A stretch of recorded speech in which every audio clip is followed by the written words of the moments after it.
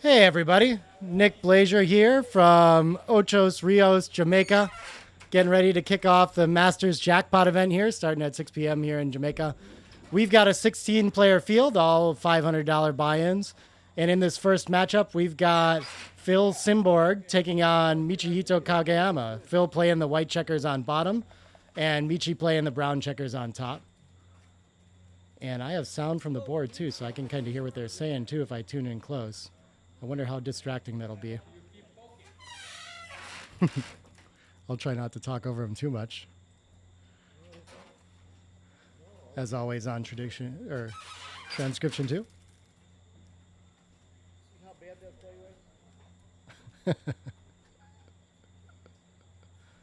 Phil with the endless needles.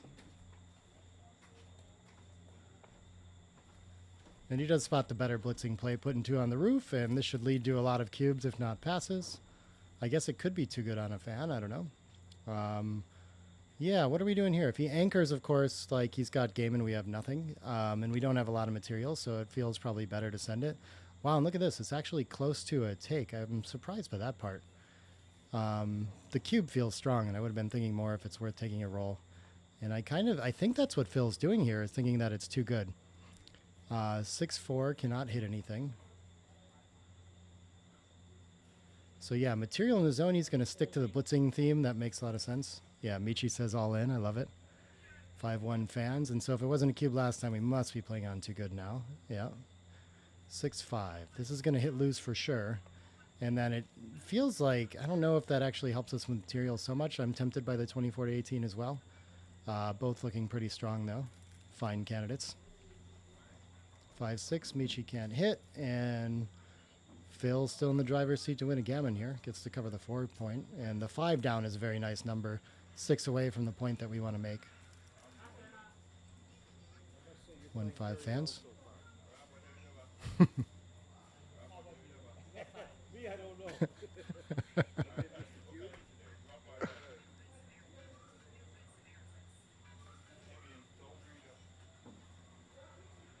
Phil pointing out that he might have missed a cube there.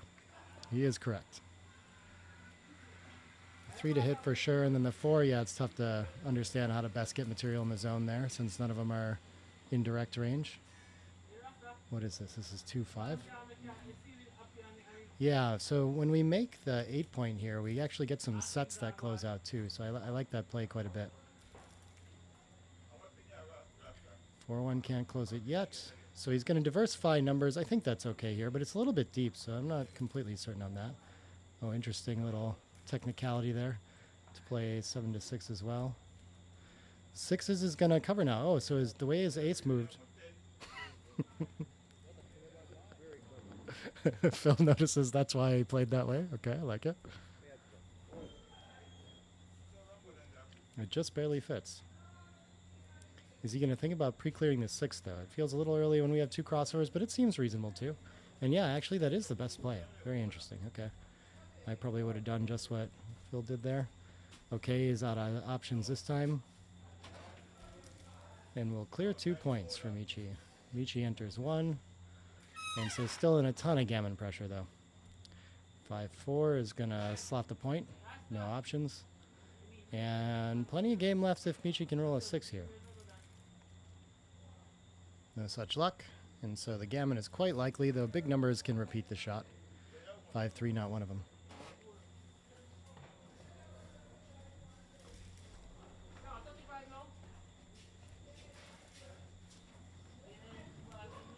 Six two staying safe, but again needs a 2 or an ace next time to not leave a shot, unless Michi brings both in. That looks like a certain 2 points to start this 13-point match.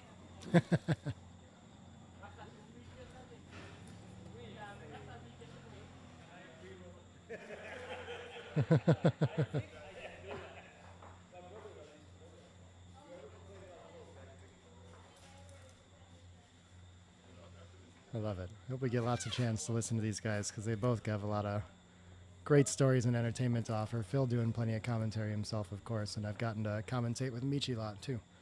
Always a pleasure. Yep, Michi just focusing on crossovers, maybe thinking about saving the backgammon decision for PR. Yeah.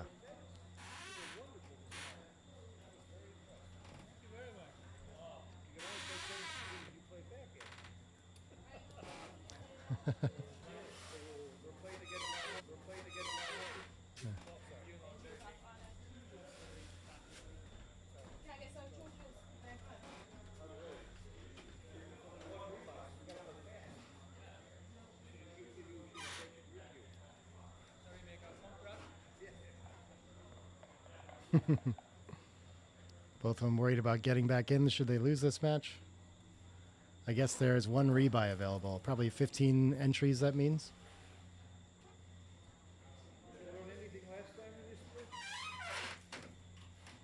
Interesting. I don't know if the minor split makes sense there. Guess I don't have the book on my computer or something.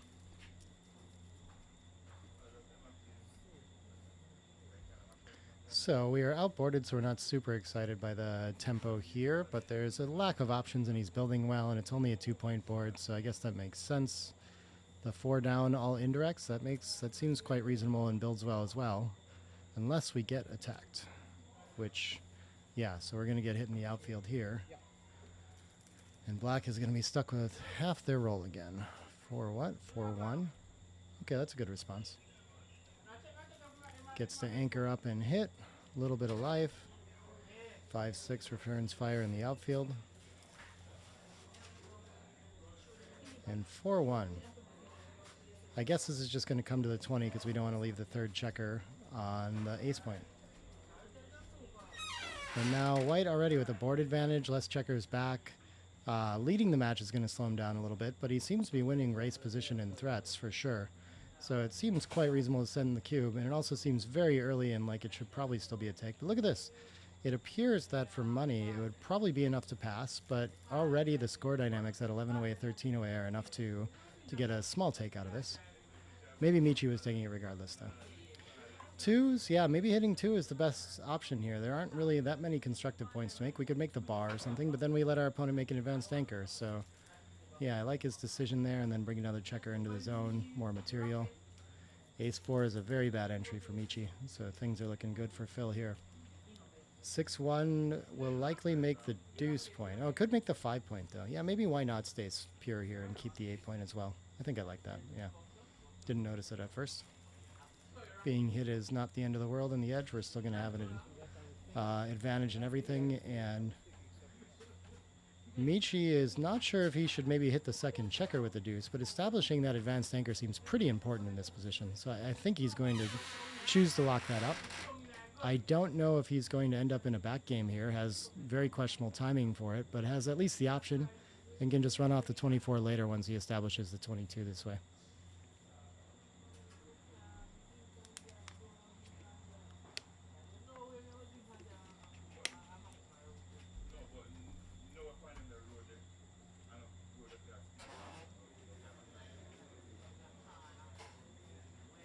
Looks, I mean, behind a prime, 4 checkers behind a prime, releasing the midpoint here just seems very premature.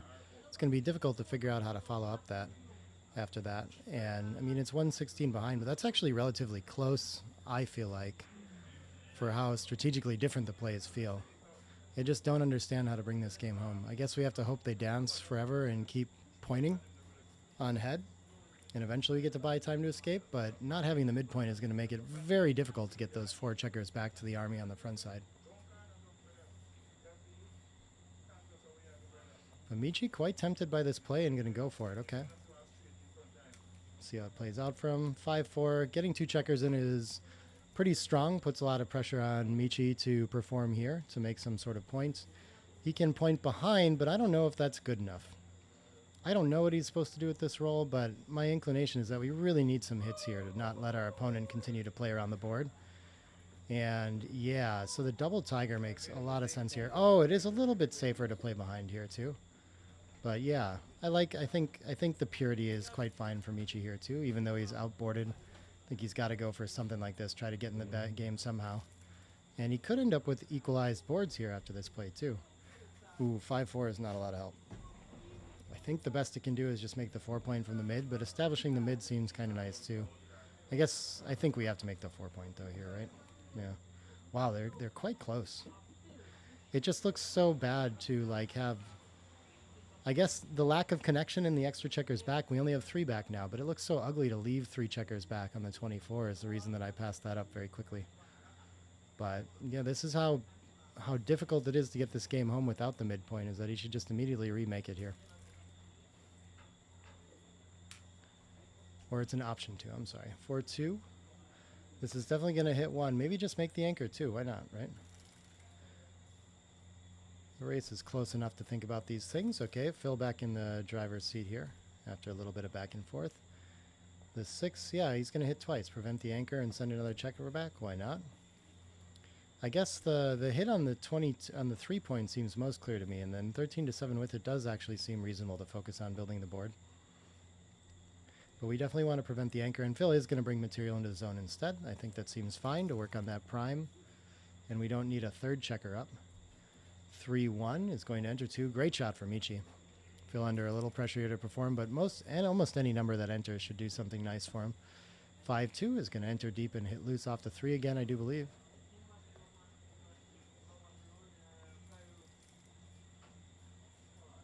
5-3 hits back for Michi again. Okay.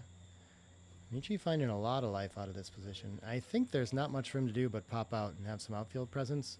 Putting a 6 checker on the 6 point in a game like this that just requires some purity and flexibility and some sort of offense just seems like too much.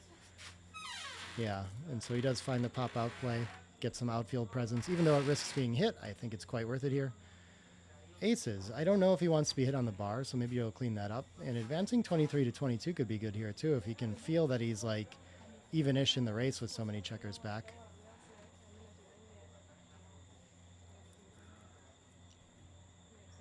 Okay, he decides he wants to leave the 6 and invite his opponent to destroy their timing, I guess, but I don't really think that's what's happening here, is the reason that I was a little bit behind. Really what it represents is an opportunity to mobilize one of those checkers on the 24 that's not doing anything with tempo. So I think it's definitely preferable not to be hit there. Ace in, and I think we want to keep the midpoint in our outfield presence here, so I like this decision to hit on the 20, or on the 23 instead. Oh, I see. The numbers on the board are no good. Sorry about that. Ace 6 can establish the bar point. That's just like a midpoint. We really need that. So that's a huge improvement.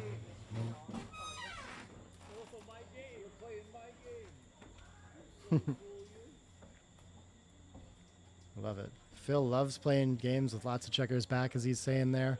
And he seems to find his way into them more often. I can't think of any decision point where he really earned that in this game, though. But I mean, he does get in them often enough where it feels like he must be doing that somewhere along the lines. 4-2. 2 gets to enter. What is the 4 doing? Just playing behind? Yeah, we got to unstack somehow. Seems quite reasonable.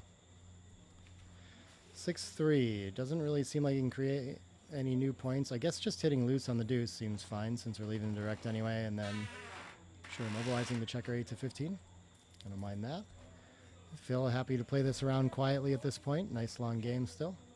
3, I feel like wants to park on the 10, and we can make the deuce. Yeah, so why not? That looks very strong. You can see that XG is also happy to play for some mobility out to the bar point, make sure we have a checker to play around. Yeah, I guess I'm thinking it might be nice to make the 22, but I don't think we actually want to do that. I think we probably actually just want to link all these checkers up with the bar point. So a very understandable play for Michi here to think ahead that way and think that the deuce point isn't worth that much. And what I really need to do is make sure I have playable numbers all over the board here. And that's going to get a lot of them. Is that a 6-3 it looks like? Just gets to play around to safety? Yeah. What else did we have? 22-13. Could have left off the back instead with the racing lead. That makes a lot of sense. This checker isn't in direct danger either. So a small missed opportunity there. 1 gets to hit, and I think the 6, I guess it can cover now. Popping out doesn't look bad either, but I think its distribution's okay in back. Wow, it's quite a bit off to play 8-2. Guess we want the 8 point more is going to be the issue, that we still need all these landing points to make our way home, especially against this double anchor game. Of course, we can see we have a lot of flexibility when we play the way that Michi chose to as well. 5-3. Yeah, I think for lack of options, I like the tempo on the 8. Look at this. Should just come off the anchor. I would have trouble finding that play. I would probably find something like Phil's too, but we definitely dislike having to hit on the ace or put a checker on the ace at all when we have a double anchor game like this represents impurity. So, okay.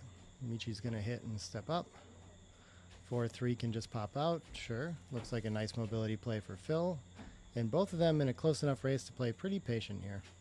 Oh, yeah, he can cover both and make 2 new points. That looks pretty strong. Yep, there we go. 6-1. Yeah, we can hop out into more indirect range by playing from the 22 point. Is that what he does here? Where does he find the ace? Oh, he stays a little bit further back too. Seemed like maybe he could just keep going, but that seems fine as well. Wow, okay, big racing lead for Michi now, and he's just going to come around and try to break contact. Definitely with the advantage in this game, but a lot of play for Phil with the double anchor too. Phil going to make a simple cleanup play? Okay, yeah, I'm not sure I saw much else there. And 5s, sure, just going to advance and try to get to home there.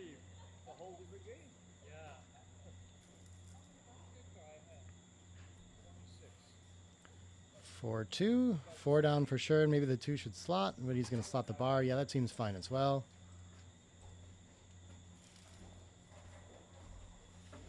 4 what? 4-3, I guess. Okay. Yep, Michi just trying to find quiet, flexible plays and bring this home. Phil's going to work on his board. Gets to slot the 3-point now. 5-2, the 2. Yeah, maybe it's more flexible to play 6-4. I guess so. Sure. Feels strange to play any checkers behind an anchor like this. That usually represents too deep and inflexible. But stacking up on the 6-point doesn't seem like a better option here. So 6-3, I think Phil still has timing for his 5-3 game, so I wouldn't be thinking about running off an anchor yet. And as we can see with the bot here, it's quite okay to just leave the midpoint now and play with a single checker there. If he wants to hit with 1, we're okay. Still has outfield presence. But we have a lot of options of shuffling kind of back from the 10 and things like that too. I guess what we can't do is play 10-4 or 7-4. That's just a little bit too inflexible, I guess.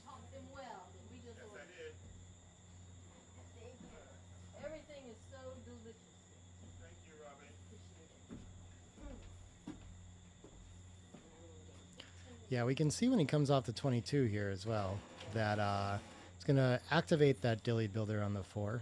And it's going to create a decent number of rolls that weren't doing much for Michi otherwise that will now point on his head and really threaten a lot of gammons too. And it takes away the deeper contact. So I think if you want to run here, you want to run from the front and keep the deeper contact this far behind.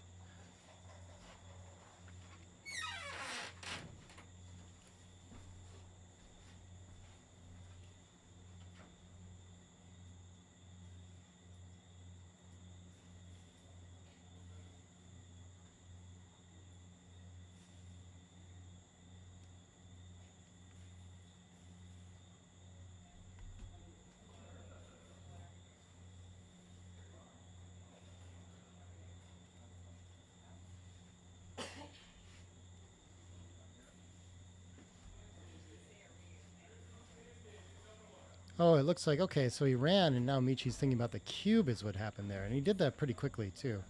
And Michi's right that Phil barely has a take here. It's too big of a... I didn't think about this too much, but this is definitely like a 20-point plus game. He's down so much in the race, and there's some extra gammons on top.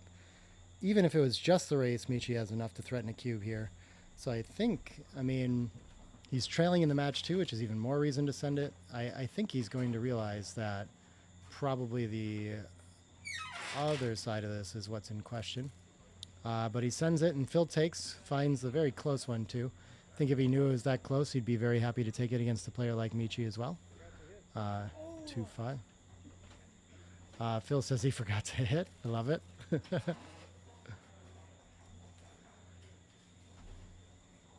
2-6. Looks like it's just going to work on our board, maintaining contact. Oh, we should actually clean up to avoid being blitzed. That's very interesting. That's a tough play to find sometimes, I think. Focuses on his board instead. And is not punished for it. 6-2 is going to clear a point safely, though. Nice roll for Michi. 5-1 can... I guess, yeah, 7-6 with it probably seems like the most flexible play, the thing that's going to roll forward most easily. 6-1 can cover a point. Very nice. And Michi is very much ready to attack that blot on the 22. So I think Phil is probably meant to run here instead of making the deuce point. Yeah, good find for him. And his contact is focused on that clearing the midpoint and the 8 point now. Michi makes no progress on either one. I don't think he's meant to volunteer here by any means. But it's not going to get any easier, so reasonable to pause and think about it. 2-6 is just going to play in. That seems fine. Oh, interesting. I didn't think about keeping the bar. I probably would have just played to the 5, but it looks a little bit better. Better structure, and the shot might come now. 5-2. Yeah, it's hard to give up the 8 point because it's make it very difficult to get rid of the 13 point. But when you can do it so safely, the distribution looks good. I guess that's what we're going to go for. 5-3 doesn't roll forward very nicely, so sure, just clear the 7. What else do we have? 2-1 gets to play behind for one more roll. I would think probably 4-1, and we're not going to worry about the board at all, but okay, 6-3 is a little better for distribution. Maybe it prepares us to clear the 6 point when we need to. Yeah, there's probably some really bad rolls that like don't get to safety the other way. I can imagine that. In the long run, we will want to clear that 6 as well, so I can see some value of that.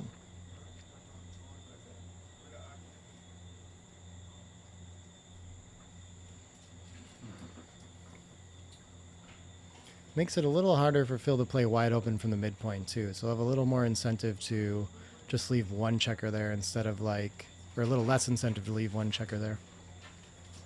Nice find by Michi. And 4-2, I think he should still do that, still seek contact here. But it's difficult to say against the 5 point board. Yeah. So you can see we can play down, and it's a little bit behind to just play 2 down and play safe. What is he, doesn't he have a 4-2? Oh, I see. He's playing with the 6 point there.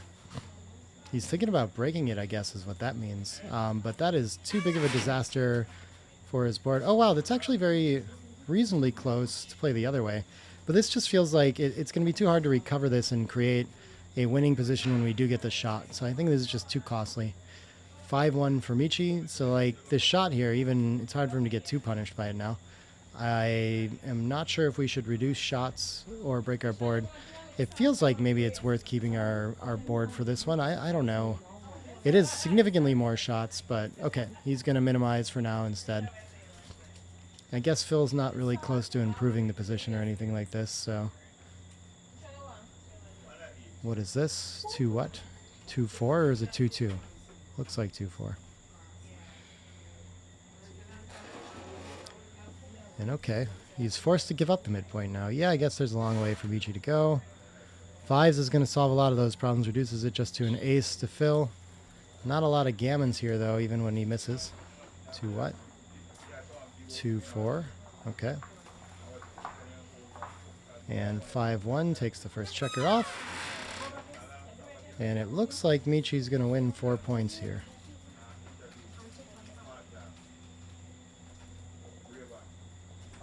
Take over the lead.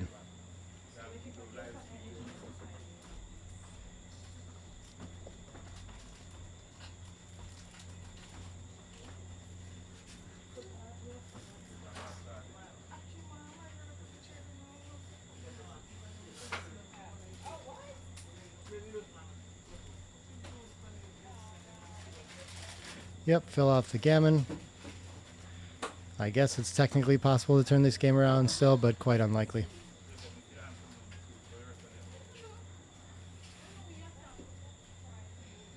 And Phil is ready to resign it.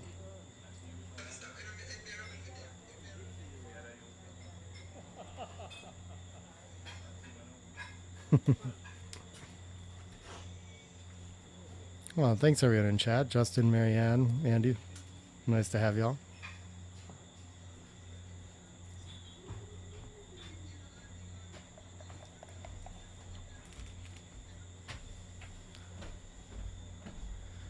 (5-1) trailing. He's going to go for the slot. Never too far off. Phil definitely someone that prefers that play though. Thinks it complicates the game. Michi knows to run after. Okay. Probably not likely to get tripped up by any second rolls after that. And Phil gets to have his 5 point, just like the plan was when he slotted it. 6-2 can come around to safety, leave 2 in the outfield, sure. Maybe the 2 up I would have thought about too, but it's a lot of fly shots. 3-5 is one of them, gets there. 11 away, 9 away for Phil is going to mean plenty of A little bit earlier cubes, but not too much. Yeah, the first 2 hit and probably make the 4-point with it, I do believe, yeah.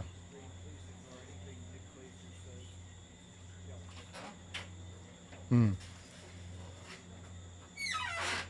going to start talking over Phil for the remainder. A fan, bummer. Okay. This should make the bar point, I do believe. 4-1.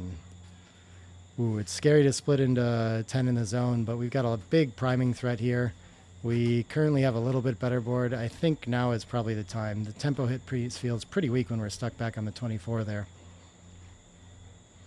Yeah, a lot of times these splitting decisions come down to, am I being primed or attacked? And the main threat, the bigger threat, is being primed here, I do believe. And so he addresses that.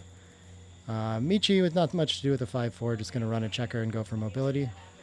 6s, Phil glad he split now, because I think at least part of it can come around if he wants.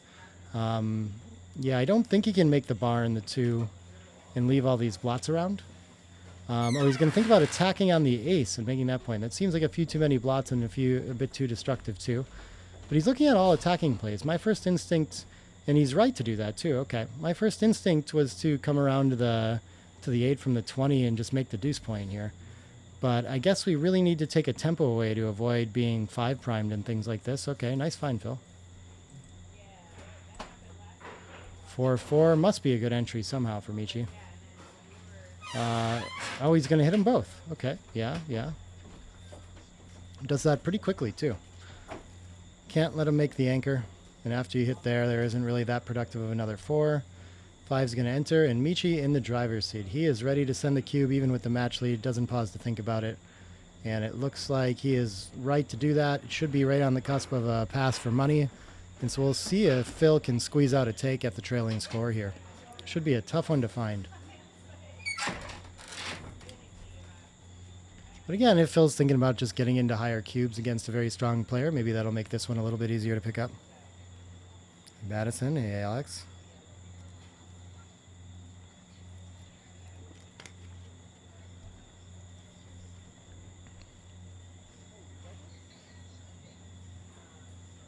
Phil gonna let it go, okay.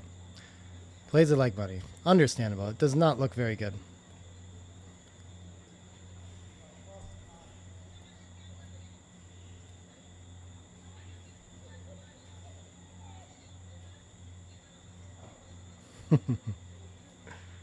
Phil and me. I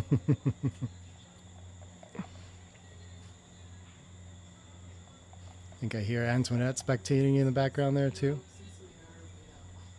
Yeah, we got a really good field in this one. I think we have, 4-1 is going to slot here. Okay. Another splitting a little bit better, but not too far off.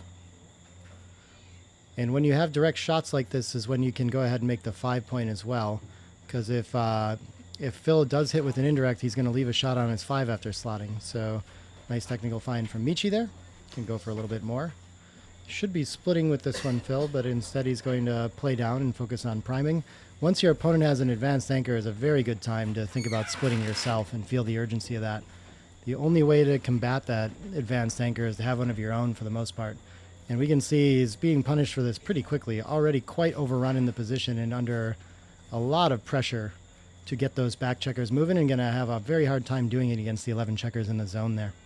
So 4-1, like, you can make this point, but again, it's like almost hard to not think about splitting anyway. The split doesn't get to the edge though. Too perfect of a roll there. 5-3, I don't know if we want to trade the 8 for the 3, but what else can we do really? Yeah, okay. 4-4, continues to overrun the position, but makes a strong board. And look at this, it's overrun enough where he's stuck back on the 24, doesn't have time to play this game. Michi correctly finds the cube. And Phil gonna find the pass on this one too. Close again though, with the match trailing. These are some very difficult ones for me to evaluate. It feels like there's still some life here with the racing lead and stuff, but when you're stuck back on the 24 like this, it's worse than it looks. Guess you just have to play more of them out to feel that out. On to 11 away, 7 away.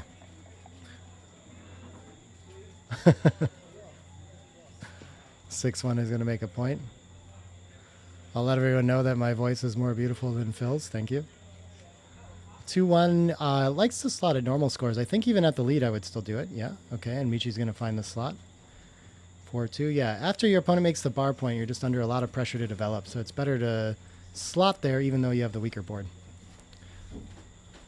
Fun second roll concept. Michi's going to go for the loose hit instead of making the point. Okay, they're very close.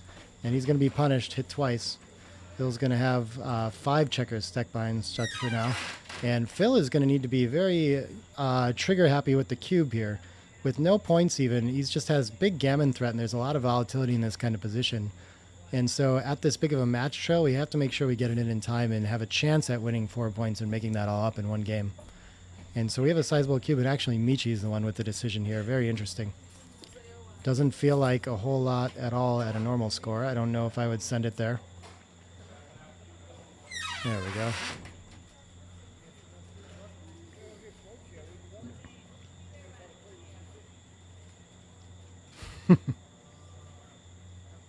Phil always very active with the needles. I love it. I'm glad we have that board mic. Michi gonna let it go? Okay. This is, if he knew exactly where he's at, that's a reasonable adjustment to make to play more backgammon and not risk 4 points in one game.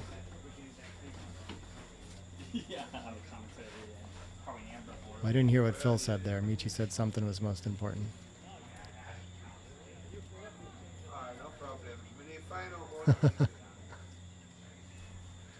Fives is going to be forced to make the 3-point, and interesting to learn here in all my third roll cube study that we're definitely an underdog after rolling double fives there.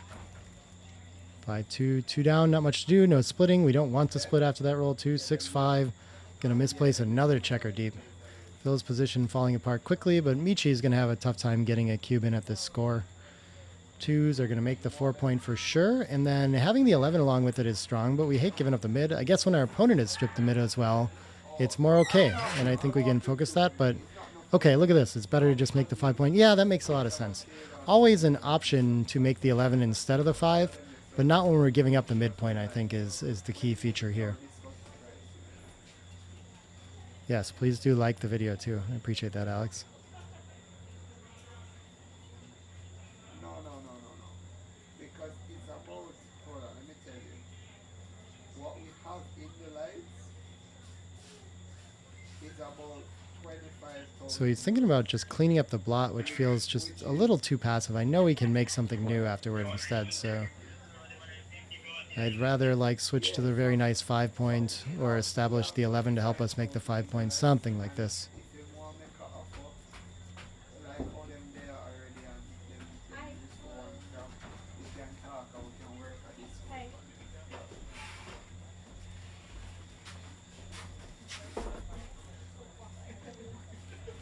Hey. And he settles on cleaning up the blot. Okay, a bit surprised by that. Just feels very passive.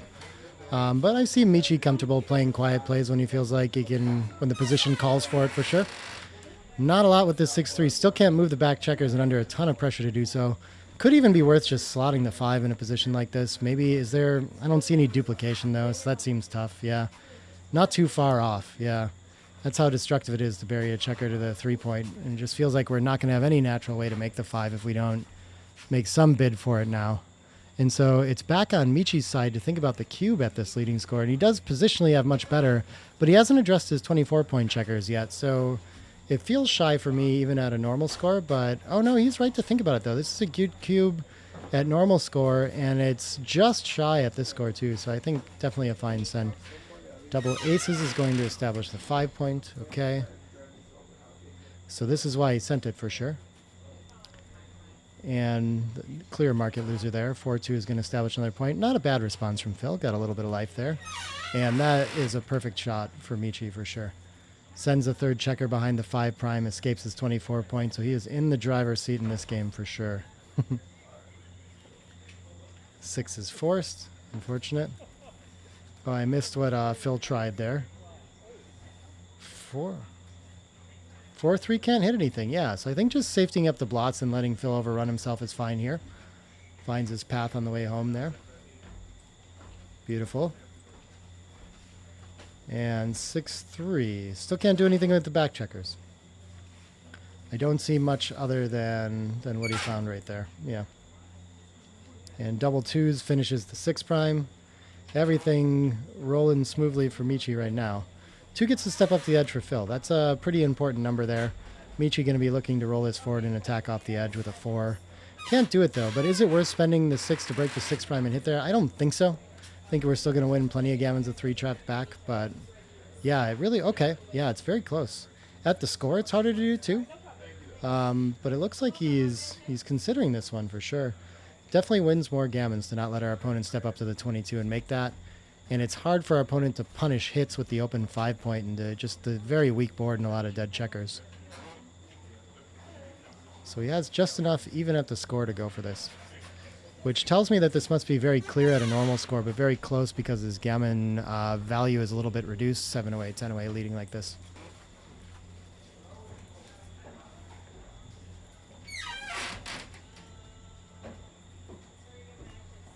Thanks, Mike. Glad the commentary helps.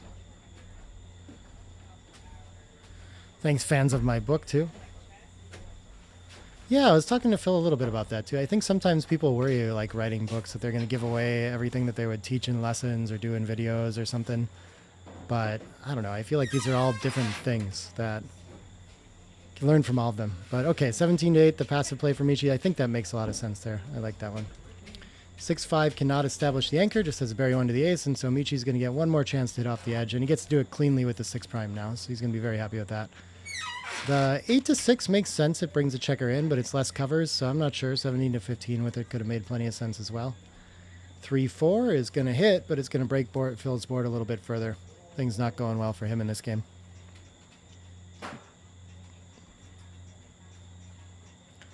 And ace-5 gets to hit at least once, but he's going to prevent the second anchor before hitting the second checker. Interesting. These are very close. I get the idea, but I think we don't need to prevent the second anchor at the expense of our prime when our opponent's board is so cracked like this anyway. Like, they just don't have counterplay if they make the back game, or timing anyway.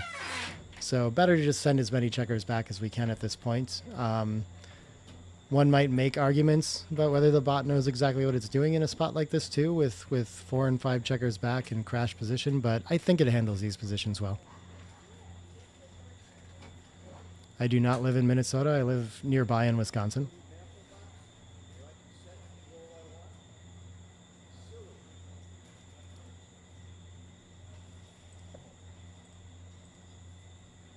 All right, Michi does go for the anchor preventing play. Phil can't hit. And the 6-1 is going to reestablish the 6 prime. Beautiful shot.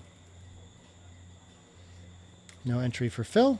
Looking to close that 2 before the second anchor can happen. Double 2s. Doesn't quite reach. How interesting would it be if Michi got stuck behind the 3 prime for not hitting with the 5? Maybe slotting the edge could be the most direct route, but usually we want to save that checker to hit with instead. So I think he'll probably just make a bunch of progress from the 17, probably all the way to the 9. Look at this. We should slot it, though. Very close. Okay. Double 4s fans. And Michi going to be threatening some backgammons in this position, too. Oh, he's ready to hit instead of covering. Yeah, okay. The ace-6 would leave a shot. There's ways out. That makes sense. Yeah. I think he's right there. 1-5 enters on the wrong point, and Michi cannot close the deuce yet. Still looking to do so. Yeah, why not? I guess he doesn't need to stack up the 8 because after he makes the deuce, he doesn't want the 8 anymore. So he's going to keep some sort of flexibility. Try to create more numbers to cover. 2-5 gives a little bit of fighting chance for the 23 point for Phil. That would be some sort of improvement. Still very difficult to win from here.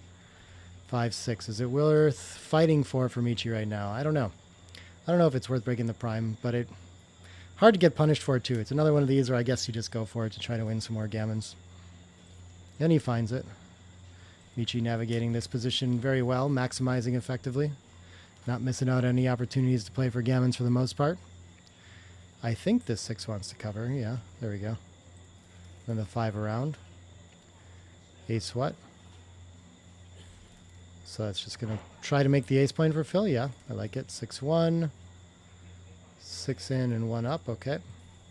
Yeah, Michi just trying to spread checkers out on those high points for bear off later. I don't think he's in a big rush to open up the bar point. I think he wants Phil to crash as much as he can before he releases any of those checkers back on the 24.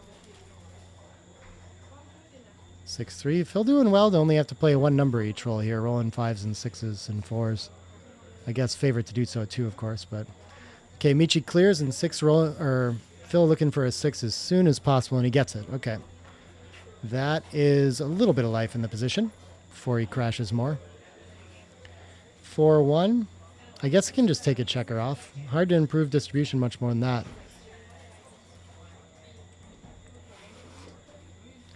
3s is a little fast. Now he's under a lot of, yeah, buries a checker and under pressure to roll that 6 again.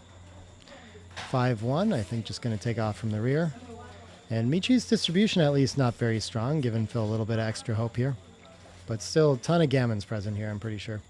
Beautiful shot for Michi, evens everything out.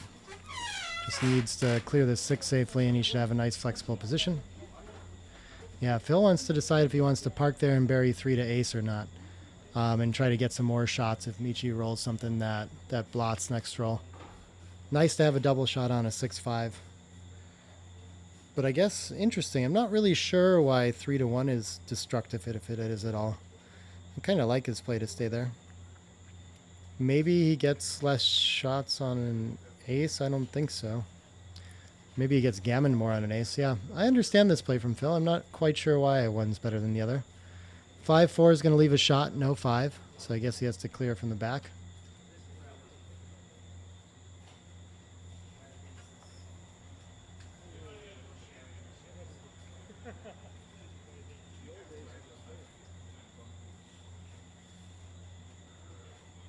Oh, I missed what Michi's explaining there.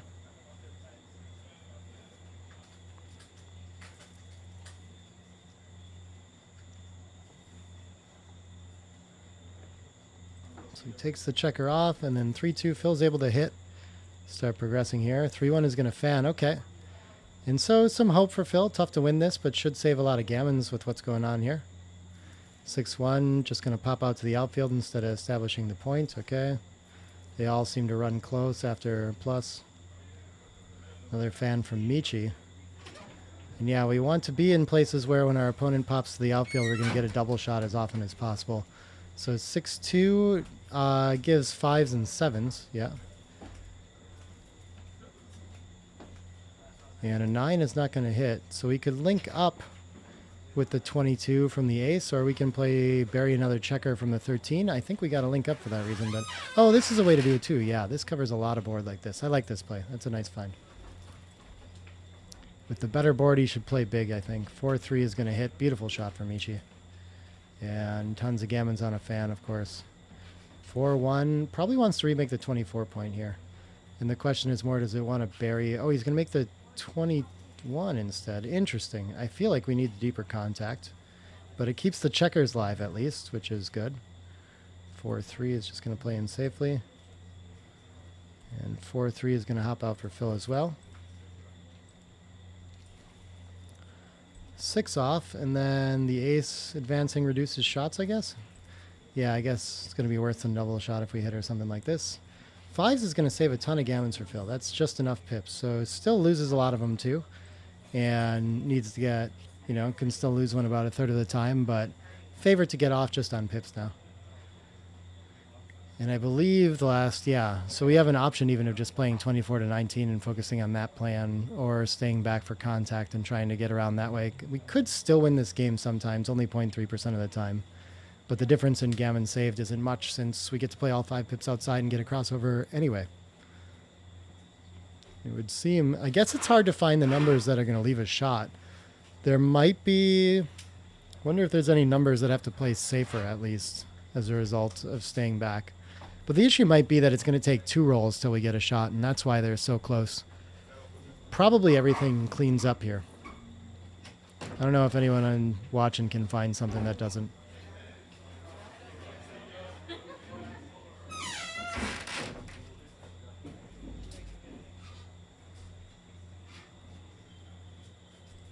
Stays for the contact. XG's preferred play, but by a very small margin. 2s gets to point and take a checker off, and that's going to help with the gammons for sure. But we could just rip 4. I didn't even see that. I guess that's a difficult decision to play between. This should all come from the back. And we're down to under 20% gammons. Okay, so... Oh, 6s is going to pick the chances back up, though. Phil needs 4 crossovers to get off, so he's on lead roll with that. But he needs to get 2 with every roll, and he doesn't here now. Okay, so now he's going to need a set to save it, and he needs Michi to miss a set first. So Michi, a huge favorite to win another 4 points and go on to 3-away, 10-away lead.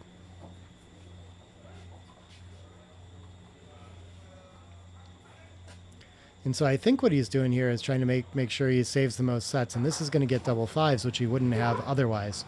Otherwise, he'd play 2 in and play 6 to ace twice. So strange looking play, but when you know the logic of it and you're counting through rolls, pretty easy one to find. 5-2 takes 2 off, and we'll see if Phil can roll 3s or better, I think it is. 2s? Do 2s work? 2s work. 1s are not. 5s. Okay, he got the double 5s too, so he earned his gammon save.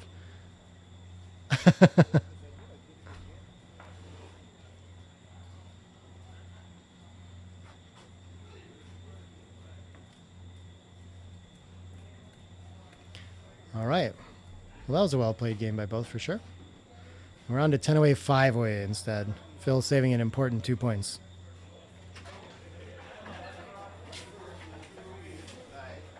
You're listening to all of that? No, you're not, are you? You're going to edit it? All right, 2-1 opening. We get to slot a point here. Okay, fine opening for Phil.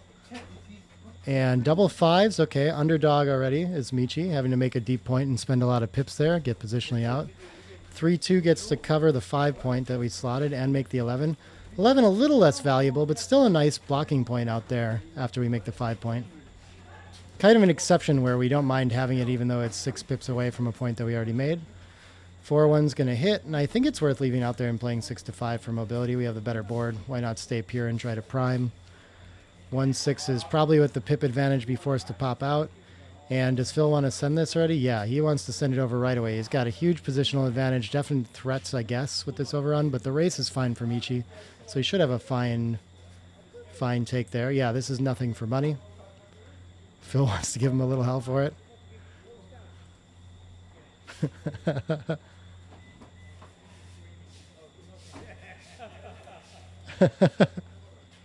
I think Michi was ready to make a bet if we weren't on stream there. She's welcome to do anyway. This is an interesting play. It could hit 2, I guess, and go for the attack, but making the bar looks pretty good as well.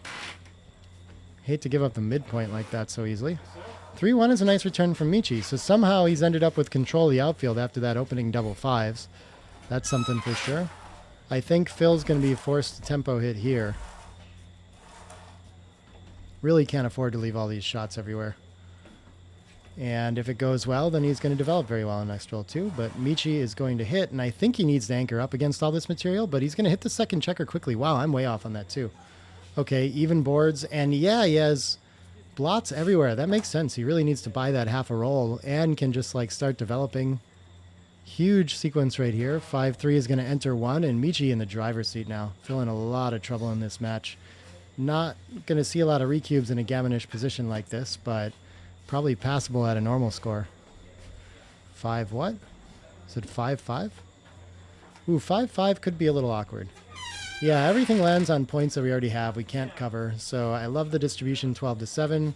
And then, yeah, we can just finish it out by making the 7. Okay, that makes a lot of sense.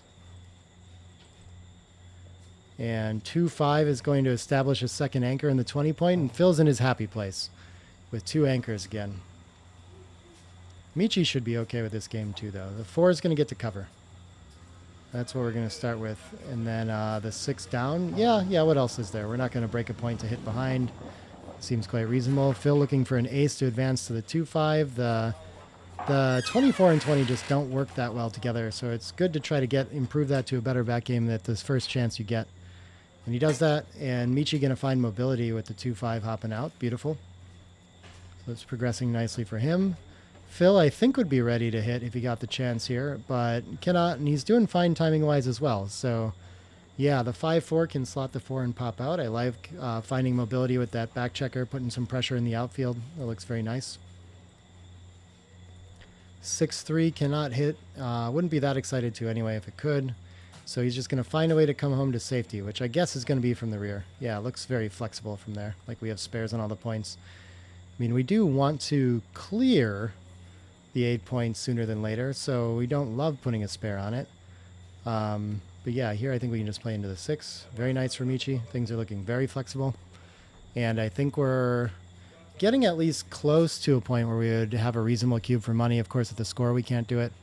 Interesting that he wants to think about stacking up the 7 instead. I'm surprised that's so close. I wonder what numbers he's missing, but it just feels a lot better for distribution and getting closer to bearing off to play in like this. But yeah, oftentimes in these 5-2 back games, our opponent can take, and like, or we don't have a cube until we've actually lost our market either. I've seen in a lot of references as well. So we're probably quite a ways in this position from a cube. Yeah. Less gammons than usual, but less wins for the opponent as well. As the anchors get higher, that tends to be the case. 6 force and then the 3 behind looks pretty good. Phil points out that Michi could crack his board instead if he prefers. This rolls home very naturally for Phil. Can just slot the 3 and make the 8. Beautiful shot. And aces. These are always tricky decisions. Do we want to stack up the 7 point and bring it in, or do we want to just clear the 7 right away and bring the extra checker and be 1 point away from clearing? It's or 1 roll. Yeah, so we're supposed to play safer and get closer and have more rolls and buy time, it looks like here. But these always trick me. It feels kind of nicer in plenty of ways. I guess just less landing points when we keep the 8. There must be some immediate bad numbers too.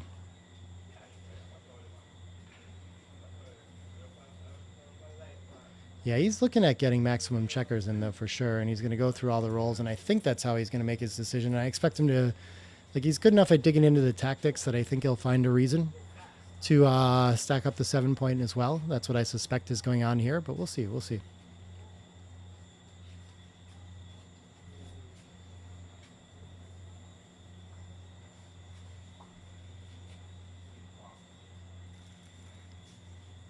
And he does find the best play. It's 6-5. Phil's going to keep rolling forward and building his board. 8's next to go.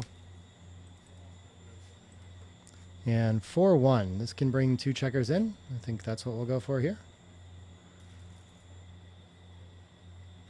I don't see any big shortage of numbers for Michi yet. 6-3 is meant to run off already. I don't think I would have found that either. I would have just taken the time like Phil did there. 5-1 cannot clear safely yet. Oh, and there's no ace to play with it. Wow. He does have... This is the number he's missing. I didn't notice it. So what is the... We could reduce shots by breaking 4-3, but the follow-up can repeat a lot, and we still have to break the 7. So I expect we're meant to just give up the 7 right now. And the upside is quite high. You know, all the pressure's over when it goes well. 3-1 is going to miss. And so I think the best he can do is just shift around in the board. He's got to be really careful about that. Shifting 3-2 is actually more expensive in a game like this than one might think. Not that many gammons, so Michi actually going to pause to think about the cube and look at those numbers. I think if I saw those, I would think that he probably did have a cube, but wise to wait it out. Can never be too careful at these massively leading scores on recubes. But it's not clear that Phil would know that he had a take here either, you know, so I don't know if I would. 6-4 is going to pop 2 out, and now Michi just playing against a 23-point game with very few gammons. So another great place to pause and think about it. And look at this, he does have a double in pass now. So we went up 5% wins just from that sequence, from not leaving a shot right away, getting better distribution, and Phil having to leave his anchor. And so usually these numbers would be way too good, but the gammon value kind of going down here. These are tough to suss out though too. I mean, as I kind of describe in my book, you're never giving up too much by just always rolling through these.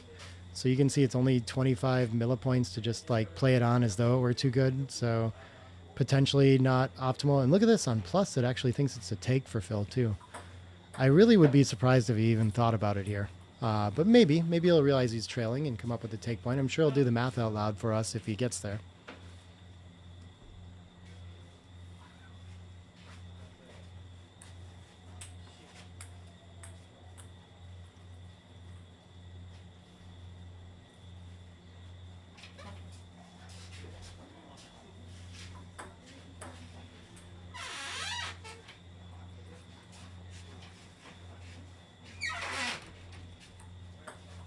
I didn't mention already this jackpot, $500 entries. We have a 16-player field. I don't know how many rounds we'll play tonight. Probably at least 2, maybe 3, something like that. Yeah. I don't think there's any added money in this one. This is the main thing we're doing tonight, though, after the doubles played this morning. And tomorrow at 11 a.m., yeah, Michi going to roll through this. Not too surprising there. But tomorrow at 11 a.m., the main event starts. 2 off.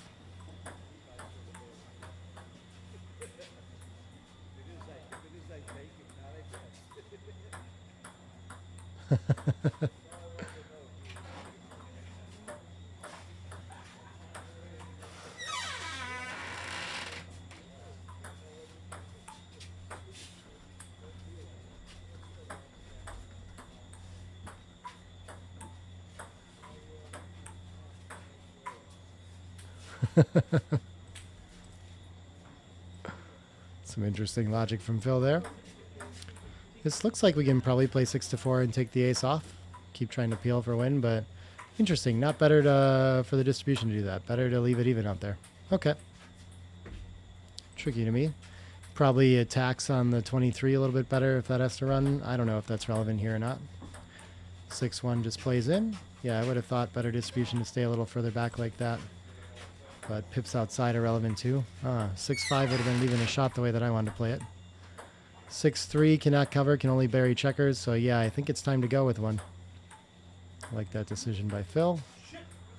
Michi wants to think this through again, and I would have thought we were clearly too good now. Wow, it's a huge pass now at least. No decision for Phil. We aren't too far off of too good. Yeah, interesting that he's still supposed to claim this. These are very difficult to find. I guess Phil really can. Okay, yeah, he's going to go ahead. That's promised.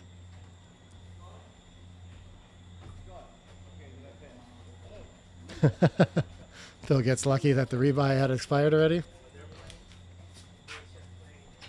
And on we go to 10 away, 3 away. As was destined a game ago. I see all kinds of delicious food moving around inside too. The food at the resort here is great.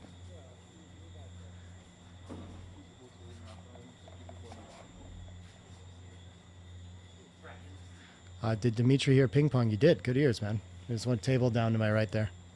So you guys can hear everything going on out here.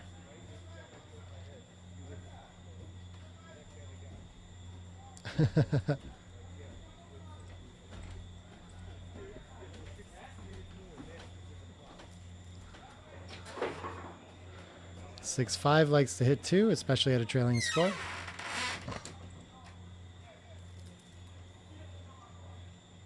And double 4 is great response from Michi.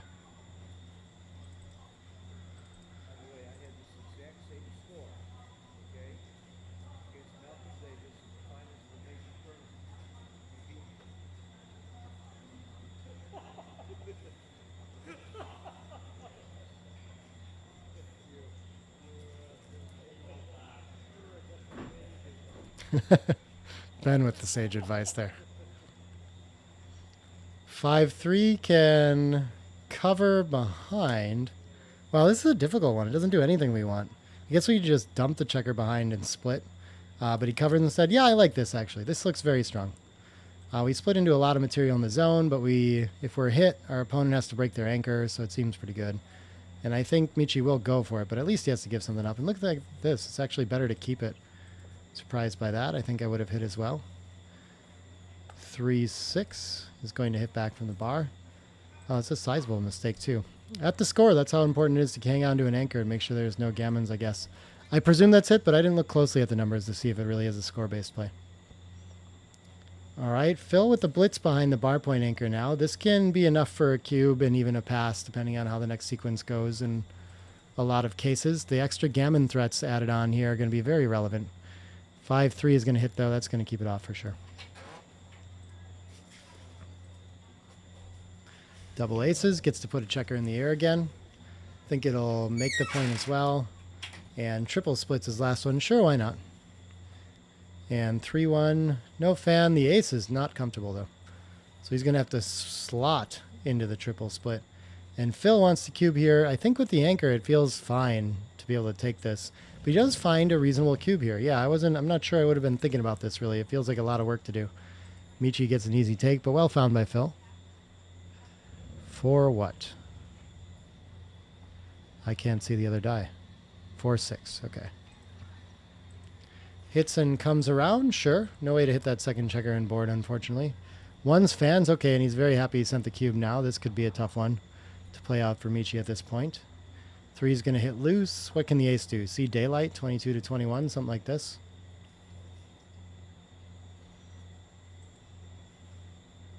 Oh, we can just make the 5 point. Yeah, okay, okay.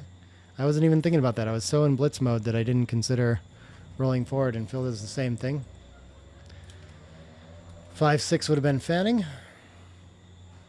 And now it's going to be difficult to make the 5 point for sure. I can see it now. 5-3 gets to slot the 5 point, hit loose, and make the 3 as well. So that's a beautiful shot for blitzing. Phil's going to be very happy with that roll and just wants to fade a 5 and make this easy. The 2 at least threatens to make a deep anchor and keep Michi off some gammons here. But Phil doing well and happy with that sequence for sure. 5-2 I guess is going to just have to hit behind and play double tiger for lack of options here. Seems to be our best way to prevent our opponent from making an anchor.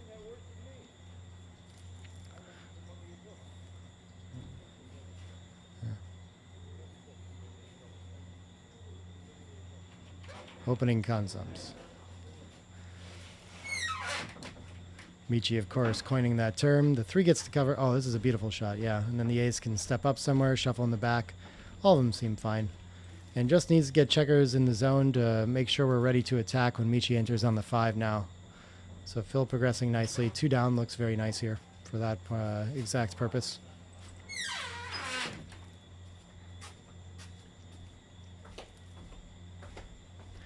Another fan from Michi, and a 5-1 is going to mobilize a back checker somehow.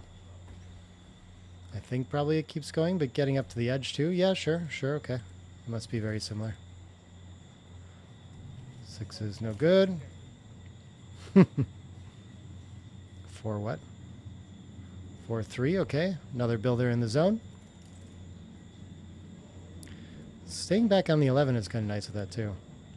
And Phil needs to hit loose with a 6, 5, or 3. 3 will do. Michi looking for a 5 to stay alive and making the anchor. And he gets it with a 5-2. Okay. Phil looking for 5s and 6s from the bar. He gets that.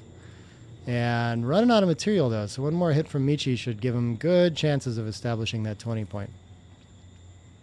Can't do it here. Now Phil just needs a 5 to cover. No such luck. We got to get the back checkers moving somehow.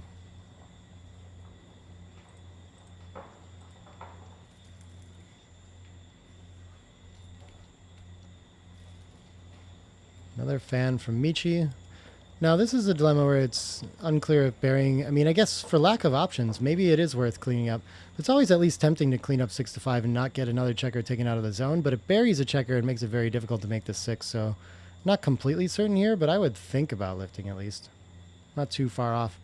Usually better against a 0 point board like this to just stay pure and focus on bringing this home the easy way. And Phil does find that best play. 5-2 gets to cover, and the 2 can advance just enough room. Probably has some annoying rolls next roll, but for now he's okay. 6s I don't think is one of them, but running out of flexibility. How about a 2 6s probably his worst, huh? 4s. I don't know about his worst, but it's not a good one. Yeah, I guess he's right to think about maybe splitting them up here. But just comes around instead. Very close. Double 6s is a beautiful follow-up. Okay. Not a lot of backgammons here unless we have a lot more fanning, but almost certain gammon for Phil, if he can avoid leaving shots. 4-1 probably wants to peel from the 4 in advance and even up even further. Getting ready to clear.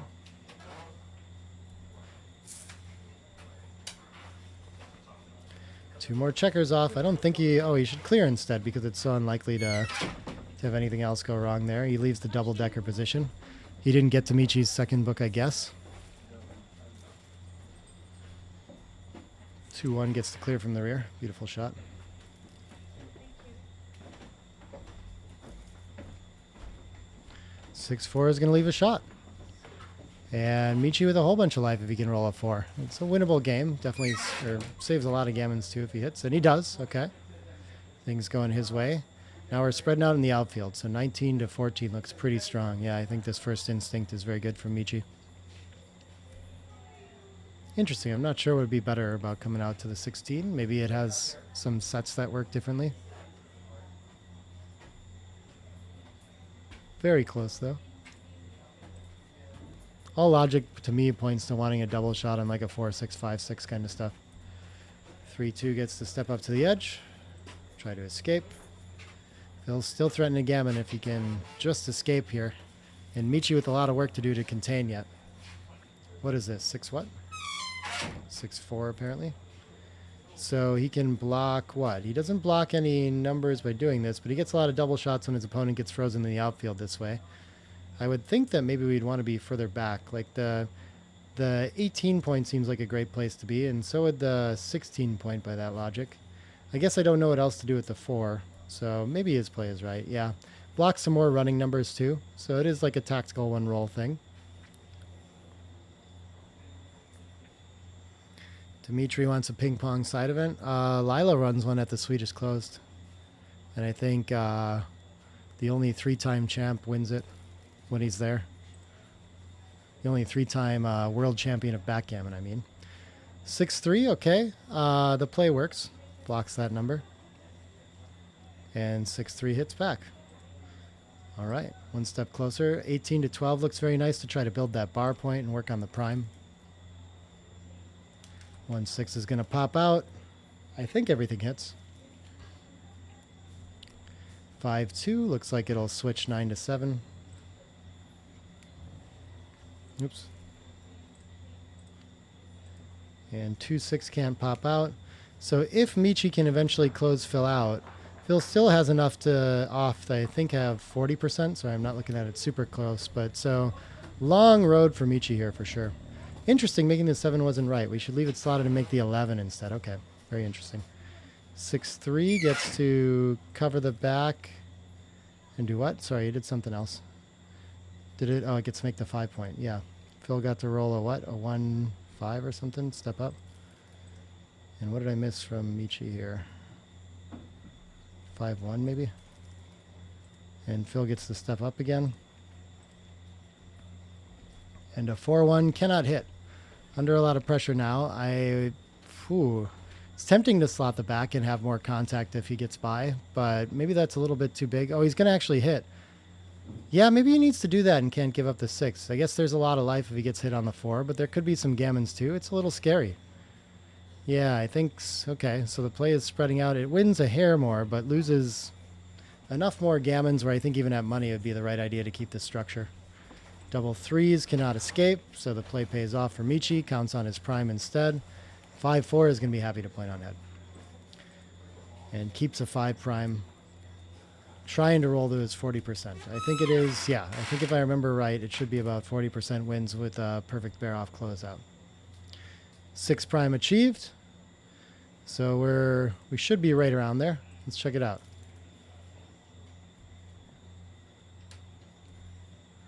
Yeah, 60-40. There we go.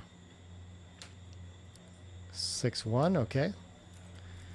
We're a little bit front-loaded, so Michi could have some bad rolls next time. Could have trouble rolling this prime forward with big numbers. 4-2 is perfect, though. That's going to make it easy. Looking to break up the 9 point next and then roll forward further. Phil loses another point. Improves his speedboard situation. 5-2 can hit from the rear. That's perfect. Breaks the 9 point and puts a checker on the next point we want to make. 1-6 enters but does not hit. Phil not in a hurry to hit or anything like that. Doesn't really help him out. 3-3 gets to cover, and then the other two are not so good. I guess they're both going to play in. Can't give up our 6 prime.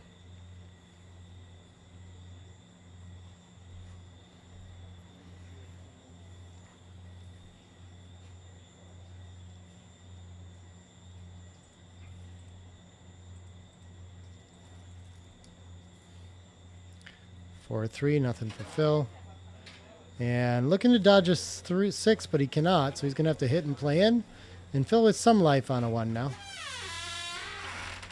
Can't find it. Michi, I think, still hasn't achieved quite his 60%, but getting very close. That should do a lot of it. Everything's going to come from the high points. Yeah, so he's thinking about taking 2 off or clearing the 5, I guess, but I think just keeping the closed board's worth a little more. So his lead in this increases, but I think Phil still has plenty of game here. At normal score, we'd be thinking about cubing within 4 checkers, I think. He doesn't get there before Phil enters. And so I think we're not going to have many cubes in here. Unless Michi can roll something spectacular. Who is, I guess, Phil's fairly clear favorite at the moment. 3s only takes 1 checker off, so 5 rolls for Michi, and what appears to be, I guess, 5 rolls for Phil as well. So he's not really that far ahead.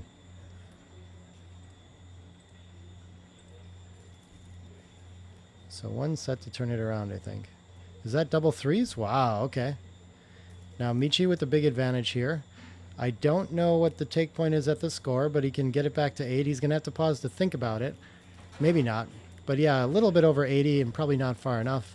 So he'll be able to... Oh yeah, that's going to win for Michi. And Phil's going to resign that game. All right. And on to Crawford we go. 10 away, 1 away.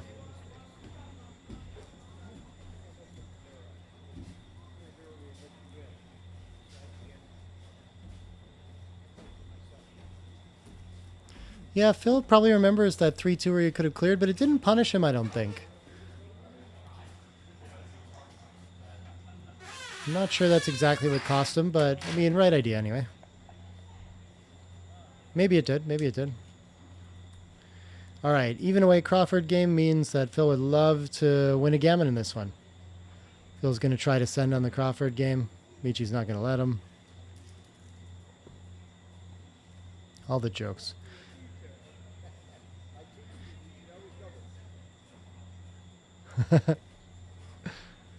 Usually not worth spending all 4 2s to hit, so he correctly makes the 11 and 4 offensively. But he has to pause to think about it, given that he wants to win a gammon. I think is probably part of it that he thought about there, too. Michi makes an advanced anchor, which is exactly what we want at this kind of score. 5-2 gets to split for Phil to try to make an advanced anchor of his own. And 6-5 could point on head. We'd rather use the checkers to make the pure 4 point, but I think it's worth the gain there. Yeah, very close. 5-2. I think entering high feels okay here, but it provokes. Yeah, I'm not sure. Yeah, they're very close. We hate being attacked when our opponent has an attacking structure like this. 6-3 makes the bar point. But we do want an advanced anchor, but we're down enough in the race where you don't really need to fight for it that hard too, so tricky play there. Phil's going to slot 2 points with the 5-1. Okay. And Michi, what does he have here? Well, he has the anchor and 2 blots in board. He can go for the double hit. Okay. Yeah. Try to win the blitzy way with all his stacks. Seems like the game plan that is called for. 5-4 enters 2. And what does double 3s do? This is going to continue the blitz somehow. It can make the 5 point and cover the ace, put both checkers in the air. Oh, he should make pure structure instead. That's surprising to me. I would have thought to make the ace. Ooh, double 2s is going to enter nicely for Phil. Give him some game on the 23 point. What did the other 2 do? Oh, they advanced. Yeah, okay. Double 5s is going to come home safely. That's a huge step in the right direction for Michi. He doesn't want to make the 8 points so quickly because he's worried that he'll just need to give it up and that'll be good contact against the 23. But nothing really else. Too big of a step of progress on the way home, and we can't strand the midpoint, anything like that. Phil's board is immediately ready. Great shot from him, and Michi already has to leave a shot. 6 is forced to play down. So what about the 5? Yeah, we can't clean it up. We could cover the ace. Why not bring it closer to home, though, and have one less blot? No 5 for Phil, so Michi 1 step closer to winning this match. 3-1 is going to spread out to try to make the bar point. Okay, seems good. 5-3 looks like 2 checkers in. Maybe an ace to advance that point would have been nice too, or a set, of course. 4-3 gets to make from the rear, and we could slot the deuce. That looks pretty strong. Yeah. And our 6 prime is ready to be made with 6s and 5s. 3-2 is a beautiful clearing roll for Michi. Huge step forward. 3-1. I guess we can give it up. I'm not sure why we want to do that, though, exactly. 5-2. We tend to err on the side of peeling, but it looks really good for distribution to take them both out the 6 here, so I think I would go for that. Against the 23 point, we are on side of clearing. 2-1. He wants to keep everything in outside. Very interesting. I would have made the bar point again. Not sure what the idea with putting a checker that deep would be. 5 is coming off, and 2 is clearing from the rear. Okay. Michi ready to clear the 6 point. So 6 covers, 4 in. Okay. 3-1 gets clear for Michi. Beautiful shot. And look at the great distribution there. There are a couple numbers that'll leave shots next time, but not too many. Things are looking very nice. And Phil nearly having to run off the 23 point. Would rather have the timing to stay there when gammons don't matter at a score like this. Threes is going to crack though. Okay. So now even if he hits a shot, it's going to be very difficult to win. So things looking very good for Michi here now that his board's deteriorated as well. We're down to 2% wins basically.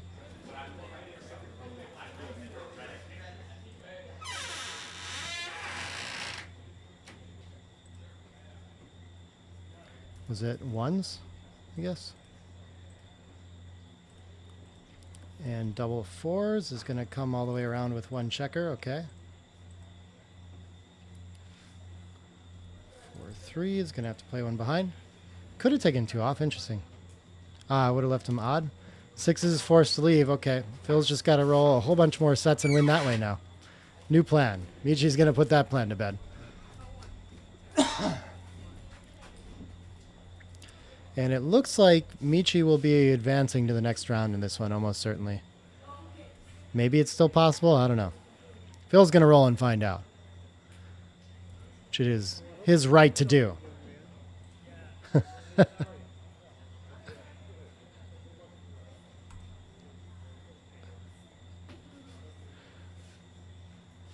Very sharp.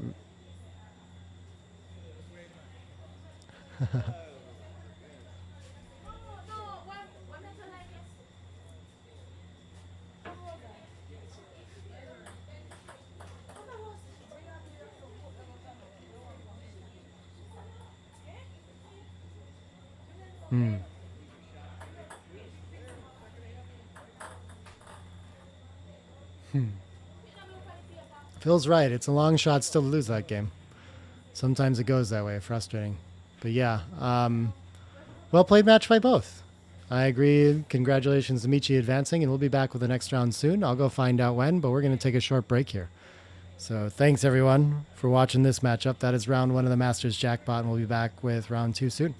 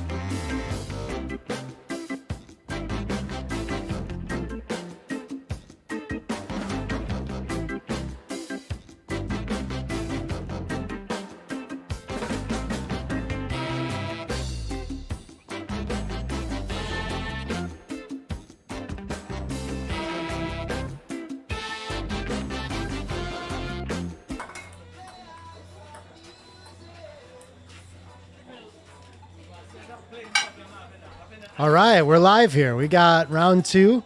Michihito Kagayama advancing from the last match, and we got him playing Joey Isso playing the white checkers on bottom this time. And Joey, this is his restaurant that we're playing at here. He owns the house next door, sponsor of this, and like really does an amazing job accommodating this whole tournament. So big thanks to him bringing us out here to do this too. Michi gets to open with the blitz to begin with. 4-6. 4 is going to enter the 6. Not so clear. Maybe it just slots, duplicates 4s, I guess. Not good either way, but at least we keep our foot on the ground for an anchor too. Like the decision. And Michi is ready to cube just in case he should hit 2. And it's a little bit early, but Joey's going to pass it right away too. Okay. So I don't know if Michi's gotten to play with Joey a lot, but this is a little bit of information about how he approaches the cube in blitzy situations already. We'll see if he adjusts to that at all.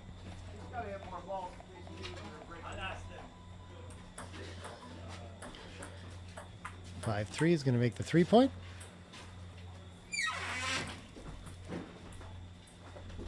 4-2 follows up with a little bit better point. 3-2 probably wants to split. Typical thing to do after our opponent strips the 8-point to challenge that. But 2 down is always a close candidate, just like the opening. 2-6 I think is going to want to split into the face of this. 2 down is better. Wow. Oh, yeah, there is good 6 duplication here, too. Okay. So Michi misses a small tactical opportunity. 4, I believe, is going to hit, and then I still am loving to split here. Not sure what else he wants to do with the deuce. Maybe clean up 10 to 8 or something like this. Okay. A little bit stiff. Not really saving a lot of shots from there. The 4-6 hits already, so just 5-5 that it adds, really. But it is one less blot when we do get hit, too. Less to deal with. So Michi's going to hit. And look at that. Anchoring is always a strong candidate when it goes in front of the anchor there, too. I would have been hitting pretty quickly. 2-5. Maybe the triple split can be a little stronger. The tempo hit. Okay. I like that, too.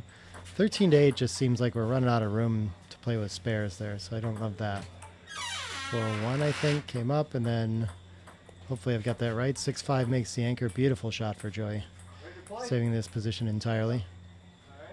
5-6 is going to stack another checker on the midpoint. Okay.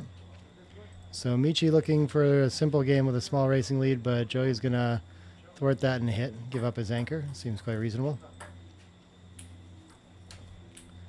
5-1. Doesn't want to leave a blot with the ace, so he's going to enter on the ace and play the 5 down. Seems good. Unstack that heavy midpoint as well.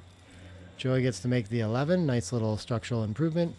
And Michi makes a lot of progress with this roll. Doesn't have a last 6 to play if he plays it some other way, so just quickly makes the ace. 2-3, I think we would prefer to enter deeper, but then we don't really have a 3, so maybe we need to enter high and play 8-6 with it. Wow, somehow slotting is better here. That is hard to find. I don't see any 4 duplication either. Guess other than hitting loose back there. That is a difficult one to find. And yeah, I guess if we're going to enter deep, playing 6-3 seems kind of okay too, but of course, distribution pretty destructive there. Michi improves his board. 3-2 cannot escape. What can it do here? What does Joey want to stay in this game with? I think he can play whatever he wants, and maybe with the intention of passing. Am I really overestimating the advantage here? Yeah, look at that. He's supposed to tempo hit to stay in this game. And does he have a pass after this? If he passed the last one, it feels like he's going to want to here, but he does have a small take somehow. I'm surprised by that. I don't love playing this one. Not too surprising to see that one get let go as well. That can be tough to adjust to. You might feel like you should start cubing earlier to try to get it in, but then you're actually losing equity and you want to keep cubing at the right time. Just let your opponent make mistakes passing. 5-4, okay, Joey shows that he's a down player to open. I like it. Love seeing style things like that. 5-2, Michi knows to respond with down play of his own after his opponent plays down. Opening theory, 6-4 reaches. Gets loose in the outfield. Love the pace of play here too. This is going to be fun. 5-6, it could hop past, but that seems a little bit weak here into a double shot. I don't want to leave so many blots around 24 to 18 though, so I think that's probably the best. It's just to play out to 14. Don't know what else to do there. That's kind of a tricky one though. 4-2 gets to hit if it wants. I think it should, and then the 4 can come around as well. But we should just make the 4-point instead. Wow, that's a tough one to pass up the blot. And to leave a double shot too. 4-3 anchors. Beautiful shot for Michi. position salvaged. Threes, I think, wants to make the 5 point for sure, and maybe we can just make points and let our opponent attack us and leave their anchor if they want. I am not too afraid of leaving blots right now, so yeah, I would go for the instant board like that. See if Joey can find this or if he's going to try to clean up as many blots as possible instead. This is a nice compromise.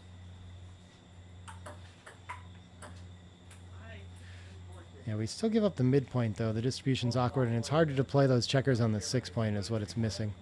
It's just too big of an opportunity to not put that pressure on the checkers behind. Yeah, so now he's going to really try to find like a softer play, I think. Yeah, and he's going to clean everything up.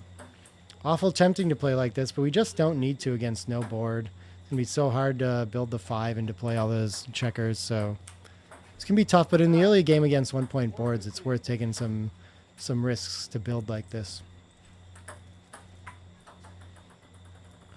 4-4 cannot hit. It can make an instant board of its own, though, so probably going to make the 4 and the deuce.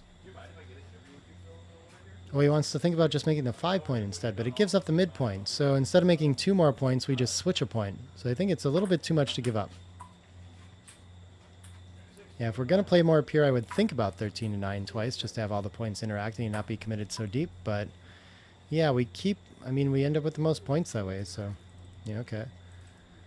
Joey calls for a good roll there and double sixes, 6-2. Uncharacteristic oversight by Michi. 6 can pop out and make the point. Yeah, sure. That looks like a nice constructive roll. And 6-5. Looks like it's going to hit for Michi, but then we don't have a 5. So maybe it should just come out and make the midpoint. And rely on that game. I think it has to hit. That's tough. Yeah, and then we have to pick which point to slot. Very awkward. So he's going to look at it, yeah, for lack of options, but we're down so much in the race. And we can't let our opponent just get to freedom like this and have to play like a weak 21-point game. Dimitri asking if brackets available. I'm not sure. I'll ask if we're sharing those anywhere, but we can take pictures and post them on Facebook too.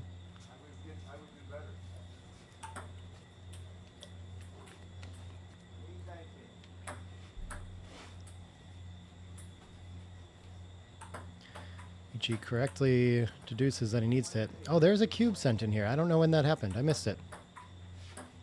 Unless it's still sitting there from last game, I don't think so.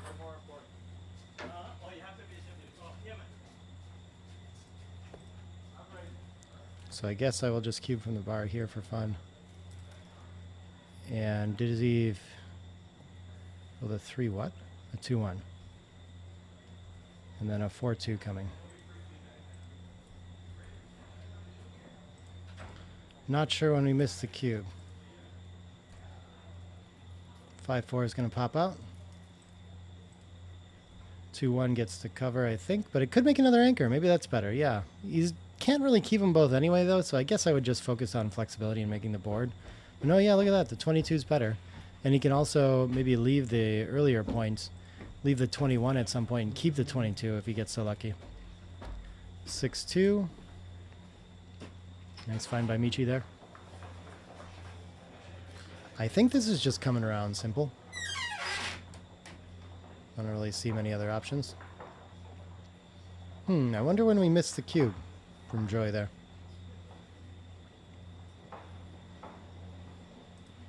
Oh well. Turned out that when I sent it was a good time, theoretically. What is he looking? Oh, he plays behind instead and wants to keep control of the outfield. Okay. Playing for a little bit more. Michi finds a whole bunch of mobility on this play here. I think it's going to be huge to step up to the bar point. Can cover and play 8-5 as well. Beautiful shot for Michi. Just doesn't have time to have 4 checkers stuck behind a prime like this, so this is going to help him out a lot. And double 3s of his own for Joey. This can clean up 1. Wow, the rest of it not so good. Maybe he's going to have to give up the 8. Maybe is going to be better distribution here. But it's the 9 or the 8's going to have to go, it looks like. Everything else is blocked. Yeah, looks like that's the play he's settling on as well.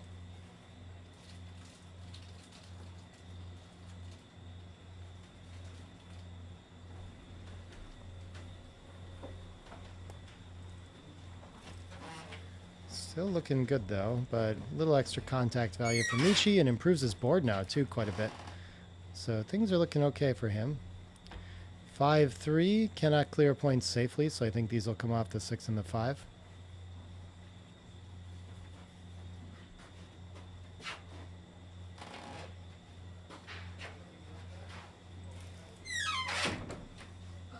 double fives. What gets mobilized here? Still down 23 pips after the roll. Hopefully you guys can see that on the board on the side. So, yeah, he's going to move one around.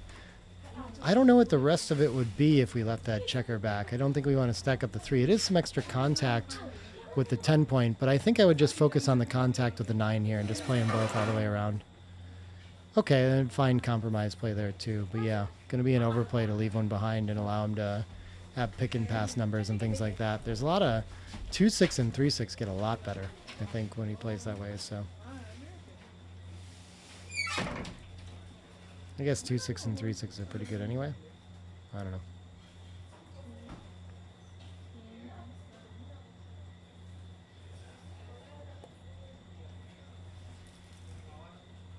Cube was sent before the 4-2 roll. Does that mean on like the like the third roll of the game? Okay, that's pretty early. I think it's probably too much for me to correct, but oh well. I can go look to see if the cube was okay there though. Yeah, if it was early, it wasn't by much. So if this is where it was sent in this position, then that was where the cube occurred. So it seems like a good gambling cube against a player like Michi. What does he? Plays them both out to 5, realizes he has to leave a shot, and so just slots along with it. That seems fine. What was this? This was 4-3? 4-2. No. 6-2. I don't know. Something like this. Or maybe it was 5-3. And Joey gets to play a 6-3 of his own and a 3-3. These guys are playing fast, challenging me on transcription. I got to pay attention. Michi just barely has some room to hold this one. 6-5 gets to clear safely. The wrong point, though. Needs 3-4-5 combo to avoid leaving a direct shot. But Michi is going to lose his structure first as well and lose 2 points. So contact's getting less relevant here for sure.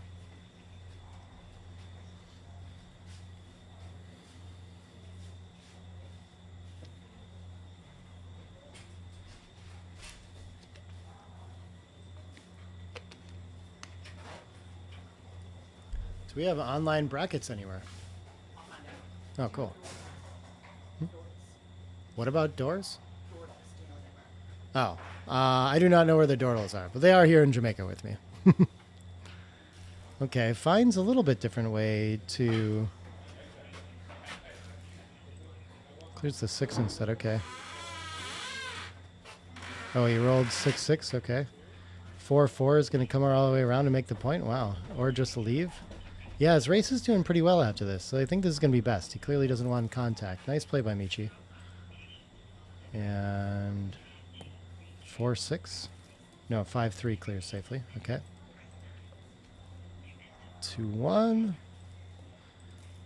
All right, so he's got a little bit of racing equity here, but Joey definitely a huge favorite here to recapture 2 points and even out this match at 11 away, 11 away.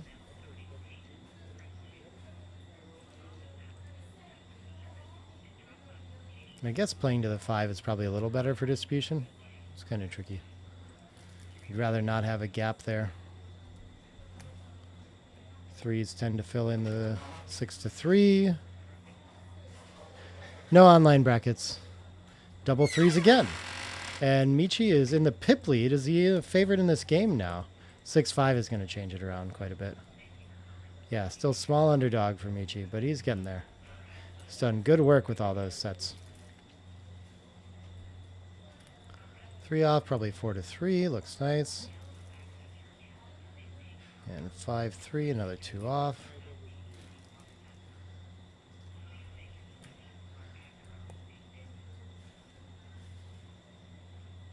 And Michi with the pip lead again here now. So he's going to have to pause to think about it. Not sure this would be enough at normal score. But it's getting to the end of the game where it's close. And I'm surprised how close this is. Even at a leading score like this, recubes get very scary there. But I guess there's just so little potential to get in a good recube that it's getting less important to worry about that. Must be part of it. 70-30 would usually not be the numbers you're looking for to send a 4 cube at a score like this. So very wise of Michi to pause and think about this one for sure.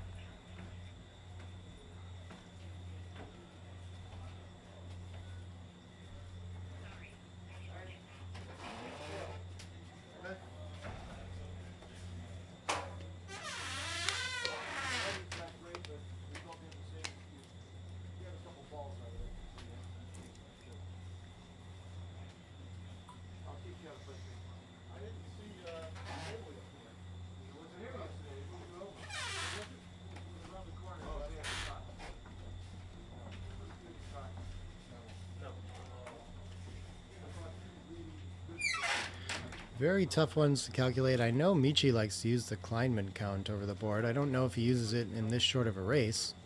Might be that he uses EPC or switches to something like that, like effective pip count. But if you look at those numbers on the board, the EPC is only a 0.5 pip lead, which in a 5-roll position I would not expect to be enough to send a cube. So this is like a very surprising result, and one where I feel like whatever formulas people would come up with would probably lead us to believe that this isn't quite enough and be I think anyone would think that you're further off a cube than this. So I'm really impressed and surprised that Michi is pausing to try to figure this out. This is a great time for Joey to talk and interrupt Michi's thought process.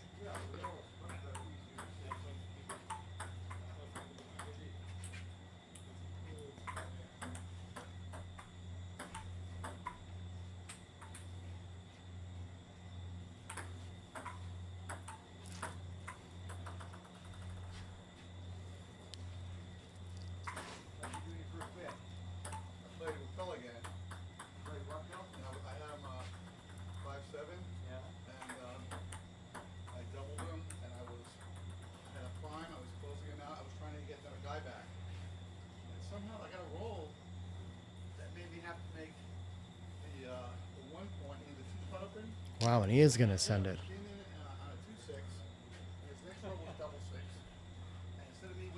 Technical perspective, that's a very difficult one to even find. I wonder what he's thinking about adjustment-wise. I don't know if he really thinks this way about backgammon much. I don't think so. But if he has this instinct that it's possible even that Joey could pass, that's enough reason to send it. So we'll see here, but you know, if you know your opponent's going to take a cube like this, then too is like, I guess the stronger player, you want to risk it less, or that's the kind of common logic. So one would expect someone adjusting their opponent to want to hang on to this cube a little more often even. So everything points to not sending it, and yet Michi finds a really close cube here, which is quite surprising to me. And will be even more surprising if he finds a pass out of it.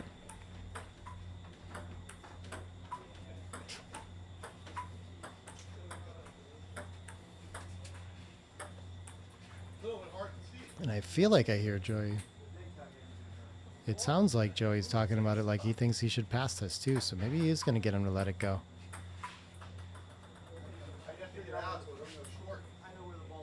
I wonder who he's chatting with, where Michi doesn't mind that he's getting some advice from the audience. Peanut Gallery gets to help. Does it count if I hit my knuckle on the ball? It's a chill tournament out here, though. It's cool. We like when people are good sports about that.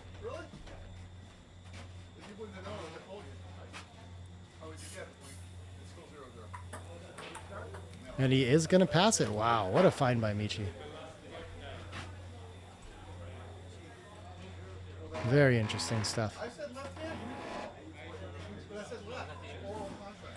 Tough to get a pass there if you don't find a slightly early cube. So well done on him. I know they've been around playing the Chouettes. Maybe Michi's played with him a lot, and maybe he has that idea about him. I don't know.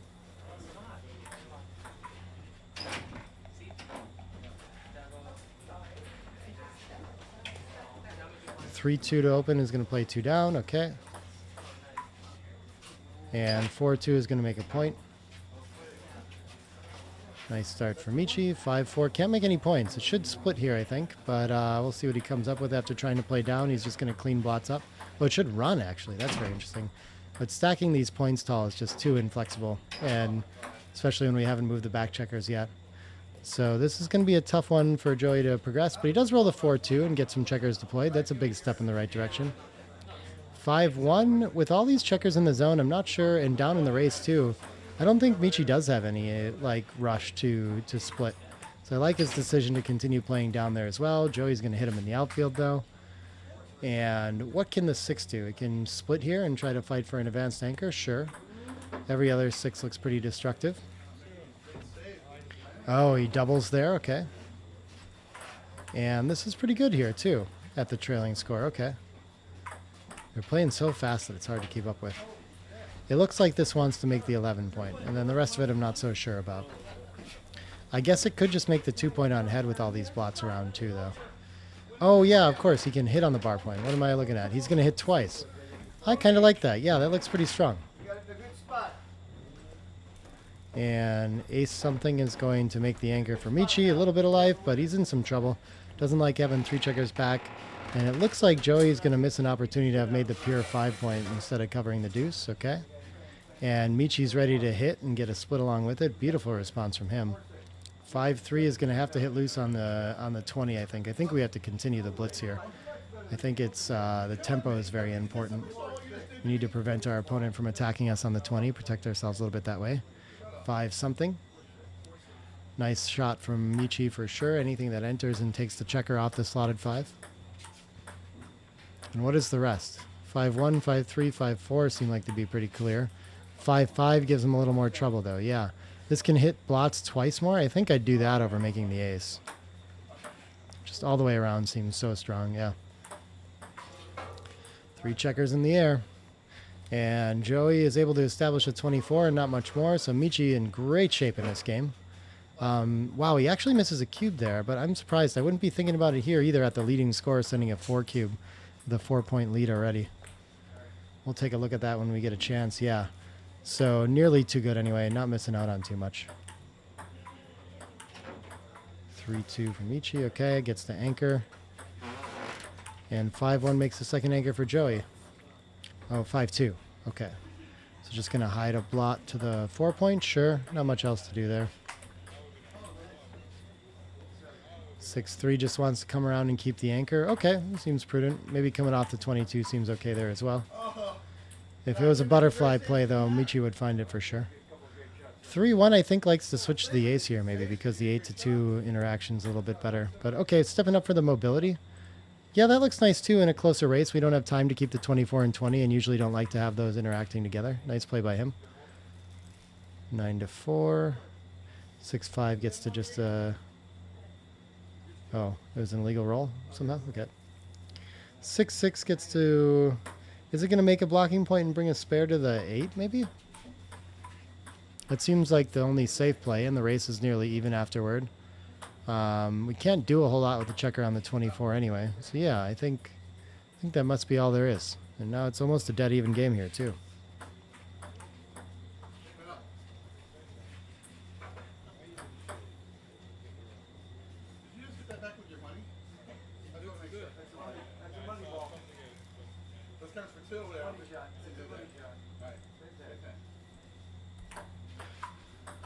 Four, 3, yeah, not a lot to do other than give up the midpoint, I think. Oh, we should slot. We should attack behind. I don't understand that at all. That's an interesting one. And finds the 6-6 to hit. And I guess the other two are going to come out, and we should be... I was going to say in range of claiming the game, but he sent the cube already. So he's just still in the driver's seat, though, after this play. Looks very strong. Just wants to break contact and have a winning race against the 22 point. Making the 20 would be a huge improvement. And does Michi really not have the time to do anything but step up? It sure hurts to be attacked there with like a 3-2 or something, but okay. 6-2, probably just going to stack up the 6. I don't think I want to break a point to hit loose or anything like this. Oh, he's going to give it a point instead, though. Okay, that seems quite reasonable, too. 2-1 gets the slot 2 points, probably. Do we want to make... I don't think we want to advance off the 22 here. So, yeah, I think I'm slotting 2 points. By the way, we have a 4-round bracket, so I think we're going to play all the way to the finals tonight. So I think that means one more round after this matchup, too.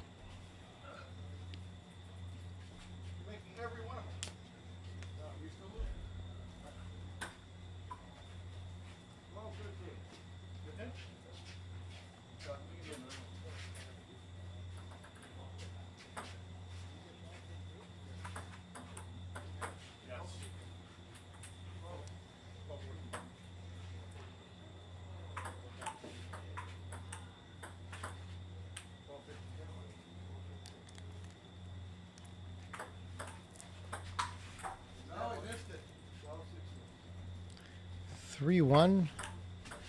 Not sure we have better options than hitting... Oh, it can hit and continue. Yeah, okay, sure, why not? No reason to leave a shot against this. 5 what? 5-2, okay, yep. Gonna keep the deeper contact. I like that decision. Aces gets to switch 7-5. That's a huge improvement for Joey. Beautiful roll. Nice to close that gap and make the ride home a lot easier. Michi fans as well. So now he's got an opportunity to try to work on clearing the 8 while his opponent's on the bar too. Probably 8 to 6 and 12 to 11 here. Makes a lot of sense for me. Looks very dynamic, flexible. I'm not sure why he wants to play 4 to 2 though. I wouldn't. Those seem finely placed and like they're only less flexible when we play 4 to 2. So misses the opportunity to do something more productive with that deuce. 6-6 does nothing. 4-3 can bring 2 in. But he must be worried about leaving the 3-5-1-5 from the bar. I would be very tempted by that 8 to 5, 8 to 4 point play where my opponent's on the bar. 4-3 plays one in though. I guess it's just such a nice constructive play anyway. 3s comes in and makes the board instantly. Michi looking for a 6 or a 4 to get moving and not have to crack his board like he has in those last games. 5-1. Beautiful shot for Joey. Yeah, gets to put a spare on the ace too. Great racing distribution. There's enough roll room for 4s, so Michi will take this roll too instead of cracking. Whoa! This guy's got a shot! You're in trouble, Mark! All the way to the 6. Makes a lot of sense to me, but he could have saved a 6 to not have to run, I guess is the idea that XG has there. Joey gets his board a little bit more ready. 5-3 is very ready. 4-3 clears safely. Run out of hope for Michi. 2-1 leaves enough space to stay on the anchor one more roll. 5-1 is 2 off, okay. And 6s is going to be a force to leave. All the way around, and he's getting kind of close in the race. One more set would be like dead even.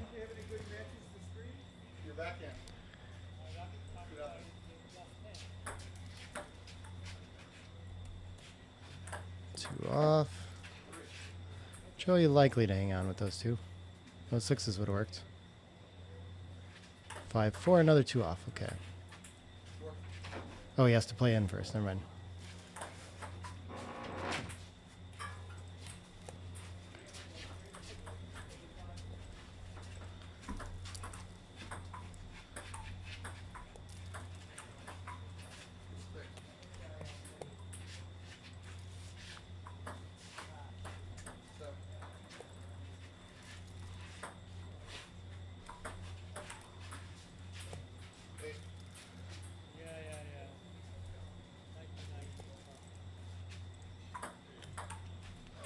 And that's 100%.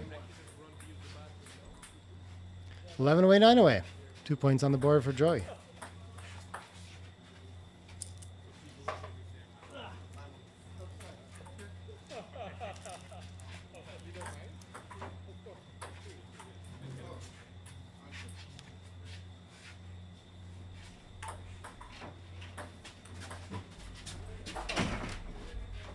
Oh, you enjoyed poker last night. Oh, it was fun, right? Yeah. Got to play poker over at Joey's place last night. He was asking me how I liked it. We played like a funky Omaha variant where you got 5 cards and they deal a 2-card flop and a 2-card turn and a 1-card river. Oh, look at this.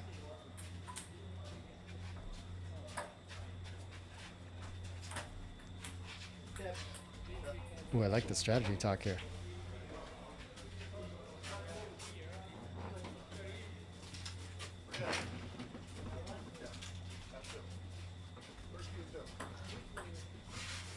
Did you win Masters?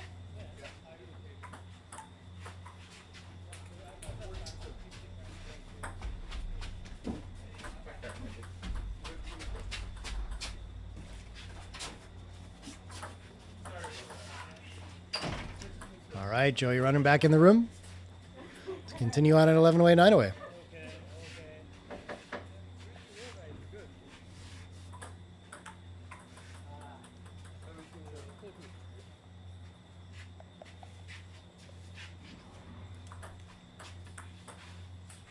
And Michi's going to play 2 down to start. Interesting. I wonder what this adjustment is about. With the lead as well. I might have to ask him if he always prefers that with the 5-2 and not being blitzed or what. I'm sure he's aware that it's technically slightly better. And Joey's going to slot the 5 in response. Not too far off. Reasonable option. 4-2. Yeah, it really just feels like Michi's playing a little bit different game here because he's like got experience with this player or something like that. 6-1. Can make the bar point on head, but it has to give up the mid. And of course we miss out on making the 5. 5-2 looks like a triple split to me. I don't think the tempo is called for. But oh, look at this slot with it. That's very interesting. And so instead he's going to play 13-8 with it. I think some of these 13-8 plays are just a little bit too passive. They're not really like helping his distribution or anything like that. Just kind of trying to wait, you know. 2-1 is just going to play quiet. But it works out when this happens. 3-1 points on head. Now he still has a spare on the 8. Did you win your game? 1-5. Michi quickly running out of room here. And positionally looking a lot better for Joey. He's going to get to advance and make an anchor there too. So he's got a bit of everything in this game. And I'm not sure what Michi can do to save it, really. 6-4 is just going to run. Out of time to do anything else. No cube yet. 6-5 doesn't quite reach. Can't do anything with the back checkers. This is an awkward roll. I guess it's probably, I would think, down and hit loose for lack of options here. No other plan really other than blitzing. But he's just going to slot the deuce instead, try to reduce shots, okay. And he's down in the race though, so it's just not the game plan called for. 5-3 can get the checker to safety, so I guess it's probably got to try that. Wow, I'm very surprised that 14-6 is like behind 2 plays here. The 24-16, the double falcon, like Michi says, makes a lot of sense. He's going to escape and take outfield control, and he gets hit a lot anyway. So I like it, but the tempo on the ace I wouldn't find. I'm not sure what that play is about. I guess when we have 6 checkers on the 6, it's like that important to develop. And we have to deal with that blot back there at some point. It's going to be difficult to bring the checkers home against with that stack anyway, so I guess now is just the time to fix it. 4 hits, 6 covers. Beautiful shot for Joey. 2-1, gets to hit back. Nice shot for Michi.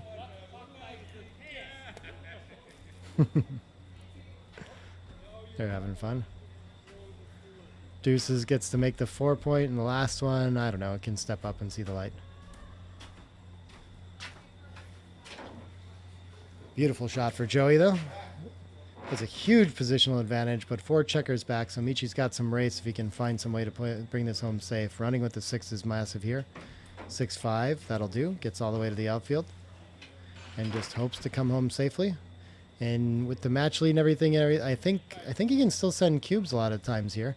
Maybe it'll still be a take even... I think he can lose his market if he makes the 5, so it feels like there should be a cube coming here.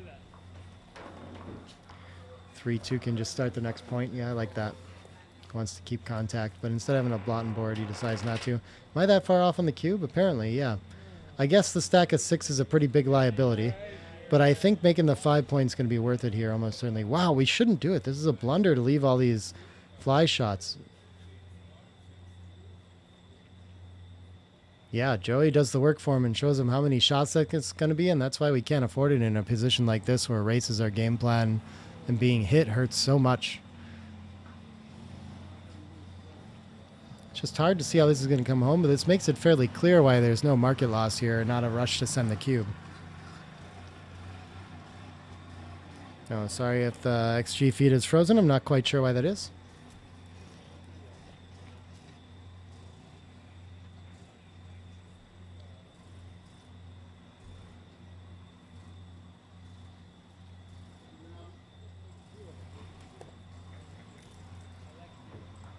Well found by Michi. 6-3 mobilizes his checker. Beautiful shot for Joey. Very good shot either way, whether it hits or not. 6-4 has to leave a shot, so might as well try to reduce the contact and get our opponent to enter higher. No 1 for Joey. I think he should come in deep for more contact here. Slot the next point? Sure. There we go. Michi's still with work to do to bring this home. 6-5 can play behind twice. I think it would rather put... I don't know if it's worth... Wow, it's so hard to bury a checker to the ace here, but it's better to have the flexibility of the extra checker on the 7 here. That's pretty crazy. Yeah, I probably would have made Michi's play there as well, just thinking why not keep the checkers pure. Just not the priority here. 6-3 is going to cover and make a perfect 5-point board and still very strong contact.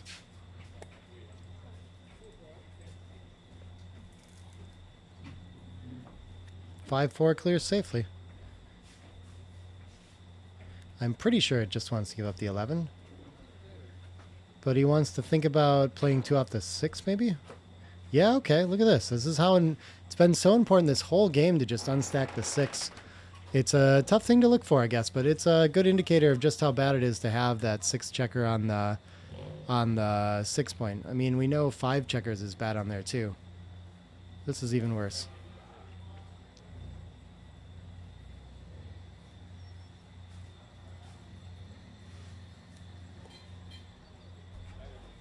Another difficult play to find. I would have gone for that flexibility as well.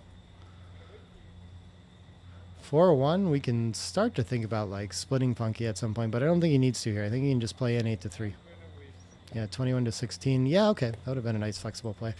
I was thinking about the 21-20. 6-3. It worked. Maybe we cover and hit loose. Can we do that? I'm not sure there's any way to reduce shots more than that, yeah. All right.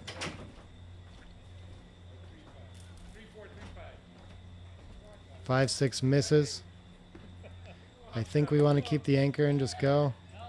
And now there's enough racing lead for Michi to... And not enough contact for him to send the cube here, which I think he'll find pretty easily. And it looks to be good enough to pass as well. Yeah. There's not enough contact left in this game anymore now that Michi's gotten away with that sequence.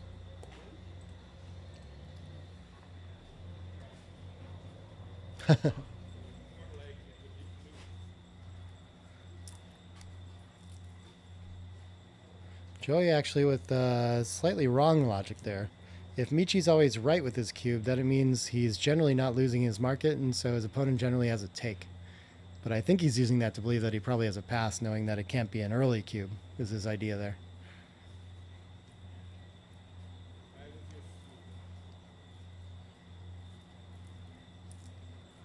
Ooh, glad the feed is better again.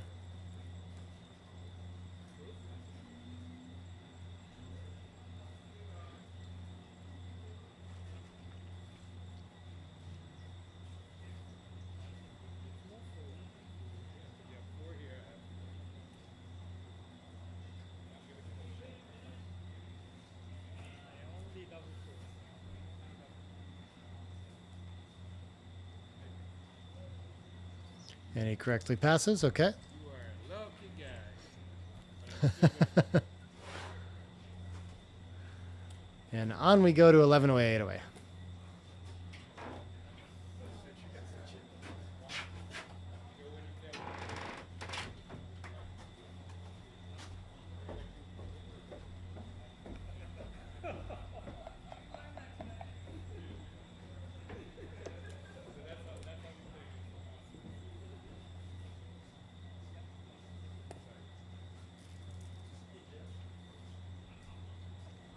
Splitting natural after your opponent makes a point to challenge that stripped 8 point. 4-1 can double hit. Why not? Nothing more productive to do, but I guess we have seen Joey really favor that 13-8, and here it's actually pretty strong. So, but he does find the double hit here. Okay. 5 what? 5-2. 2 in. So slowing down the blitz quite a bit. 4-1 is going to hit and cover. Not a bad follow-up. Oh, he hits the deep one instead of the high one. Very interesting. And a fan, and he is going to send this. Looks an awful lot like a 5 splits, except instead of having the checker from the 8 to the 6, it's back on the 8 point, which is weaker. So I think this must be right that it's like even trailing that this is still an easy take for Michi. 3-1 is going to hit. The 1 can split. Okay.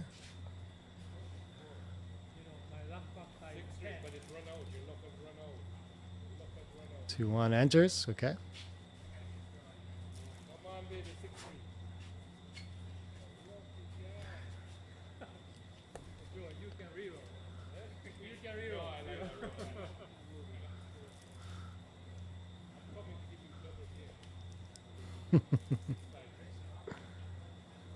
Fours. Maybe it's worth switching here. Just to keep him off the point. It's a long time to go, so I think we just can't let him make the 2 point. Too big of a disaster. So I like this.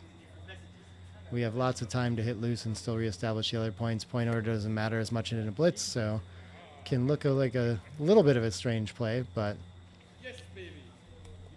more blitzes you run, the more you start to look for things like that. Gets a fan, 3-1, cannot make a point, so I like the 3 down probably, and then the 1 I guess from the back. Oh, wants to block the double 4s, okay. So he's on offense though, so tactically making plays to play defense, it's just not that big of a deal. 4s are fine, are still very strong for Michi here too. 1-4 in, 6-5-4 he needs to hit loose here.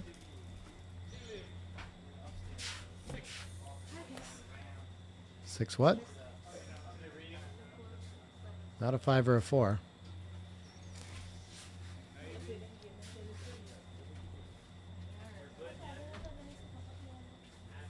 Oh, he's considering whether he should pick and pass or not, but I mean, there's like no offensive threat. So I would leave it for sure and try to make that point. Burying checkers is forever.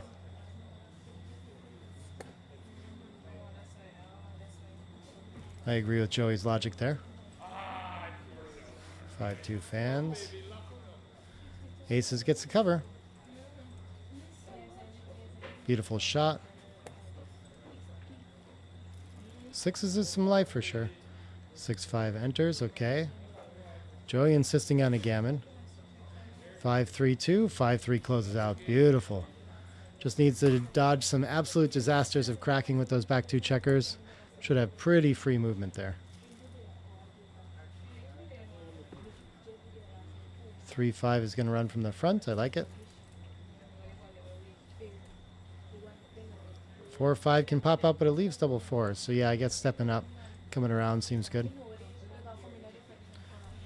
5-3 can keep moving and play in. Sure. This leaves double 6s, so maybe we should play 10-7 instead. Well found. He goes through the same logic. 4-3 is going to leave double 6s if he doesn't play in, so I think that's the right idea here too.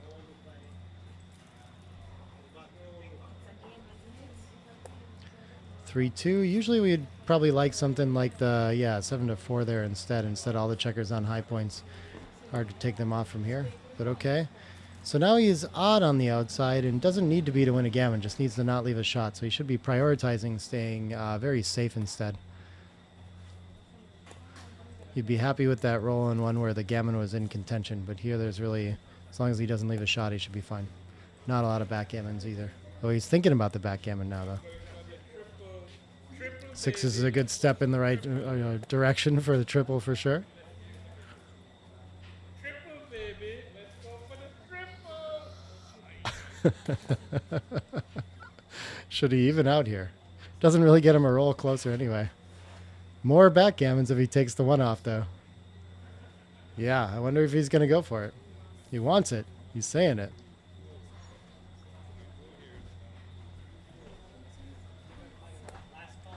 All right.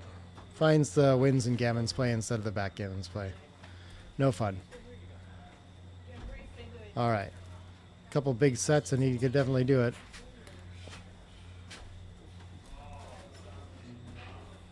(6-5) is going to end that idea. Michi will just resign a gammon.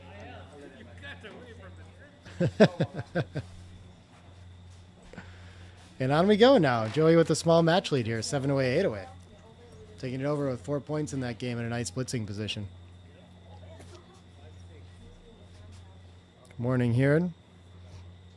That one's Marcus, right? I think, if I remember right.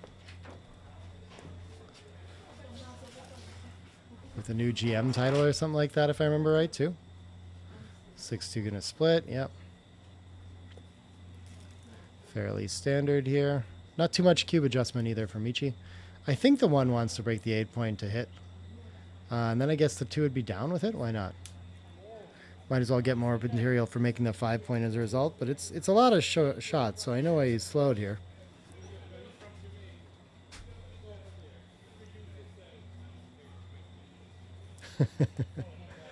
When he chooses just to split instead. Okay, interesting. And 1-5 gets to make the anchor as a result. Okay. So let's Michi off the hook a little bit there. 4-1, he gets to make the 20-point dough, and this will be a nice even holding game.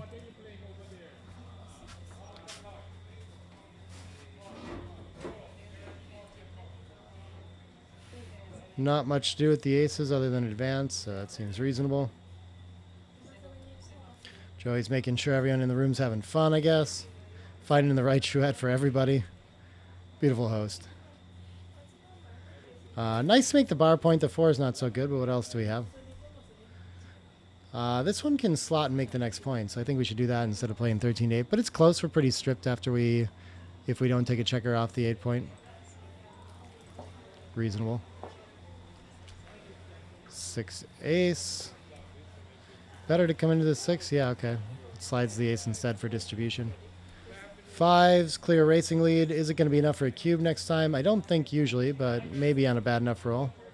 11 pips, yeah, probably needs more work to come home here.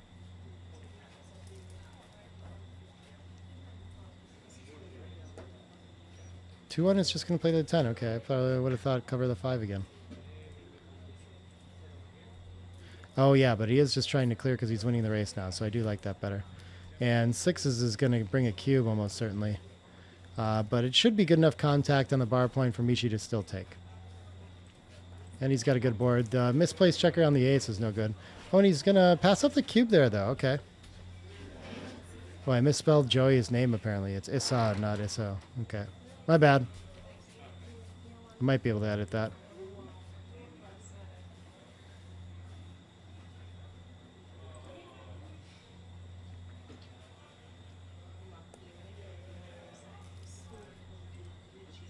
Oh, he's going to make the ace instead. Very interesting. Okay. Not too far off. Buys a little more time. So he really doesn't want to send the cube in this holding game. Okay. 5 behind in 3, and he's trying to maximize keeping 6s and buying himself time to come home safe. Really not worrying about the contact at all, but at some point that's going to allow Michi to play pretty loose if he needs to. 5-3 can take a checker off the... I guess it could just clear the 6, but it's... I imagine he's going to play 6-3 as part of it. Oh, he's going to play 6 to ace, yeah, and then the 8-5. That makes a lot of sense, too. Yeah, I kind of thought maybe he would keep spares this way, too, though, given the way he's been playing it so far. 6s is going to make a lot of progress for Michi, but still way down in the race. 5-2. I don't think he wants to volunteer against the board here, so is he going to spend it all inside again? Maybe he'll finally play 8-3 and find a deuce along with it. I don't know. But he has space to keep the 6 one more time. It's just if he plays him something like 6 to ace and 4 to 2, well, then he's going to have a lot of numbers that are going to leave shots from the 8 point anyway. Doesn't have 2 big numbers to play. So he's really running out of flexibility quickly here, and it's getting to be a big difference. But he does go for that. Okay. 6-4 is going to happily run one around with a good board. And 2-1. So if he hits, he's going to have to play 13-11 with it and going to leave a ton of fly shots. So it's better to just not hit at all. Yeah, not too surprising against the 5-point board. But it's hard to even think about that when we see that we can hit. And Michi's got to think about a cube now. Very interesting. 6-1, 5-2, 4-3, 6-5. And he's going to get a lot of chances to hit a shot that repeat after that, too. Feels a little thin because there isn't a lot of gammon threat. Maybe there is, though. The buried checker on the ace is a problem, the open deuce. But I don't know. This is a tough one. Yeah, so it's like a 50-50 game. And he's not trailing enough to save this. But interesting that it can be so close, but so last roll that it's almost worth sending. I wonder what that's like at normal scores. This is a very tricky last roll cube to even pause to think about, but Michi is showing us how well he knows this game again by pausing to think about this one, same as the race earlier in this match. Really good stuff.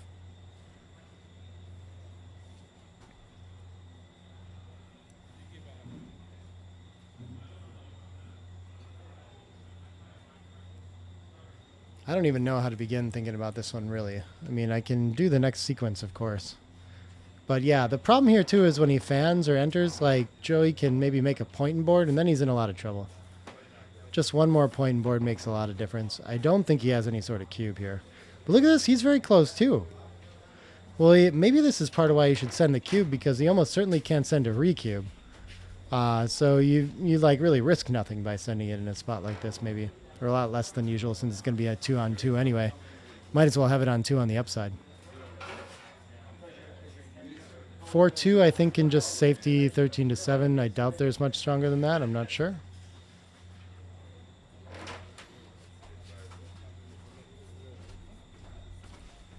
guess he could play 7-3 and 13-11 or something like this too, but yeah.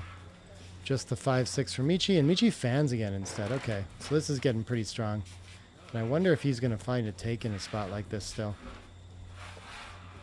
I'm not sure I would know that I still had enough contact to play this one. This is very tough. Obviously very little at racing chance, but I guess we've got to look at the ace point and see how much wastage there is there, how much more is likely to show up, and realize that there's a little more life in the race than there usually would be here.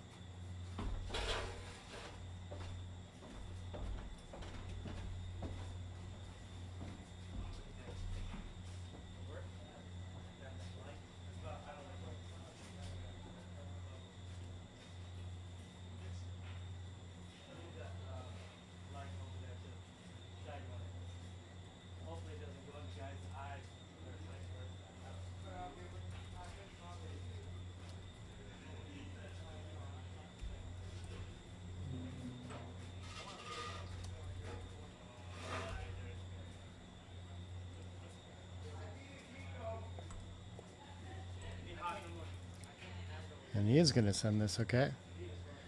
And take it.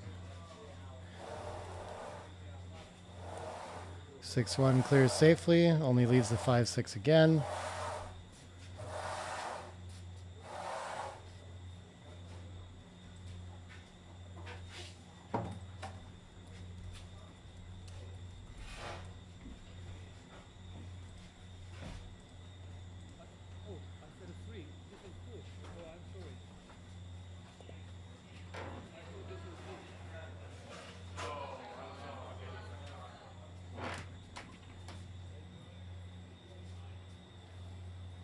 Being in for the contact here seems kind of good. I guess there's twos that pick and pass, but so 6-2 makes a point anyway. Double twos, yeah.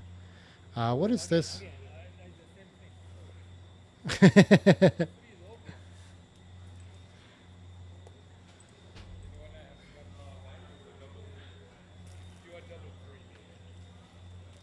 Double four solves a lot of problems, except it leaves the last shot. So Michi's going to get his last chance here, really. 3 anything could be good enough.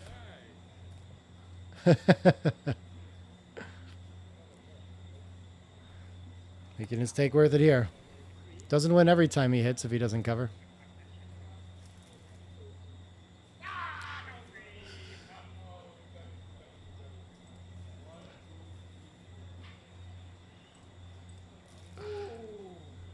Michi right back in this race, I think. There's some chances here. Still a pretty big lead for Joey, of course, but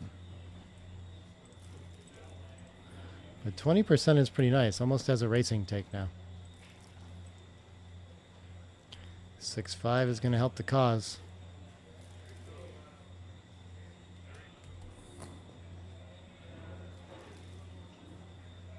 And how many checkers do we each have off? Yeah, it's getting grim for Michi here.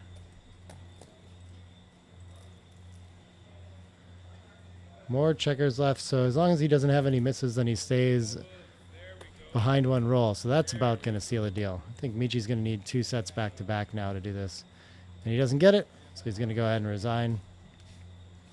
And another 2 points for Joey. He's going to put us at 5 away, 8 away. I was corrected on his name, Joey Issa, not Isso. I don't know how to understand Jamaican.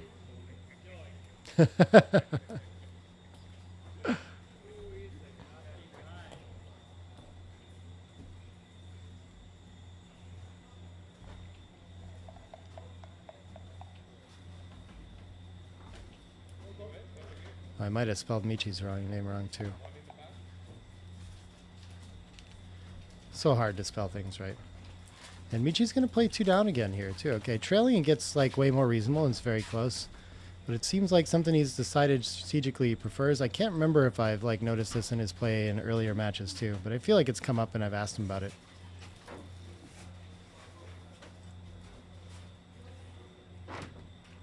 Could be that he has different rollouts. I can't remember if he like believes it's better.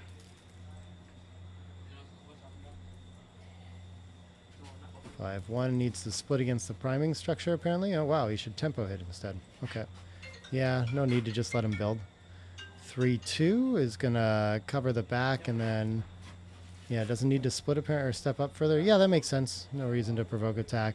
3-2 is perfect for Michi. Anchors right at the edge. And double 5s can escape one checker and probably put spares on the 8 and 6, I guess. Yep. Not a bad start for Joey. 4-3. Yeah, not a lot to do other than tempo hit on the ace. Got to leave a shot, I think, no matter what, probably. Or indirects, anyway. And Joey fans somehow. 8-away, 5-away. Michi has to slow down to think about the cube a lot, but he's stuck behind a very strong 4 prime, so it's going to take a little bit more than this to get to that kind of territory.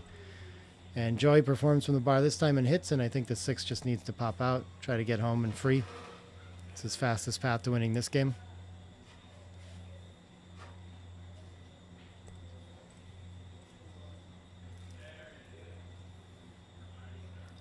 One 3 can hit. Michi putting Joey on the ropes again, but he has 3 checkers behind the 4 prime now, and there goes a 4th. So Joey looking very strong in this game now. And gets a fan out of Michi too. I think even at the score, this is pretty reasonable. Yeah, just barely shy. And Michi going to be surprised to see it come across so quickly. We'll see if he can find a take on contact here, and he does. The match trail. And Joey, I think, thinking this must be a crystal clear pass at normal scores. I'm not sure. Maybe not a crystal clear pass, but probable. 4-6 comes around. 5-1. Does he want to be attacked or not? Oh, he gets to enter with the ace. So, yeah, no option. Start the next point. Would really like to make the 22 should he get so lucky. 4-3 can point on head. I feel like that's probably worth it here. Since the distribution just looks so weird otherwise. But it's hard to give up the prime. Wow, super close too. And with the match lead, the gammons are worth little enough that we should actually find the passive play. But otherwise, it would be a fairly clear play to point on head. Very interesting.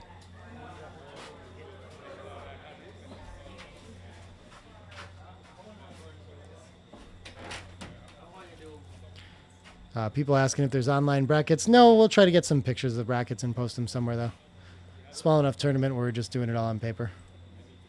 6-4 is going to cover. Doesn't worry about mobility. Just wants to prioritize the board. I think that makes a lot of sense. And 2-6. I think it's time to give up the 13 point here. Even though it's a 4-point board, I think we have to leave a shot anyway, and why not go for the distribution now?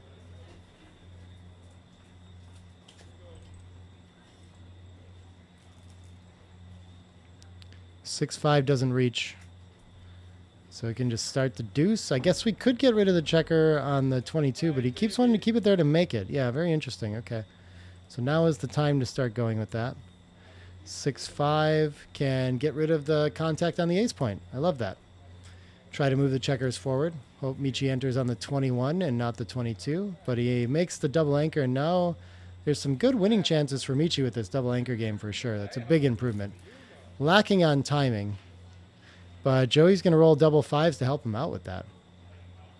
Looks like it's going to be forced to bury one checker to the ace and make the deuce.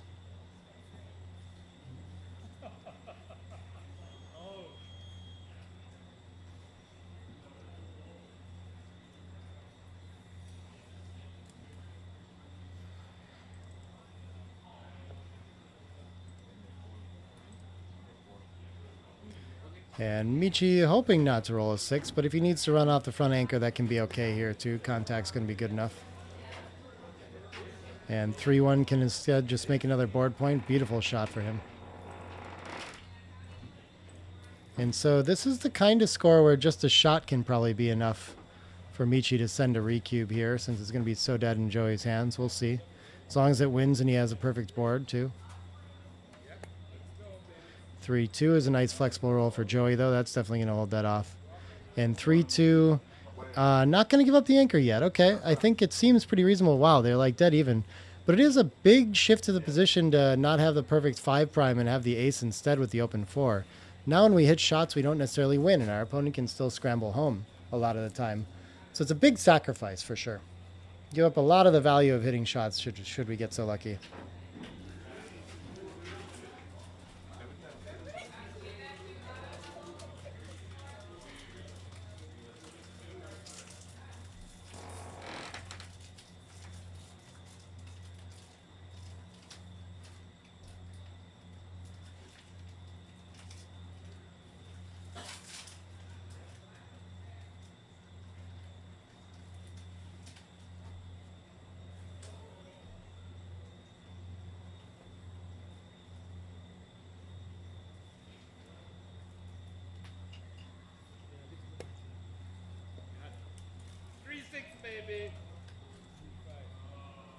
2-5, not so good. That's going to leave a shot.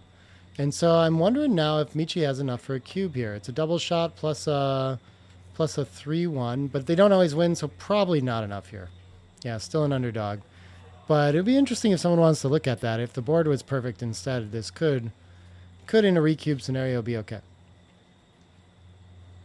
I mean, certainly where there's overage at something like 3 away, 8 away instead. Maybe not quite enough at 5 away, 8 away though.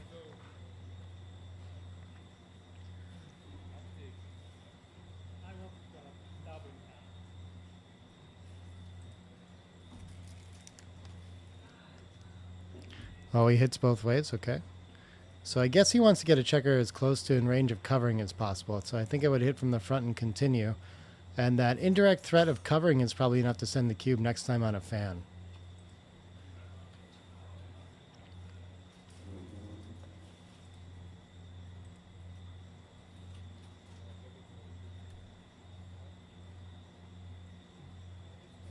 I never know what people are like spending so long to think about here because I don't know a lot of concepts to go here. I just have that one idea, and so I'd be going with that. But he must be weighing quite a few things here. Spend time going through rolls and stuff like that. No 4, 2, 1. So I feel like the cube's here, and the question is more on the take pass side. As a recube, maybe he should just let it go even? Wow, right on the borderline. That is a fascinating one. So the gammons are nearly entirely canceled for Joey, even though he would win more. So this is like nothing for money. But at the score, he can send it and get a pass already. That's the power of the recube and why it's scary to send those cubes kind of early. Yeah, after seeing in the match, so yeah, you guys are alone for now.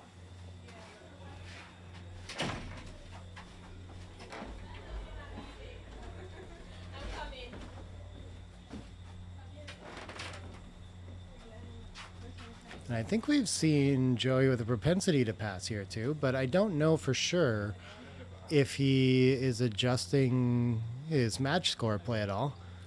And, oh wow, Michi going to roll through this one and miss a very sizable cube. Okay, that's still like first really big like oversight I think we've seen from him today. Had him a lot on doubles as well. Playing very sharp backgammon today.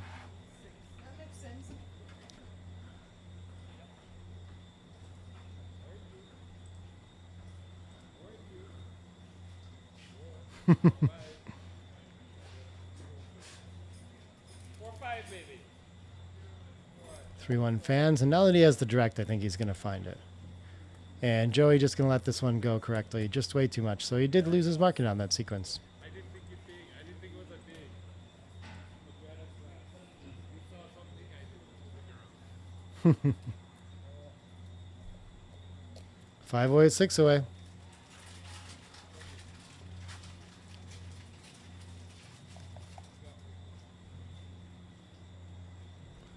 Five one to open for Joey. 6 is a nice start for Michi. Gonna need another point to really be threatening a cube, even with the match trail, I think, here. Joey wants to focus on an anchor building the board. Yeah, slotting the 5 should have been 5 as well. 3s is gonna be enough to have a cube almost no matter what now, I think. And so he's gonna make this blitzing play. Attacking, priming, doing a little bit of everything, fan, and this is probably too good already, yeah. Massively too good. 4-1, and so if Joey enters well, then maybe he'll cube, and if not, then he's going to keep playing on for a gammon already. 6-2 is going to bring 2 down, I do believe. I guess it could solve the bar point anchor issue right now, but I don't think we need to worry about that. I think we want to focus on closeout, so maybe he's thinking about hitting loose on the ace. Feels a little premature, though. But yeah, that is the play. Very interesting. Okay. 2 down just feels so natural. I'm not surprised to see that, but when you get into the game plan, I guess it makes a lot of sense. Okay, 24 point can win some games and saves a lot of gammon, so it could be worth cubing now, but I think it's probably still a play on like he's doing here. Yeah, it's very close now. More of a technical play on than an essential one.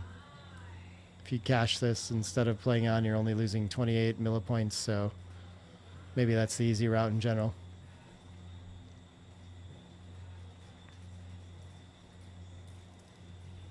So he's going to slot with the 2-1. Interesting.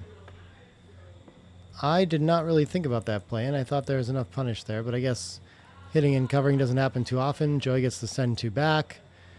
And Michi now actually had a cube on that. Yeah, I'm surprised he didn't pause to think about it. But 2 up, thought he had enough tempo, I guess. But his structure is just so much better and still priming that checker no matter what. If he hits the deuce, pretty dead meat, you know.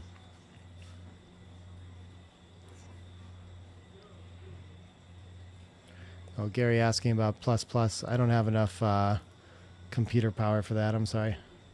6-4 gets to make a point. Okay, 4-3 rolls the 5 prime home, smooths it out, looks beautiful. And so, oh, when did the cube get in? Okay, you did send it at some point. I missed when. My bad. So we'll double here, yes, and just say we had a take. Maybe it went at the right time. I missed it though. You guys can let me know what roll he did.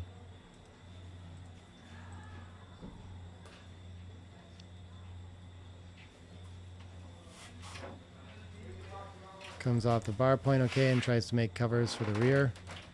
Yeah, that looks pretty reasonable against the no-point board, too. 3-1, huge shot for Joey. I think he's got to play pure here. I don't think he wants to cover the deuce, but maybe the 5 prime's too much. Maybe he should. That's very difficult. It's so hard to risk being hit. The 1 is for sure, and then do you cover it or do you continue the deuce? Yeah. But this looks pretty strong. He can win from here, so I think he has to go for this, I guess, is the logic here. Tough play.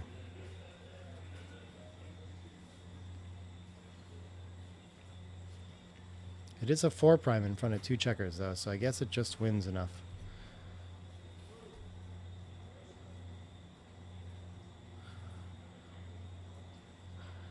Feels like leaving a shot would lose more gammons than it does, but there's not actually that big of a difference either.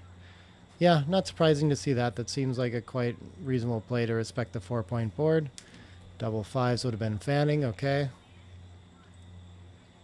Doesn't look like there's any way to cover the 8, so he can just come around. And probably, I guess why not play to the 9 for one more number that covers? Oh, because the 6 already covers. Yeah, 6 is probably a better number to keep than aces. So I think I like his play here.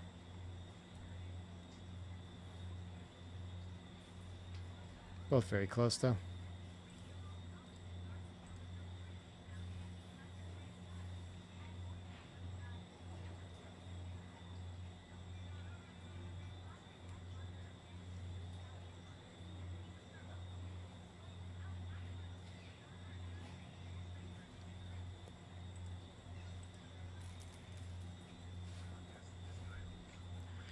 Three, 2. What can this do?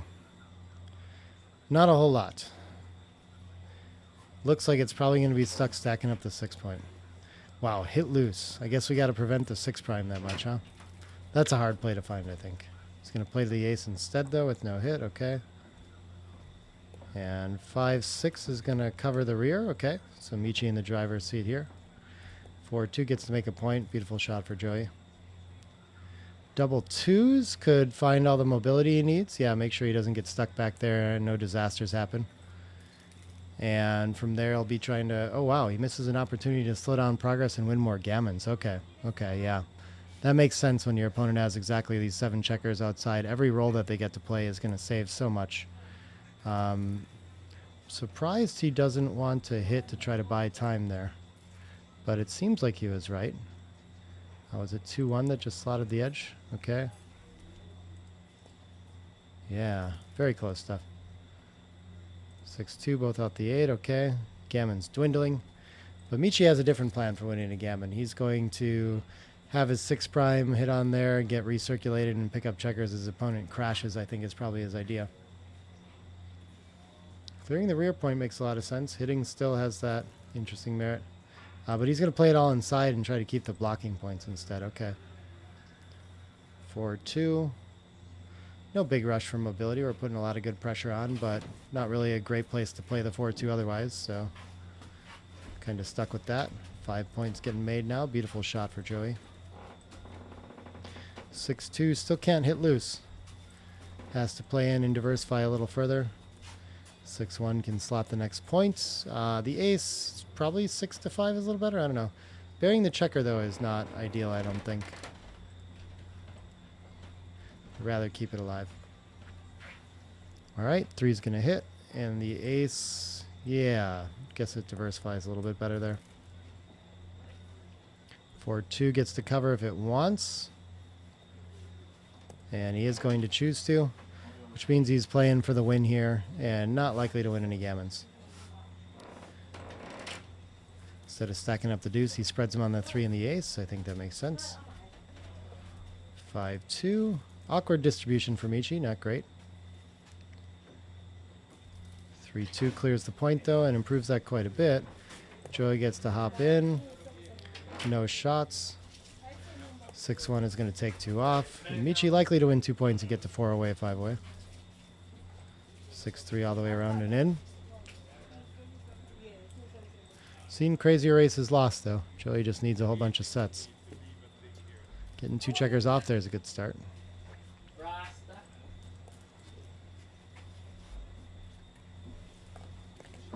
Still needs a few sets to catch up. Some missing deuces from Michi, I guess. All right, gonna fill in the 3, I do believe. Nothing else to do with it. Fills in the ace instead. Sure, whatever. Can't be too big of a deal. We're just losing all the time anyway. Yeah, plays for the big set, which I guess is an idea here. Gotta get something to lucky to make it work. 4-1. Yeah, running out of hope here. Gonna need 6s as part of it. Michi's gonna end that instead. And on we go to 5-way, 4-way with Michi with the small match advantage again.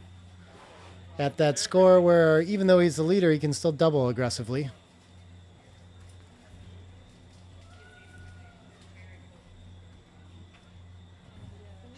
Hmm.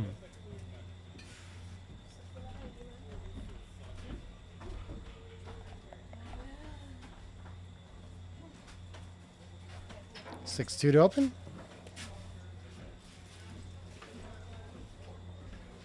6-5 tends to like to hit twice. Joey's going to run with it, though. And 6-3, yeah, I think it should still anchor. He's ahead in the race, so he can play down with it. He could just clean up, too, but I think down's a little bit better. Oh, he can make the 5 point. That is kind of distracting, isn't it? The anchor is just so strong with the racing lead here, though. But, okay. 5s is going to get the blitz now. Should actually play 13 to 8 twice instead. Interesting. 2 in. What can the 3 do? Maybe get off. Well, 6s are duplicated. So, but we don't really want to create another blot. So I guess I would just advance there. Yeah, something. Look at that, though. It is better. 6 ace probably wants to hit, but it could make the bar point too. It's ahead in the race already.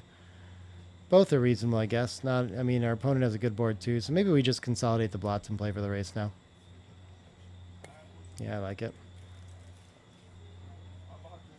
5-3.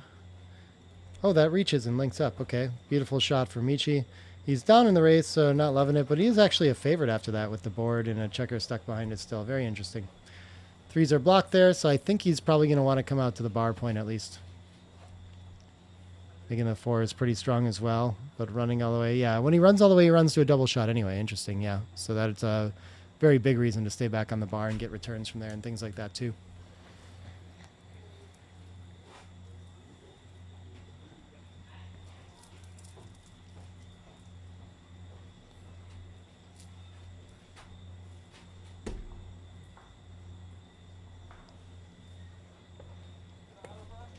There we go. Nice play. Focuses on the board. 6-1's going to hit, and I think make the bar point, but he's going to spread out instead. Okay, yeah. Better for distribution. Makes sense. Probably not a big difference in shots either. He's going to enter low so that he can play past the points. Okay, 5-1 makes a blocking point. Beautiful for Michi. 2-5. He's still ahead in the race, so he's going to try to just pop out. Seems reasonable while he's getting primed. And Michi's going to hit from the back. So Michi in pretty clear command of this game now, and there are some gammons too. So, but his opponent has a very good board. So at first I was thinking this is a clear cube, but maybe not. Maybe he's got to do a little bit more when his opponent has a 4-point board. But Michi's quickly going to send it over. Oh, and it is a pass already. Okay, yeah. Yeah, the gammon's worth quite a bit at this score, so easy take at a normal score, but here it's already a pass. So nice find at 4-way, 5-way. We're going to move on to 5-way, 3-away.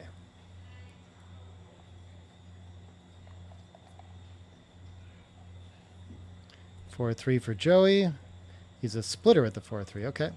Thought I saw him play a lot of down before. I don't know. Michi did for sure. 6-2 is going to hit. Beautiful shot. 5-2. Can't make any anchors. I'm not sure what we should do with this. I guess maybe deepen 13-8. So I think I finally like his 13-8. Yeah. Threes. Can't hit any of those checkers either. Interesting. So just linking up and try to race is the idea with the lead. Yeah, that seems prudent. Always making the 10 and the 3 is a good option too. 4-3 is going to make the anchor. Okay. And double threes again. Still can't point on head. Can't do a really good job of running.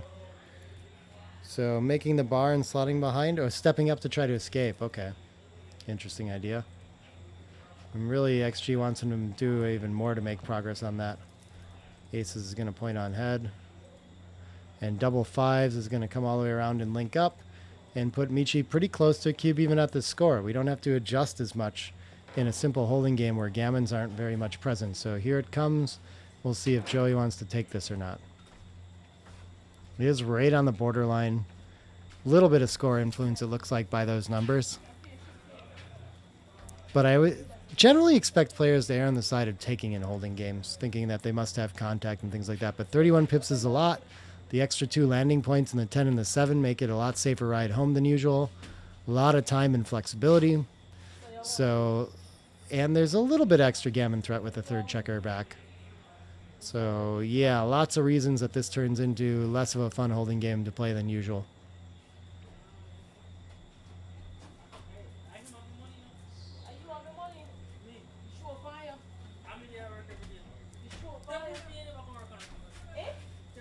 It's causing a real problem for Joey, too. He's spending some time to think about this one.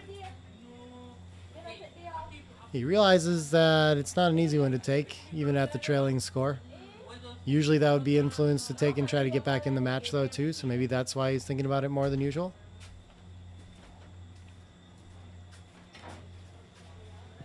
But he lets it go. Right on the borderline. No mistakes can be made there, really. 5 away, 2 away.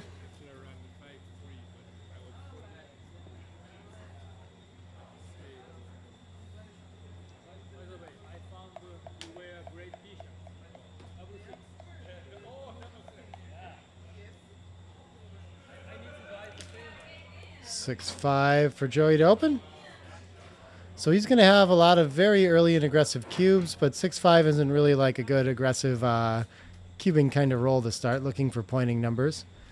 5-4 is going to split. Fine response for Michi. And Joey's happy to send it already. Okay. Maybe even 4-way, 2-way. I think it's maybe a little bit early, but yeah, 5-way, 2-way with that reduced take point. It's a little bit easy for Michi to play this one out, and he's happily going to try to make an anchor and see if he can't coast home to a match win at very little risk here. Yeah, probably... Oh, interesting. Blitzing is not right. Making the bar and the deuce is best. I would have thought pointing on head's worth a little bit more, too. 4-5 gets to anchor up. Michi in exactly the kind of game he's looking for at 2-way. 6-3 cannot run with the racing lead, so he's going to have to play down and behind.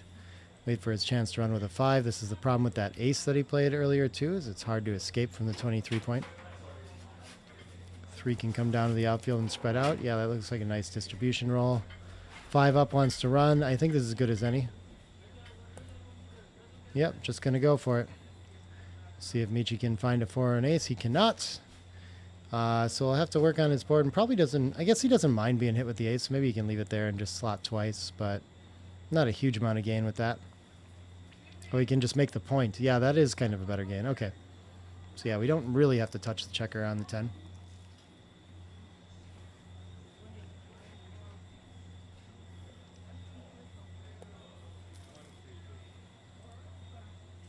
And 6-4 is just going to come around to safety somehow. Yep, onto the 6 point.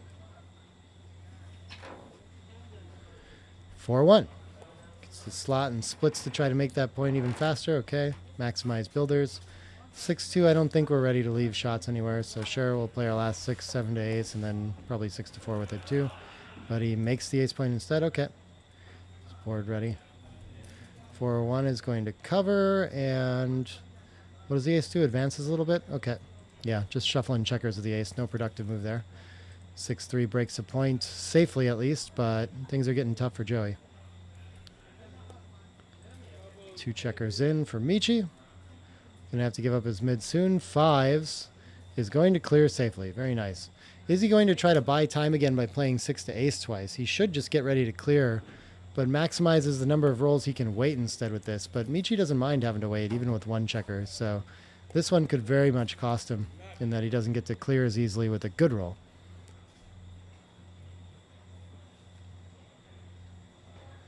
After the 4, I'm not sure I see a better ace.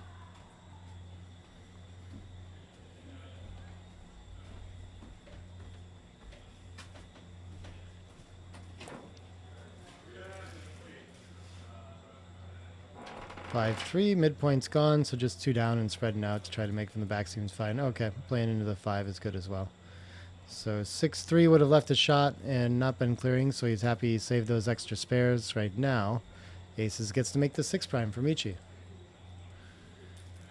And looking for 6-1, 6-3 are the bad ones. 4-3 clears a point too, that's not great. 3-2 gets the slot. Oh, he's going to split to the amoeba. This probably gains on some aces, so it's not crystal clear to me. But it looks like it must be a strong candidate. Yeah, look, they're very close. Okay. Definitely wins more, but oh, interesting. It gives up a couple extra gammons that he can't afford here. Otherwise, they would probably really be tied at other scores.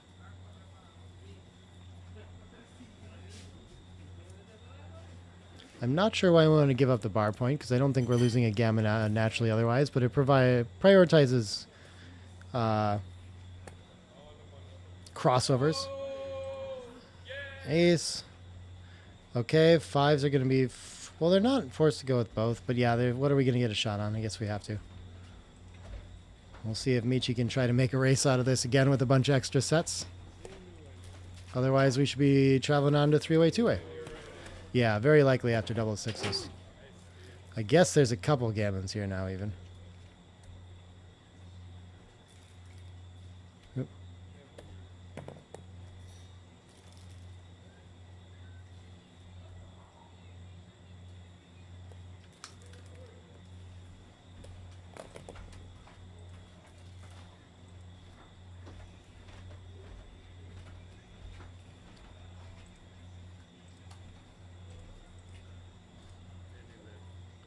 All right.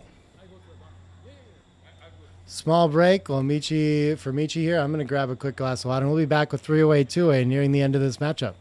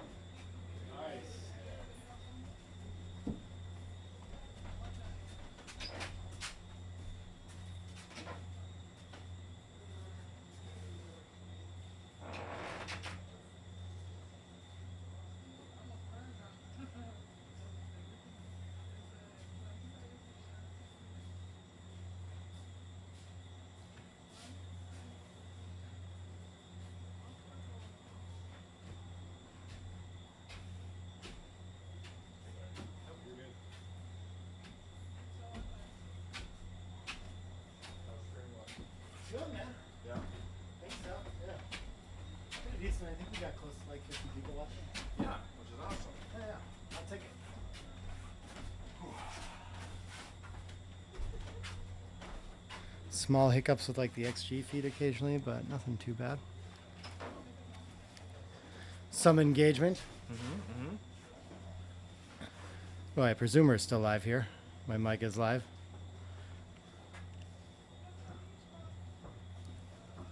Players are returning after getting some water here, and we'll finish out this match from 3-way, 2-way. Been a good one so far. There's Michi. He gave me a the classic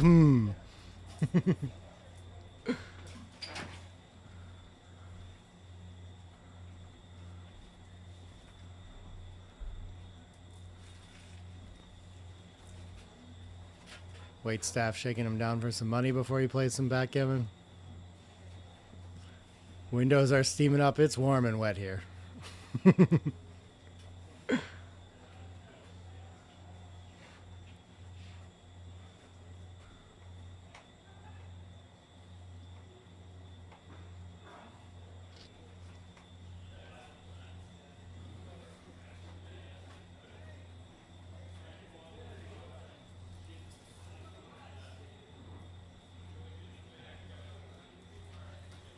So, one of the most aggressive scores.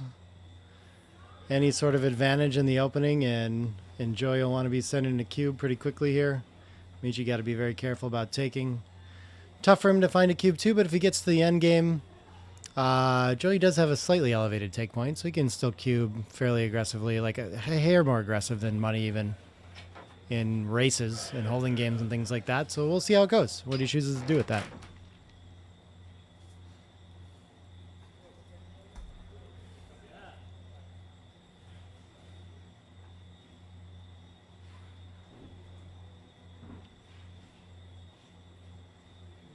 Looks like we're holding a pretty good pace too. This will be good for the schedule. We're getting through 3 matches, but they're kind of ahead of schedule here too, so it might be a little bit of a wait. Last one. Michi's gonna finally switch to the split now that he's at the leading score. Okay. Ace is gonna punish, and there should be a lot of technical cubes in the future on this next sequence. We'll see what Joey does with it though. 5-6 fans, yeah, that should be a big one, and I don't even know. I guess I would send this for money, so I'd think about passing it at this score. It must be close. Yeah, and sure enough, it's like a little early for money, and so just a little bit past our market at 3-way, 2-way. But Michi can't make a big mistake here either way if he chooses to take it. It's not a lot of ammunition in the zone. Not the kind of position we're used to thinking about it all that much either. So this is going to be a tough one for Michi to work out, and he'll probably spend a good chunk of his clock on such an important decision too. This is the kind of position where Sander takes so he can get to play 2 games, I think, he explained, instead of having to go to a DMP game next. If he does pass the 2-way, 2-way, then proper cube strategy is just a double at earliest moment and always get a double take in, and it should play just like DMP, and it tends to.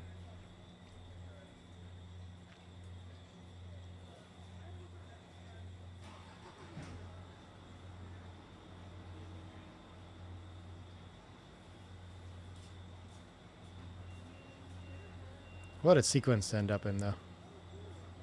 Very difficult. I think by the numbers, this should be shy of a cube for money, and I think I remember it that way, too, that this isn't quite enough, with only 8 in the zone and threatening the 4 prime. If I ever get back to writing books, I'll get that in there. This position will be one.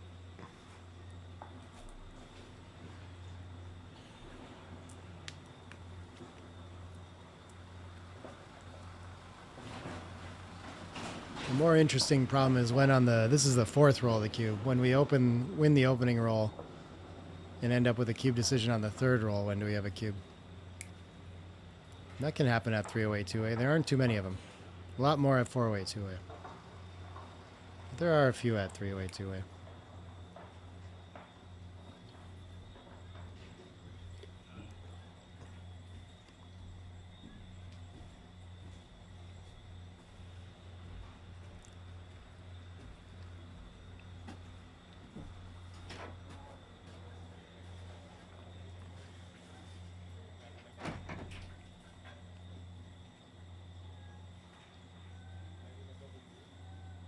Like we always do, or in one of these decisions where it's really close and so no mistake can be made.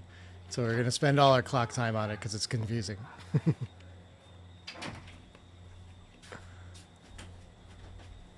How was my coffee? Okay, next. What? What was the sequence? Oh, Bob Wachtellier is asking the sequence. The leader opens with a 5-4 split, 1-1 points and makes the bar, and a 6-5 fan. Oh. Yeah, it's a tricky one. And it's close to 3-away, 2-away? At 3-away, 2-away, it's a 32 pass. Yeah. On plus, anyway. I guess I have time to run plus plus. Probably not a big difference here, though. 58 pass on plus plus. But Michi's going to take it. Okay. Joey says he's brave, and he's right. That's the Sander theory, right? Yeah, the Sander theory is you get 2 games now. Got to err on that side if it's close. I think probably 2 down and relying on the prime is good with 6-5 here, but I guess he's going to be tempted to try to win a gammon and point on the ace. See what he comes up with here. Maybe splitting and making the 8's fine too. Got it. I can't just reach vertically up in the air right now. I understand. Okay.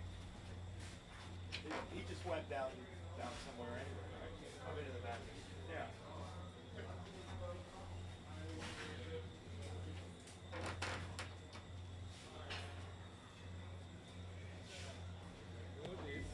Yeah, he is really thinking about going for this blitzing play. I think I talk about that in my book too. Like, you have to be pretty certain that the plays are close to want to adjust at these scores like this. We can't just like abandon clearly winning game plans to go for gammons. You know, the payoff still needs to favor wins as well most of the time. So that would be a bit of an overplay to try to go for the gammon there. The split with it I like. It seems fine. But the down does favor gammons a little bit more.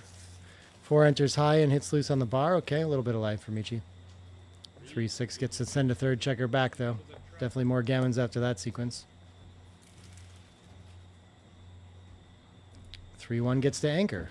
It could hit, but I think the anchor is pretty valuable when you're trying to save a gammon at a score like this. Barely wins more to hit as well. Just in too much trouble. He's on defense as well. 3s, if he plays it there, I don't know where the last one is. Maybe I don't know where the last one is either way.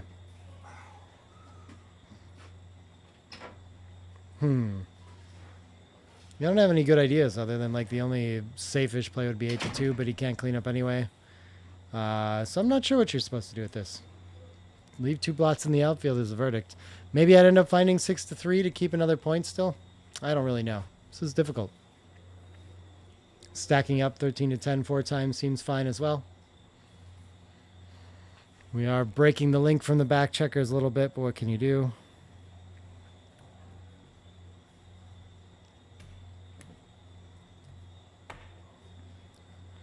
He's going to think about this illegal play. Michi's not going to let him.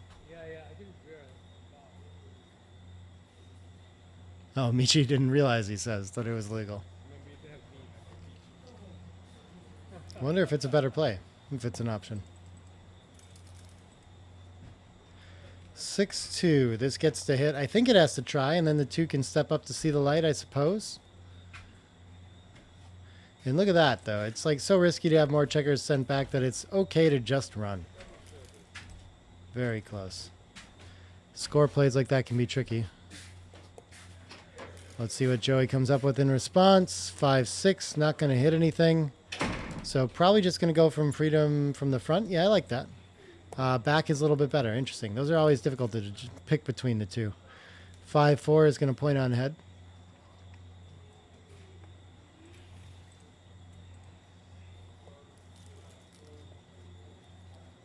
And 4-3 can come around the bend, so 1 checker escaped. Only 1 problem left. Till we're at full freedom. 6-4. Maybe this wants to run into indirect range from the back, get that back checker mobilized and contain the outfield well. Yeah, 22-12 is looking pretty good.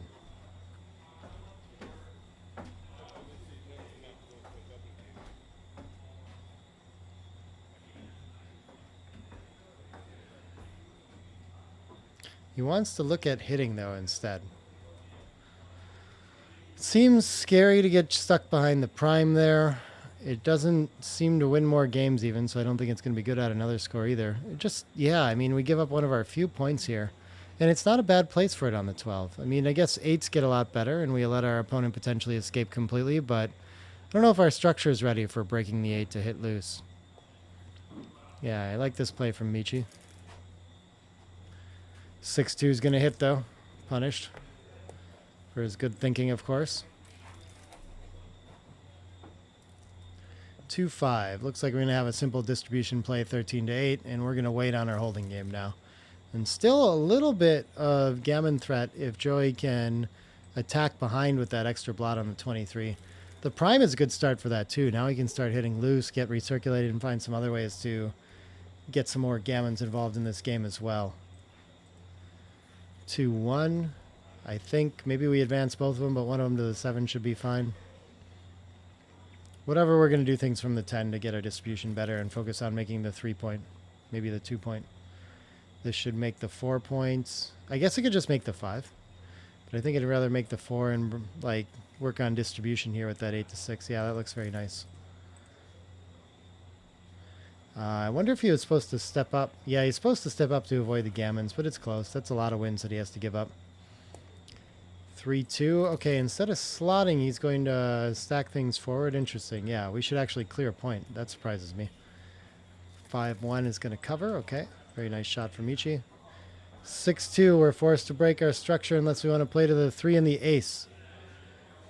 We have to leave shots otherwise, so I guess we're going to play to the... Yeah, the 3 and the ace. What else is there? And Michi would actually do decently well to roll an ace here, maybe. Could end up trapping that checker behind structure. Kind of out of time now, though. Let's see what Joey follows up with. This is a bit of a scary roll here.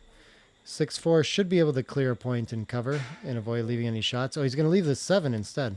I would have thought to clear from the rear here and have more landing points. But he's favoring having 2 board points and going for a gammon. And not a bad idea here.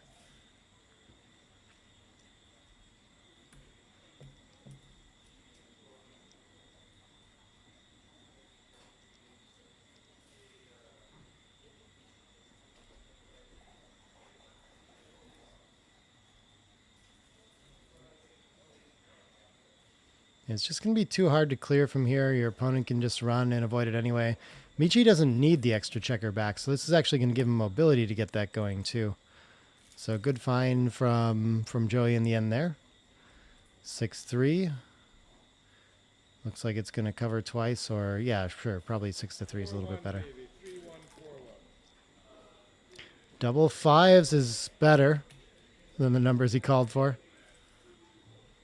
Michi should have the option of giving him one of those other rolls now. Yeah, for sure we're going to play on ahead and make the ace, and then I guess just bring a checker in, probably from the 10, since that's a hard point to clear. And I think he will find that. We'll see, though. He really seems afraid of leaving any shots at all, though. So I guess it's 4-4 instead of 4-6 if he plays 8-3. He can reduce numbers that way.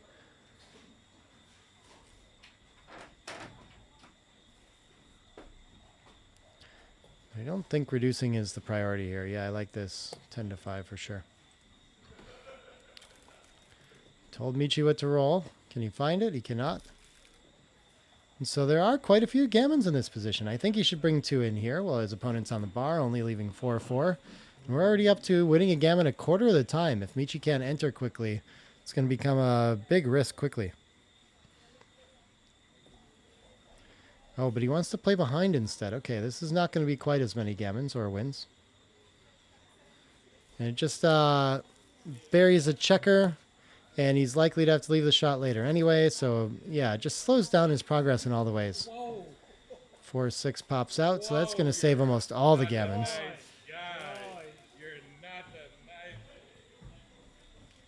6-4 has to leave a shot. Wow, okay, there's some wins here for Michi now if he can roll a 4. And he would have been safe here if he would have volunteered last time. So missed that opportunity, and it's really going to cost him in this sequence. Yeah, no other play other than the 6 behind and the 4 to the ace. Everything else volunteers more shots.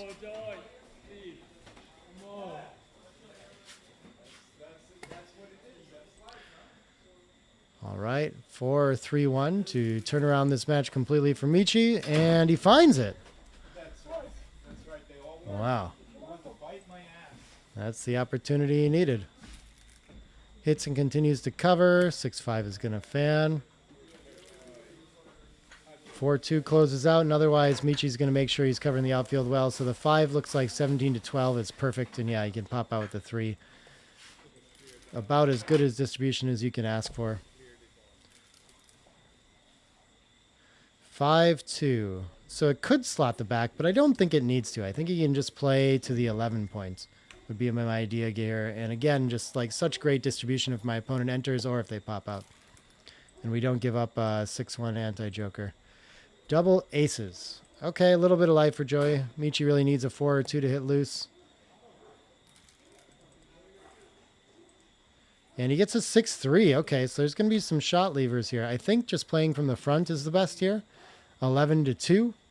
And then we give up a 6-5 and a 6-6, but everything else we get a double shot.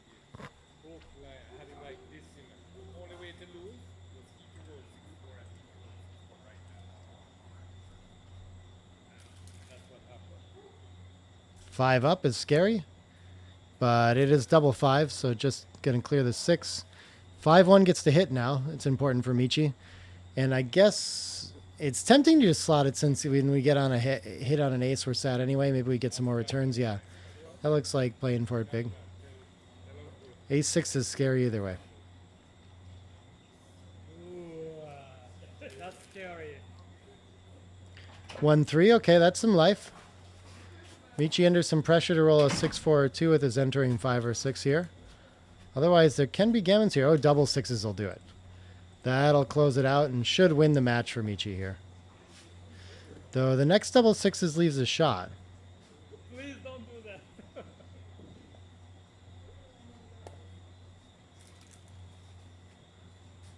Double aces gets off the double 6s. Just moves all the way. Okay, beautiful. Double 3s. Comes in and then takes a checker off. Yeah, now no shot levers from here too. So Michi's still safe in the driver's seat to win this match. Can take a checker off and play to the deuce here now. 5-3 is going to want to clear from the rear, I think. I don't think there's so much pressure to keep him out. 6s could get Joey back in the game, but I think Michi's done enough work to be a big favorite even when that happens. Oh, gets to take 2 off because there's no contact anymore. And yeah, Joey going to need some help here like he's rooting for.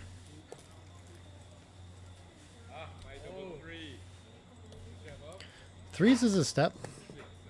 Makes it interesting, maybe. 6-4. Michi's not helping him, though. 1-2 off. Rooting for double 1s. Okay. Any set but 3s, I guess. Maybe 4s aren't that good either. 2-1. So he's 2 sets away, and he's going to need them both, I think. Yep. He's got 2 rolls to do it. 4-3 can't. That's going to be it. Michi's going to advance.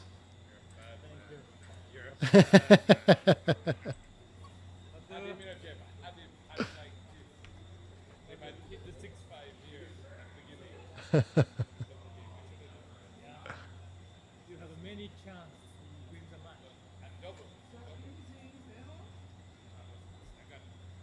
You guys are right here in Bob Wachtel. Okay. Well, I'm going to take a short break here. We'll listen to them a little bit while they talk after, too. Okay, it looks like they're done. But yeah, I'm going to go find out what our last match of the evening was. And when we'll be back. But we got one more match tonight trying to play to the round of 2 to the finals in this jackpot in a 16-player field. So we'll be back with more soon. Thanks, everybody.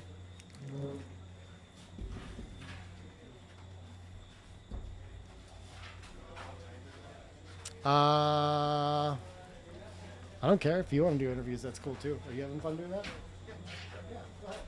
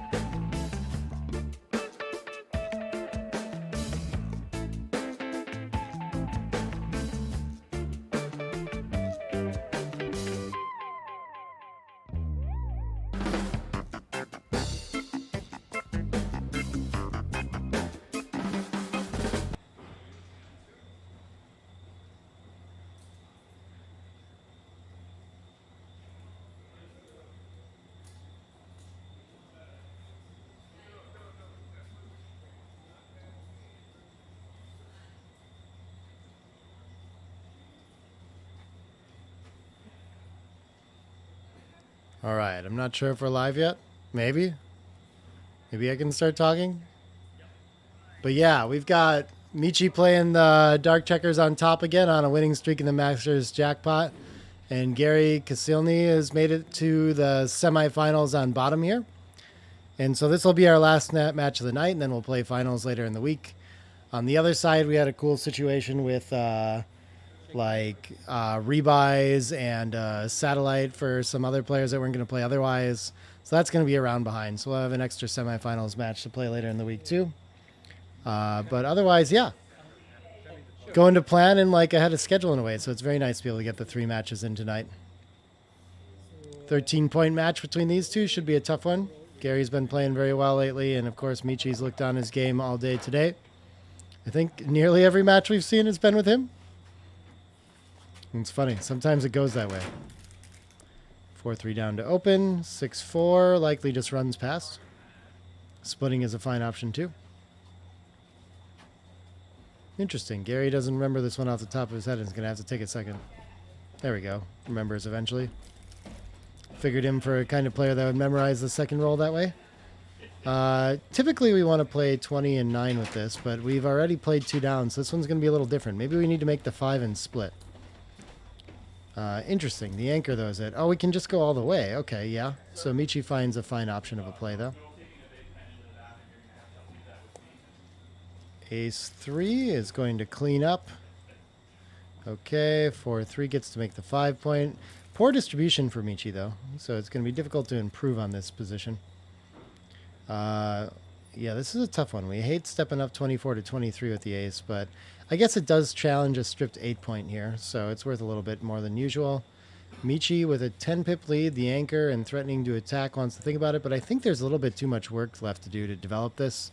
But 10 pips is right in the right place to be thinking about it in a single checker back game for sure. And look at that, it's right on the borderline, and more gammons than I would have thought with how much material there is in the zone. 6-3 makes a new point. 2-6 could just try to run even though we're down in the race.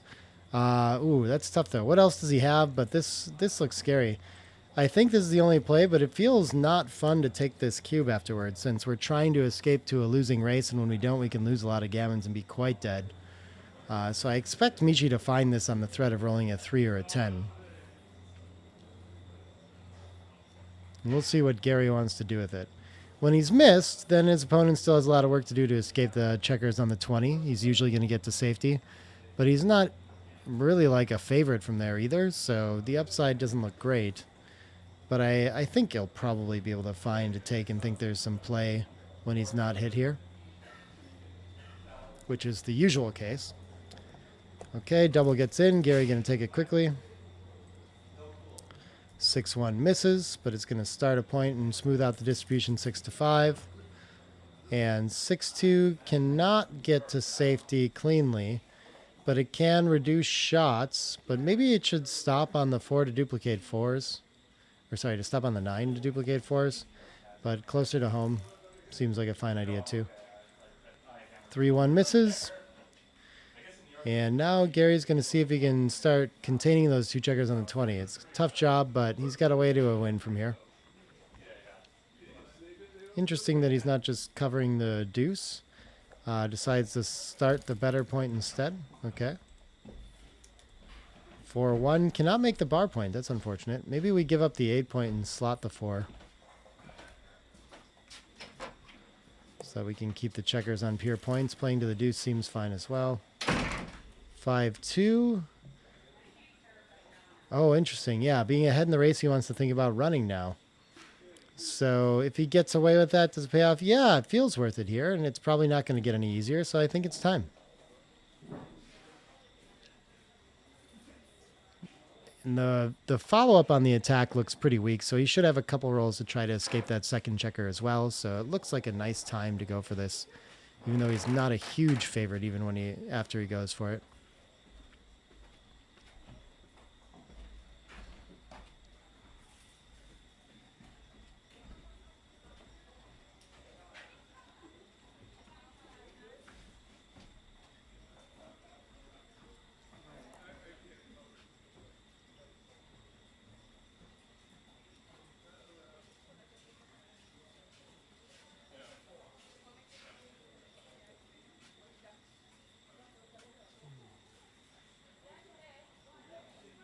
Yeah, the alternatives are pretty weak as well.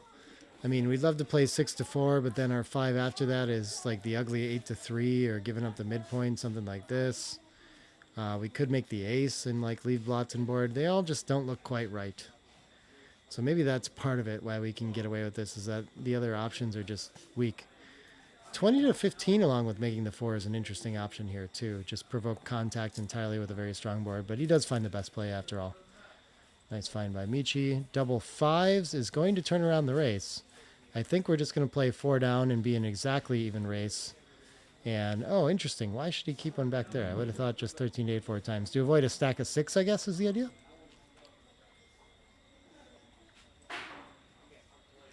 But either way, Michi's still going to want to run to that even race, but he's not happy to have given up the cube in this game by any means.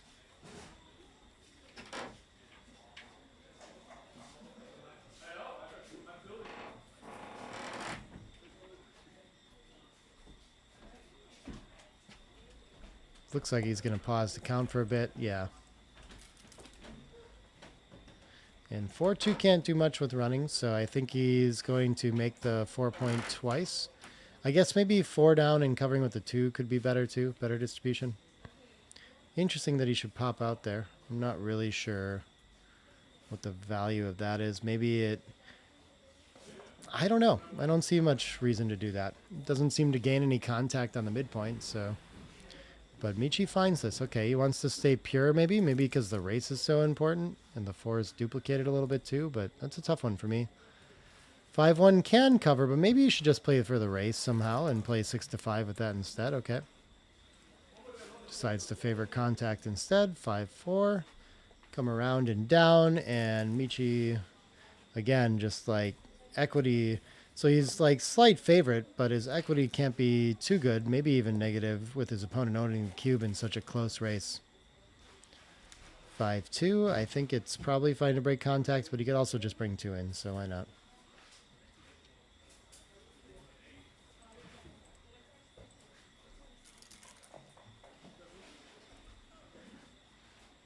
Double aces.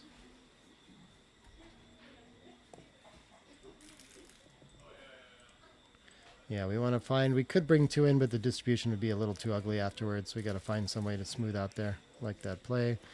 And 6 is going to turn it around and probably draw the cube next roll. One of them's going to the 8s for sure, and then the second one, I don't see a huge difference. Slightly better distribution to go the other way, it would seem.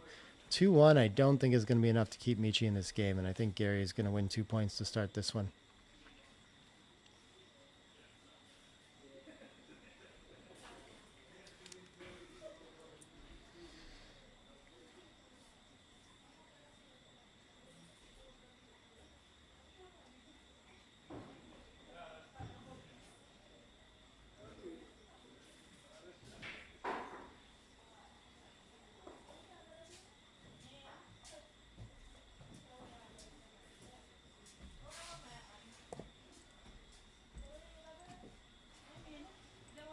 Michi's going to let it go.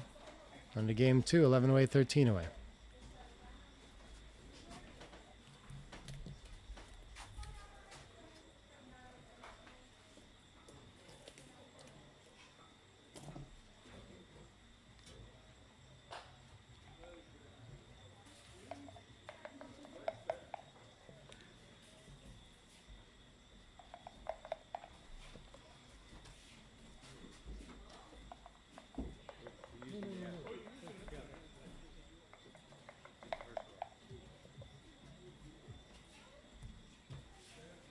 All right, 2 down again to open.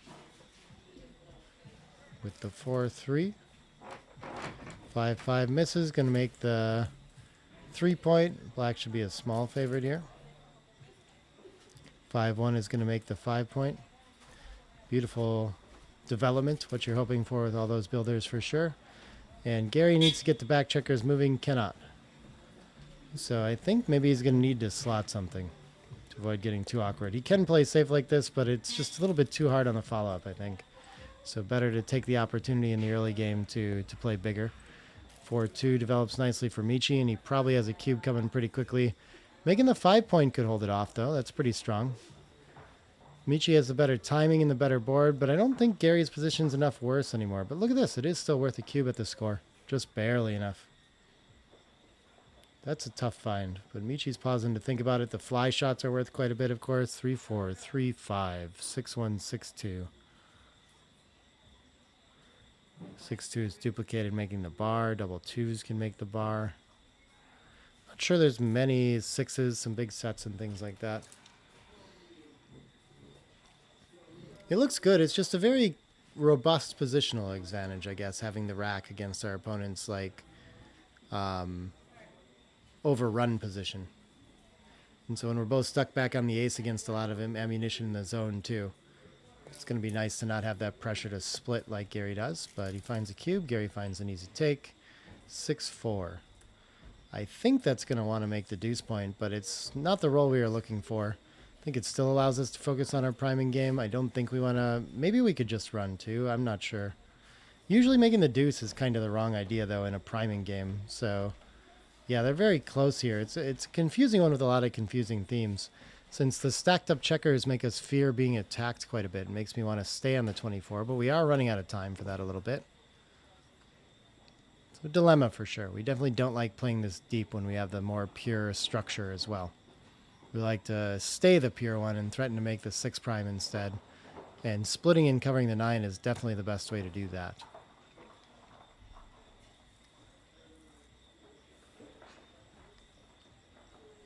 Yeah, the full moon's been gorgeous out here.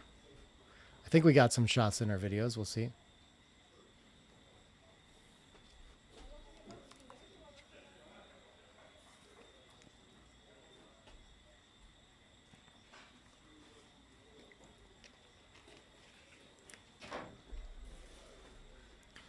Two down was tempting too. There's like a play that comes up plenty, and when we're missed, we're doing well. But this feels a little bit premature in this game, and I'm not sure the follow-up is so clear on it. 6s and 1s both are pretty devastating and leave our opponent with a lot of chances. So yeah, I don't think Michi's going to find that play. But that is, I mean, that's, again, after the double 5s, a theme that comes up plenty. That we just play 2 down and play really pure instead of coming off the anchor.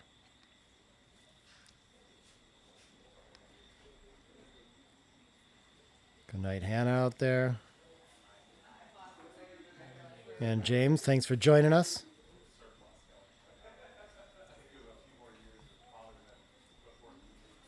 Come hang out with us in Jamaica next time. It's a nice time out here. The food has been fantastic. Really loving the resort and all the hospitality around. Nice, chill, kind of like smaller tournament vibe. We'll see how many we have for the Masters tomorrow. I'm excited to find out how big the tournament gets. Yeah, it's nice when the backgammon tournaments have like a nice vacation element to it, and I feel that here for sure. I'm happy to be here hanging out.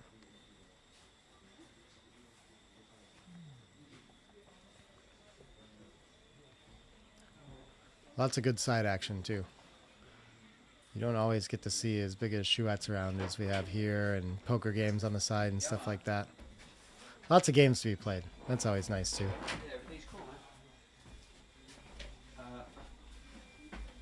Yeah, they get the my luggage came today.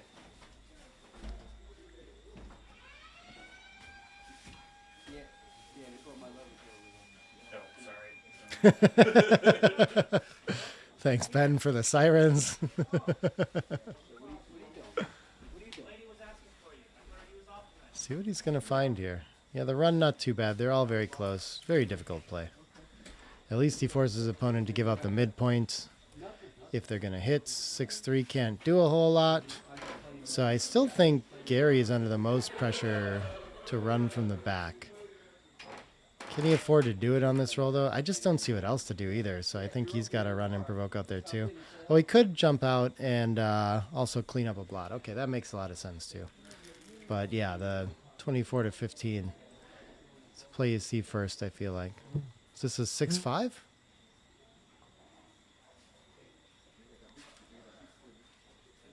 I'm not sure how to play it if it is. He's still down in the race, so he should be tempted to hit loose and deal with all these blots. I mean, maybe it is time for something like 6 to ace and 24 to 18. But linking up 14 to 9 seems very strong too. I just don't know the 6 after it. I guess making the 3 is something, but it seems a little too passive. I don't know. I'm inclined to like find a tempo if it is 6-5. Yeah, this play provokes very nicely too, the one that it comes up with. I like that. We're in Jamaica, we're in Ochos Rios.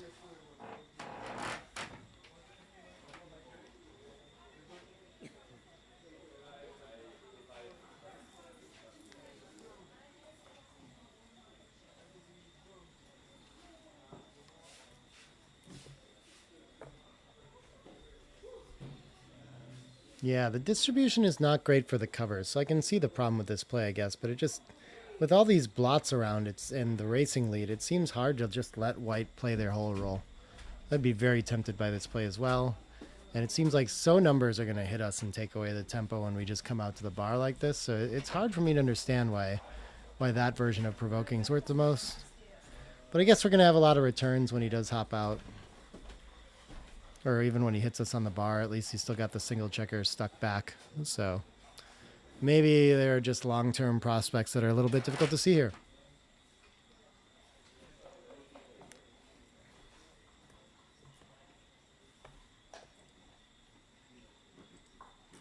He's going to go with the tempo after all.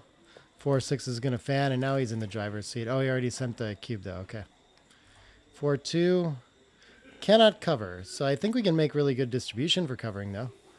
Why not bring them both in? Oh, he's going to cover the 9 instead. Okay. Actually would have thought 9 to 5, 8 to 6 to prioritize blitzing now, but I guess why not have a point as well? 2-4 is going to get the blot to safety. Close race, so Michi really needs to follow up with more attacking.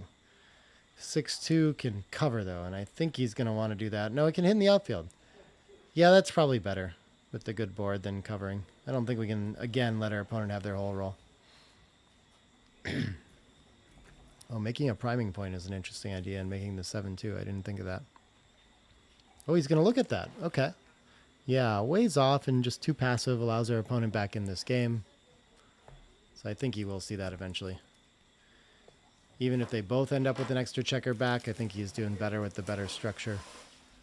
3-5 is going to miss. What does it do, though? Cleans up a blot and avoids having more sent back. And can Michi follow up on the attack? Is it a 3-2? Hit and cover? Beautiful shot. And the blitz is on now, trying to win 4 points. Gary's going to fan. 6s are hitting loose, I think. Double 3s is even better. Points on head. And we still have the 9 point exactly 6 pips away from the 3 point for maximum building. So this is like a likely 4 points now. How do we maximize covers? Yeah, the 6 down and then we can spread out with the 1. Sure, that looks good.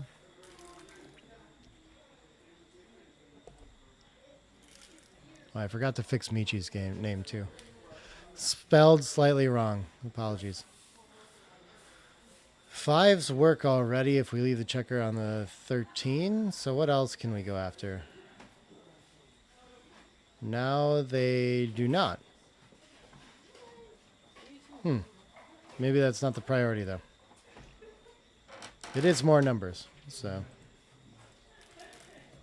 More diversified numbers. 6-5-4 combos he's looking for. Not double 6s or double 5s, though.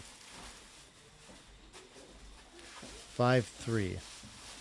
So you can get another builder on the 6. I think he'll take that.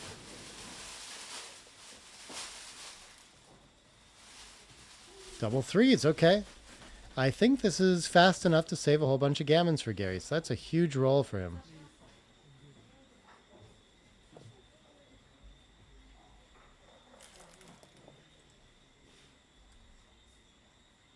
Four 6 is going to bring 2 checkers in.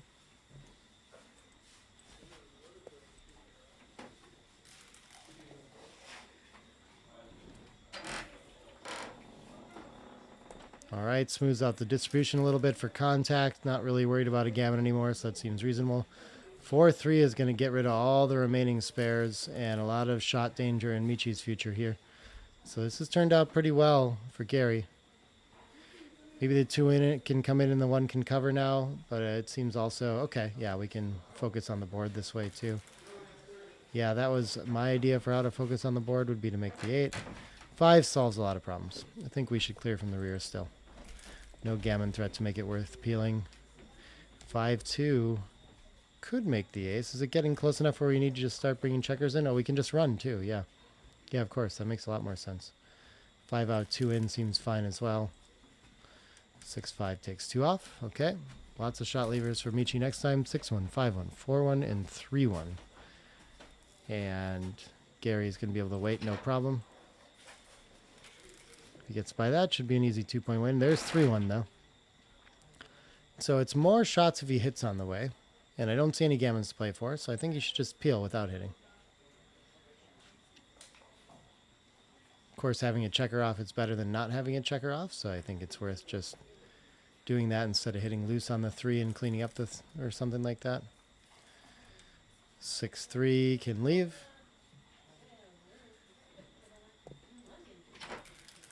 No shots after this now. And should be an even 11 away match after this.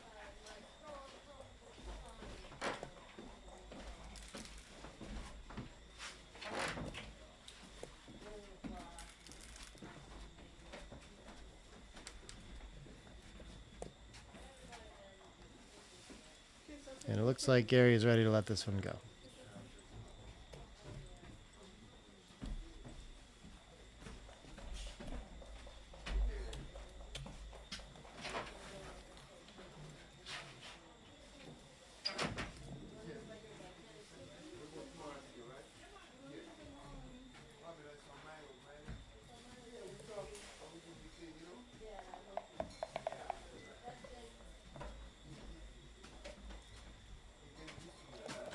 Six three is splitting in the opening.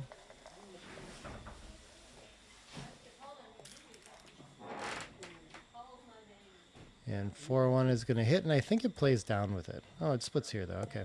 Not sure what the difference is there. 4-1. Makes the ace and brings a builder. Sure, why not? Not under as much splitting pressure against this good distribution.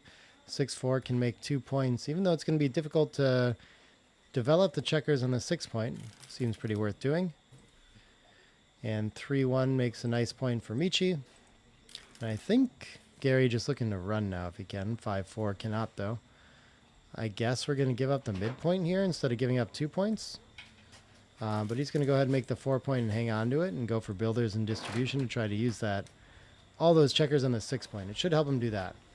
Making the 4 point is very nice here, but he could hit in the outfield as well. That's a tough decision. Yeah, I guess I can see how we can, like, we're just letting our opponent build and maybe fill in the 5 point. We have the better board, so why not go for the hit? Yeah.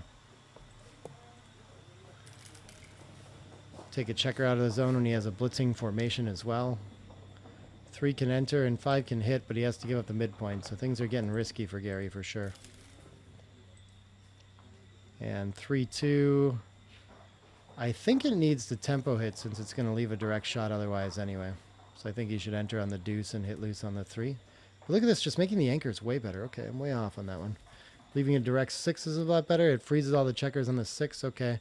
Yeah, I mean, I'm not surprised to see Michi think about this tempo play. It makes a lot of sense to me with the blots around. I'm surprised it's so much weaker than anchoring too. Really am. And he's going to go for it. Okay. 6-5 is going to fan. He's going to feel like he made a great play there. And he has a lot of threats. Small racing lead, small positional lead. Feels worth a cube, but it should be kind of thin, and I think Gary should have plenty of play here too. Wow, it's too good. Because the midpoint's given up, and he has 3 back and 3 more blots. So that follows like the 5 blot rule.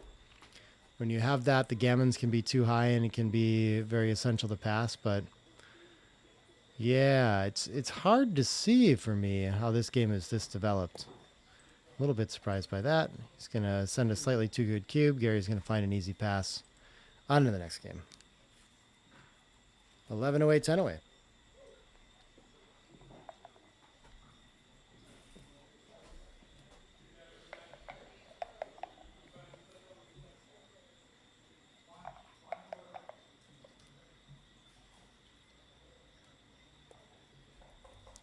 Four two to open. Makes a nice point.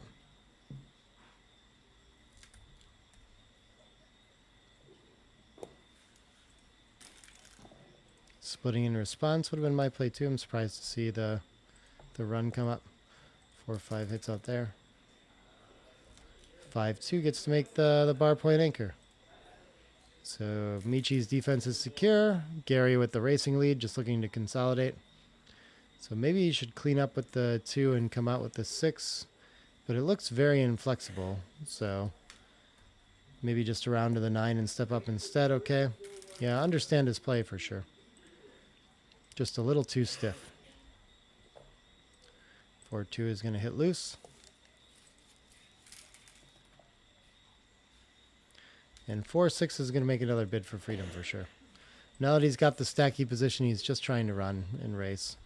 3-5 gets to hit again though. Well, the 3 hits, but then the 5 not so easy. But when we have the bar point, we can give up the midpoint a little bit more easily. So I think they're both just coming down. Interesting. The slot's a little better though. And making the 3 points a real candidate too. And I don't really see... Yeah, 2 down I would have thought was a strong candidate there. But it is not. Quite a bit off. 5-1 is going to hit, I guess. And a 5-1 return. Probably needs to enter on the ace and hit loose with the 5.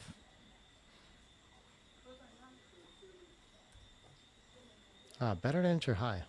Interesting. They're very close, though. Lots of blots around for Gary. Or for Michi. So there'll be a lot hinging on this next roll.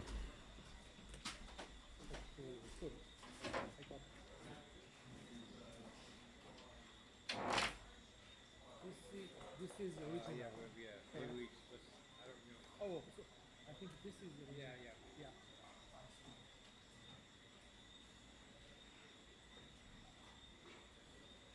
Glad they were able to figure that out together. I try not to touch.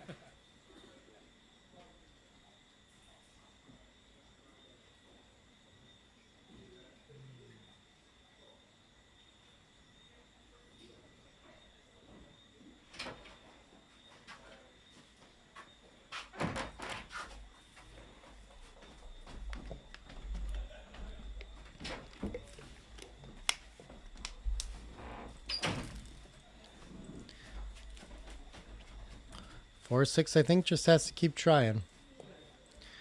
Now that all the checkers in the outfield are gone, too. Yeah, I really understand all the mistakes Michi's making in this game. This is a weird one. 5 hits. Ace covers. Ace 3 is going to be able to hit in the outfield. I think that's worth it there. Yeah. Can't let him just build and attack us either. Interesting. Could have come in on the ace and made less blots by hitting 15 to 12. I didn't see it until I noticed an error and looked for... a better play. 5-6 gets to reestablish the bar point. Okay, Michi's got his defense again. What can Gary do with this? He can't hit. So I think the 6 should clean up 12 to 6 and 13 to 8 probably. And then we'll leave the blot on the 15 in indirect range. Oh, the 6 can come out that way. Interesting. I'm not sure why the tempo would be important with that. But I guess we're just under the gun too much. Yeah, and he's really going to build on us a lot. So we need to do something about that. Okay. Interesting that the tempo hit to the ace is the strongest too afterwards and not something like 13 to 8. But 13 to 8 is very close. Nice find, Gary. And ace 3. Gonna hit for sure. And the 3 can go for distribution to the 5. Yeah, okay. Michi back with some teeth to this position. 3-2 is gonna hit his choice of blots. Goes for the version that does not leave returns. I'm sorry, no, he links up the blots. Yeah, that's right. 4-3 is going to make a point. I don't think it wants to point on head most likely. Is the tempo essential is the question again. I wouldn't think so. I think I'd make the pure point. But yeah, look, this is super close. All of them. Great merit. The distribution better after making the 3-point too. So it's like Michi's going to find the best of it again. Aces doesn't look very strong here. Not a lot of room to move. I guess he could hit on the 5 at least. Then would he want to lift that? It's interesting to switch with the 12-point made. Yeah, this makes the most sense to me though. And 4-6 is going to fan. Is this enough for Gary? Threatening to send a second checker back. It's against an anchor, though. It doesn't feel like much to me. I feel like it would be a take anyway. Yeah. 4-3. 3 can see the light. 4 can safety up. And he's got pretty clear outfield control as a big piece of this one. That's looking good. But he's a little inflexible. Needs to get some of those spares onto the 8 and the 6 to progress this position. Yeah, maybe going for the point or something like this. Okay, yeah. Can keep threatening the other. That makes sense. Like the instinct to step up, but he finds a better play. This probably wants to just pop out to the bar with the racing lead. I guess it could hit loose on the ace too and go for an attack. Just feels like too much to leave everything back there, so I think I want to pop out.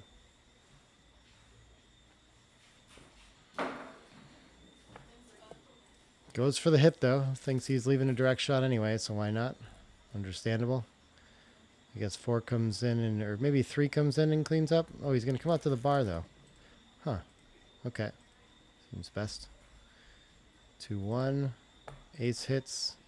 The 2 could split, but then we're pretty wide open, I guess, when we get hit on the 8. So maybe cleaning up is a little more prudent here. Sure. 4-1 gets to hit, and then the 4 can just clean up.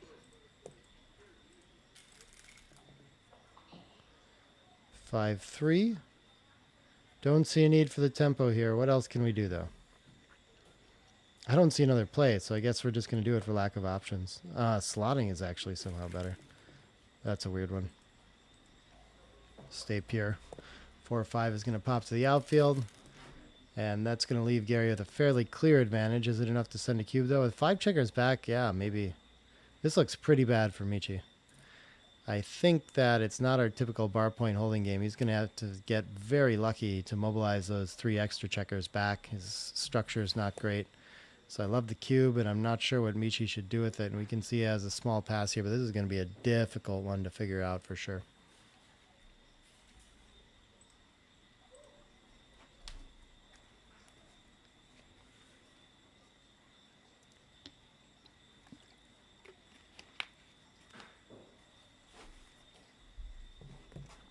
Michi's going to take it, after not too much thought.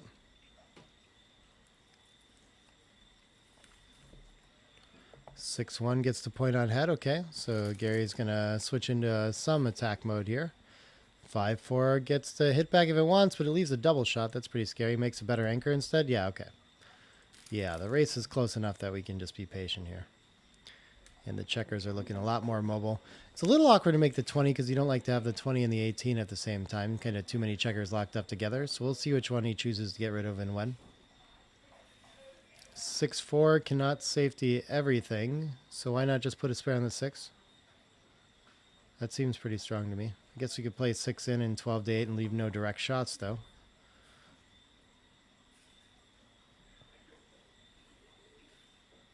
Both very close candidates.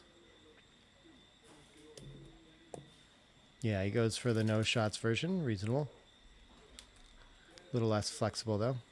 So the 6 can pop out and the 2 can cover, and now we're getting ready to leave one of the anchors because our board's nice and strong. 5-4. I guess we're just stuck playing behind.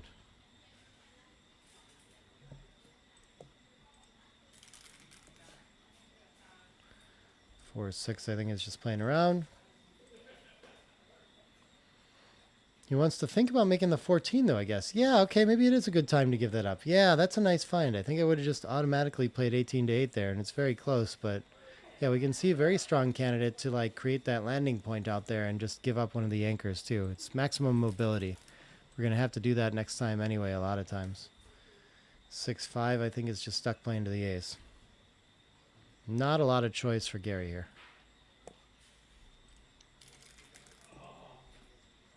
And 6-4, I don't think he wants to keep the contact on the 20 point here, so I'd just be vacating from there.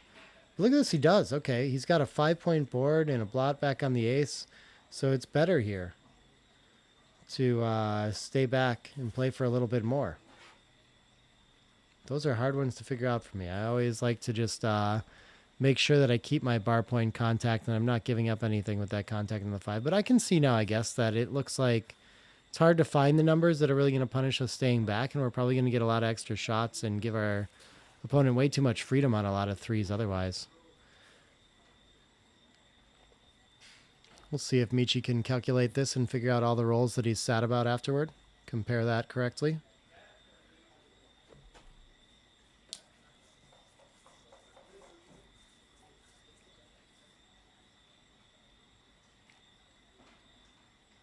This is marginally better than running from the 20, but not by too much. Best is still to just volunteer the double shot and cover for the 5-point board and play for maximum contact. It's not an easy one to find.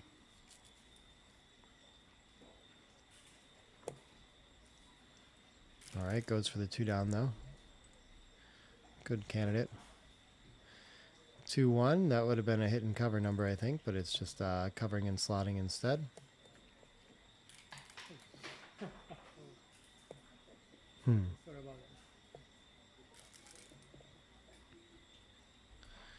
that. 5-1.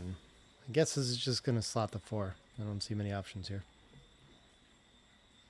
Just get our board ready, play the checkers around, can't leave our anchor, keep the contact. 6-4 clears the 12 beautifully and gets nice spare distribution. Gets ready to threaten to attack later. 2-1. Okay, now Michi's ready to not be picking past. So he's going to step up with a relatively close race. Double sixes, gets rid of all the spares. Maybe Gary will have a cube after this, but I mean, not a lot of threat of market loss here either. Definitely has enough race if he rolls a set. Oh, never mind. He sent the cube already, so there's no thought there then. All right, 2 off the 6. Running out of time to wait. Needs a set to save it. 3 in and 1 on the bar point. Looks like good distribution for covering the ace and getting in later. 4-6 is going to be forced past. And Michi nearly half the time will hit for a win here. 3-3? 3-2. 3-2 just covers, and there's a few rolls that don't get by now. 6-1 is not one of them. And so now Gary just cruising into a 40 pip lead. Should be an easy win. Not many gammons here. And that should be 9 away, 11 away.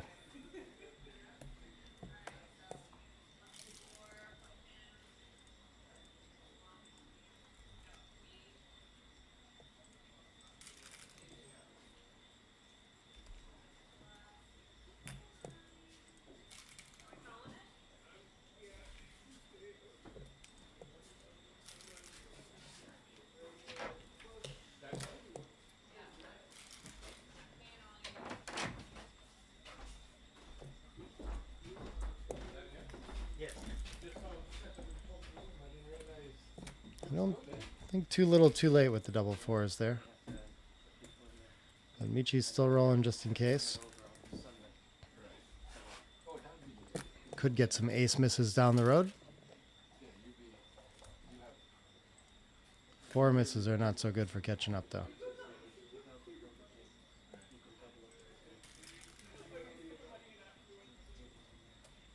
Another ace. Okay, so now there's a miss available to buy him a roll.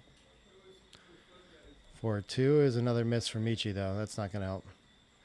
I think he needed 2 off there, probably. 3 rolls away, so I guess it's still possible.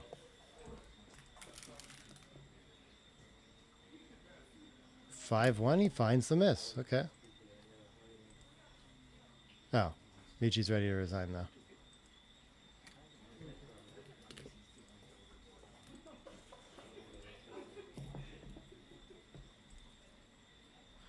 Nine away, 10 away. This is the score. I don't know if I said that right before.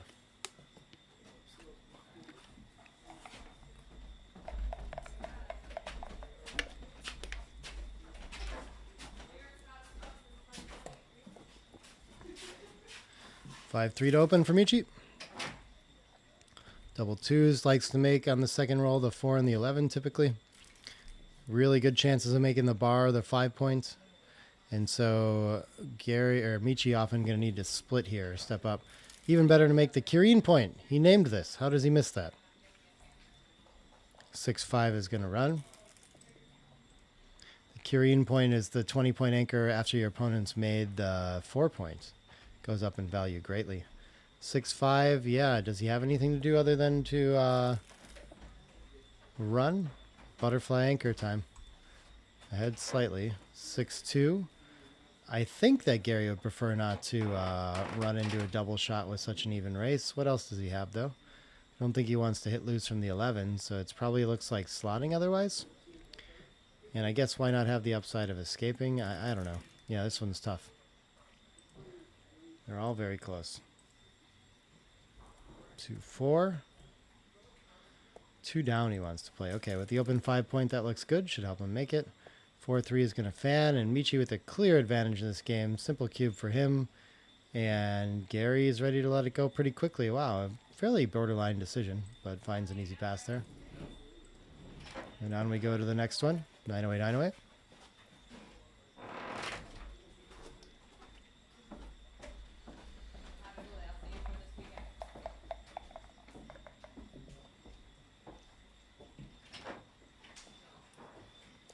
Four one, and Michi wants to slot this one open. Okay. Interesting minor deviation from theory. Very close stuff. Aces is going to choose to hit. I think that's right when your building potential is so good. 3-2. Can hit loose again or can anchor. I think I would tend towards the loose hit since it's only the 22-point anchor, but we do have 3 checkers back and on the defensive. Last spare on the 8. Lots of reasons to play that way. And 6-1. Yeah, I guess building a point is better than escaping to safety and making a stack of 6. So I like that, especially with 3 checkers behind it. 3-1 gets the point on head. Beautiful shot. And 3-5 doesn't quite reach, but it can bring a spare down to the 8. Not bad for distribution. Evens out the 13 and the 8. For what?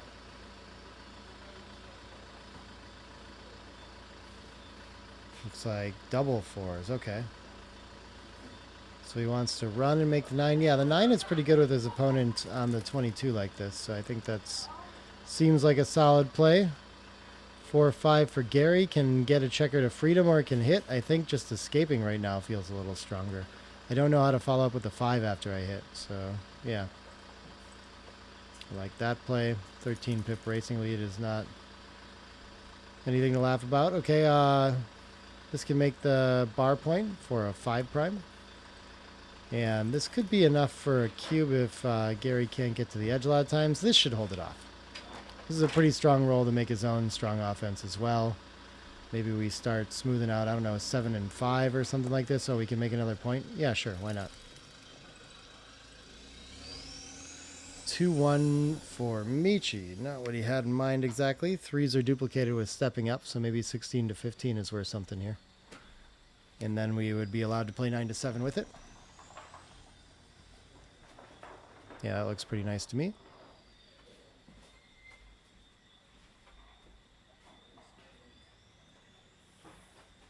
I'm not sure why... Oh, I guess he's already duplicating 3s. So that could be part of it. But why not get closer to home and closer to escaping next roll? If it duplicates either way.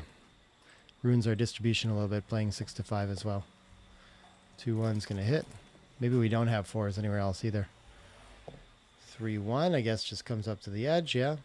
Mobility, don't really want to touch any checkers on our front position right now.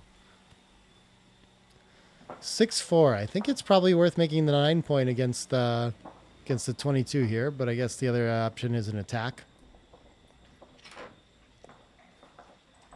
2 down, things looking nice for Gary. Still stuck behind a 5 prime though, and it's a 6 prime now. Or does he need to get to the edge? Wow.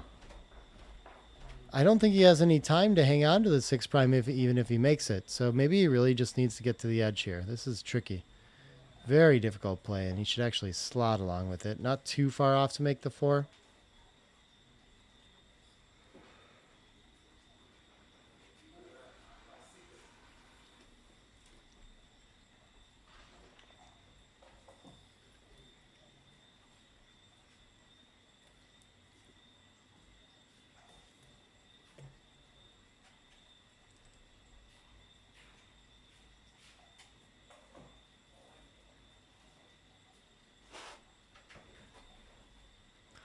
I guess the slot required, because he's going to need so much time to escape all those sixes, really needs to make that structure in order. Needs a lot of flexibility and can't afford something like 7 to 5 with 2 of them after stepping up to the edge. Slotting gets very good in those kinds of situations where you just need things to go your way so that it can progress smoothly to stay in this game. Fits well with primes as well.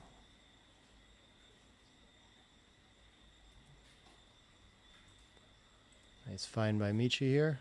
Did he hit the clock on it yet?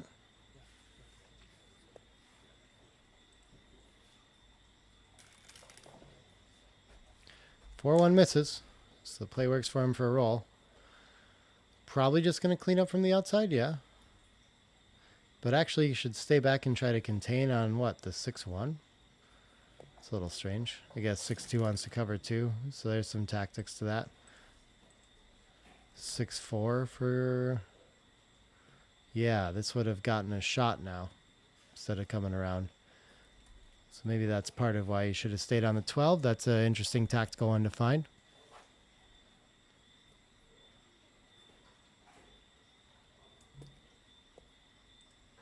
Like the decision to switch 8 to 4. Leaving indirect seems better than leaving directs. Ace up sees the light now in case he can't cover, so that seems worthwhile. And the 5, I guess, is just going behind somewhere. And Michi is threatening to cover a 6 prime with a 7, but then he still has to escape a 6 prime of his own, so it doesn't feel like he has anything here. Does have the lead, though. The ace is pretty strong. So he can leave the back slotted and come around, hope for another ace to cover the back. 6-1 is pretty perfect. 6-6 is very good. And 1-2 can get to the edge again, smooth out distribution. He's got to try, force his opponent to attack him off of it. And I still think being behind a 6 prime that Michi doesn't have much here. Even when he can attack and close out and complete the prime, he's still got a lot of work to do here. With 2 checkers behind it to his opponent's only 1.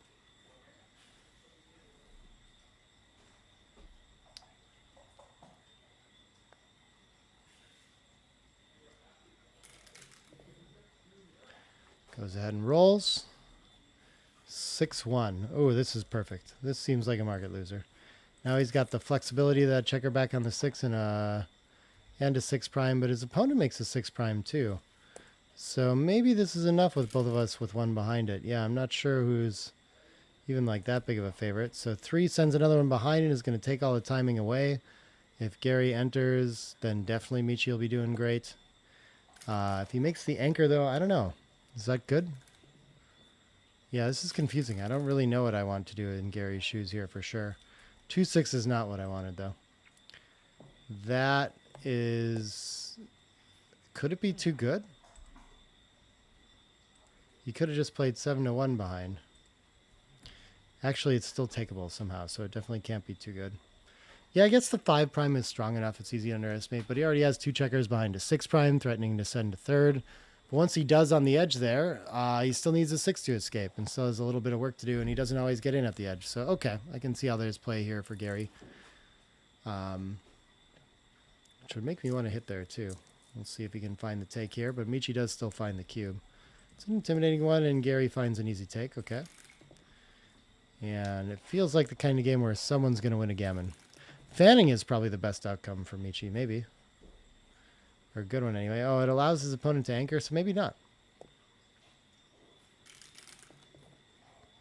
Oh, did I miss something there? Did he play the 2 already? I thought he played 2 aces there. Okay, whatever, I'll fix it later.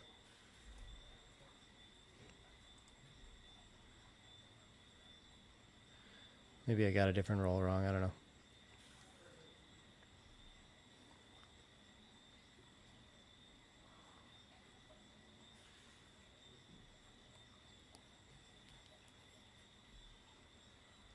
I'm not sure why he wants to play behind. It seems like it'd be better to play a 9-6, but maybe he needs to save a 6, something like this. 9-5, yeah.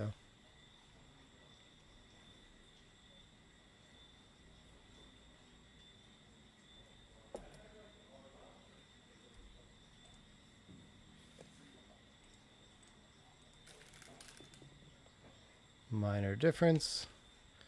6-1. I think this time he'll keep the point instead of hitting. Needs his prime to work and needs Michi to have to roll here.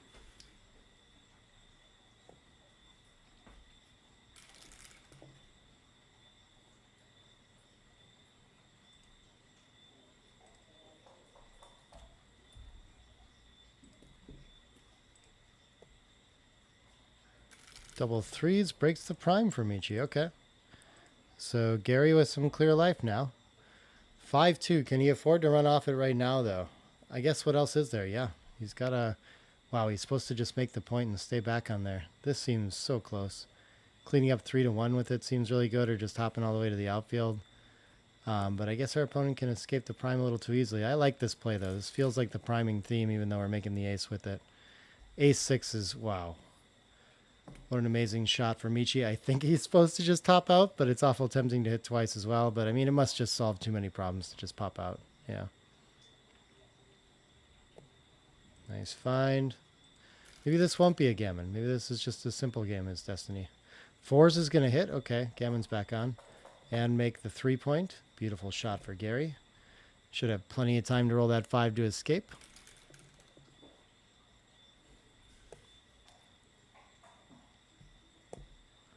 And he's just going to recube instead of playing on or anything like that. Yeah, I guess there's not many checkers outside and all this, yeah. And this is actually only a tiny cube, and he's behind enough structure to play this. Wow, I think I would have a very difficult time taking this one as well. Very confusing game. He doesn't always close out, still gets stuck behind Michi's structure. And Michi not risking very many gammons when this goes horribly wrong, too. So we'll see if he can figure that out and decide to play this game on a 4 cube now. A lot of equity at stake on this one.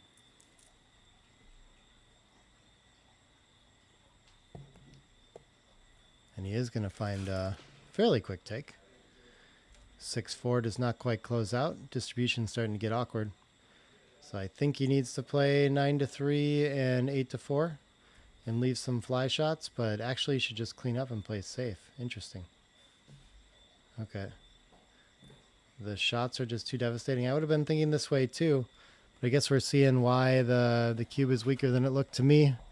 And Michi has such a clear take, is that there's still a lot of threat, a lot of teeth in this position for Michi. Just entering can hit in a lot of different places and cause a lot of problems. Still win gammons even, maybe.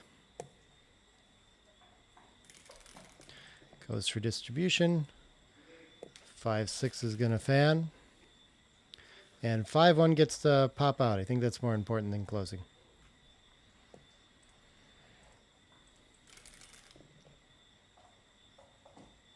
Is this a 2-6 that he rolled? Wow.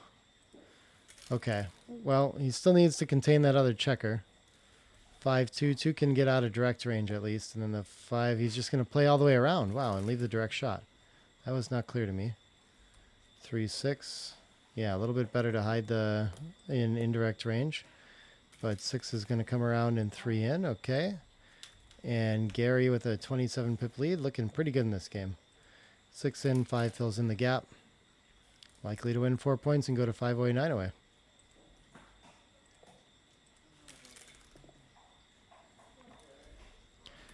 Five in and 4 off. Looks good. 2 more checkers in. Michi going to need a lot of help in this bear off. 2-1 help isn't bad, but I think he needs sets of its own. I think he's got to do his own work here. Just 1 off, yeah. Often distribution can be better when we have to spend both checkers to get the checker off, or both dice to get the checker off. 6-1 is 1 off, and probably another checker on the 4-point. Got to reinforce those high points. Make sure we have 4s to play for the whole game. What is that, a 4-1? Okay. And a 4-1 on the other side. Yeah, just coming off a 5, I think. All right, keeping it interesting, Gary. They're rolling some small ones. 5-4, not a bad shot.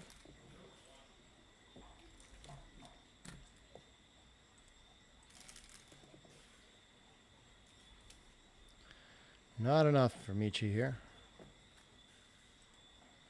I think he's going to be tempted to play 6-5, assuming that he needs a big set to do this. But he's going to play 2 days instead. Okay. 2 off. And 6s. Okay, a little bit of life in this game, huh? Not too much. 5-3 or better, I'll solve it. 6-1. Just needs an ace next roll to have hope. And he needs a set along the way, too. 5s or better, it's going to be. After a missing ace. And he gets the ace. Okay, so he's going to get a chance at it. 2 rolls to do it. 2 out of 36. 4s is just shy. Okay. And on we go. 5 away, 9 away.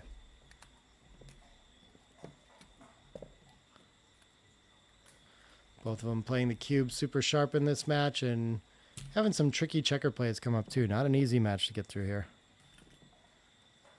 5-1 a while ago was illegal, Dimitri says. Yeah, okay. I knew it was something got missed there. Couldn't have been me transcribing wrong.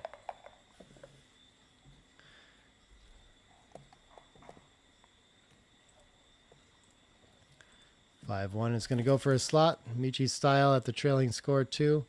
And it's going to force the 5s to make the 3 points. A small advantage for Michi. 6-4. Not what he's looking for follow-up. I guess it'll make the deuce.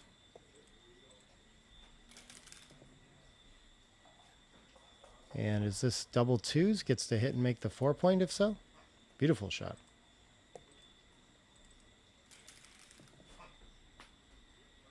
And 2-3. The 2's in. I don't know what to do with the 3. Can we really hit loose here? I guess what else do we have? We have shots everywhere. We're stepping under the gun. Why not? And Gary is ready to send the cube even at this score. Okay. A little bit aggressive at 5 away, 9 away. But must be good at normal scores. He's going to see if he can take advantage of the gammon threat here to get further in this match. Michi's going to fan, so he's in a step in the right direction for sure. 6-2, I think it's time to start thinking about preventing a second anchor, hitting loose on the deuce. The 2 down brings material into the zone to continue the attack. 5-4 enters 1 high, and Gary needs to knock that checker off the point to keep the blitz going. Can't do it, so I think the 4 should cover. Oh, it's double 4s. Yeah, okay, then he can do it. That's beautiful. Makes the 5 point. 1-6 for Michi. Needed a deuce there. 5-2 can't cover though, so maybe he'll get another chance. I guess he could play 11-4, but I'm not sure that gives enough cover, so I'm probably just playing from the back checkers somewhere, looking for mobility.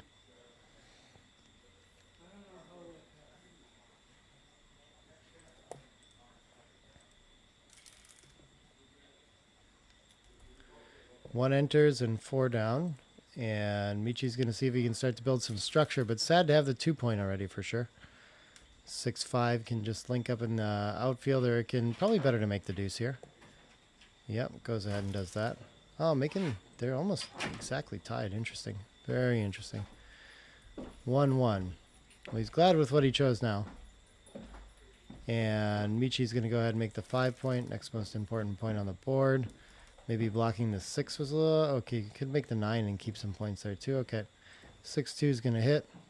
Send a 5th checker back for Michi, and he's in a lot of trouble in this match and in this game. He does look to have the timing for an ace point game, though. Eventually, just going to lose a lot of gammons when it doesn't work out. Maybe even backgammons for the match. That can happen with this many back for sure. Michi fans. 5-4, I think, is going to look like 2 in somehow. Well, from the front. Okay, sure. Guess I might have put an extra checker on the 6, but when we want to clear the 6 point as soon as possible, it's a little bit better to play like his instinct showed him there. 2 off the 8.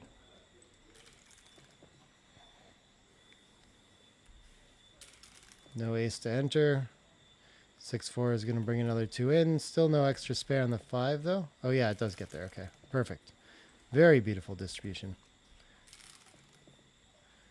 So yeah, Michi's got to be really sweating a backgammon for the match right now. Real possibilities. Almost 20% here. Another fan's going to bring that up a little more, I think. Ooh, 6s is going to leave a shot, but does a lot of work too. So if we can avoid the 6-4 or the 5 or the 1-4. 5-4 is going to send it back though. Okay, and this could end up saving a lot of gammons even. If you can figure out how to contain though, but which is difficult to do at the made deuce point. I think making the 20, it's hard to see what could be much better than that. Still some backgammons here when things go right for Gary. Interesting. 4-5 misses, but it hops in and pops past and forces 4 or 11 to hit. The 3-1 gets there. Okay. 4-6 is going to try again. Hops past, looking to dodge a 3, and he does this time. So maybe the 5 to the 19 gives the best outfield coverage. Most shots when you can't get there. And the 2 could come in. Distribution seems even. Might as well have that to get off a few more gammons, I suppose. 4-1. Okay, we're going to get a double shot. I guess advancing closer must be a little bit better.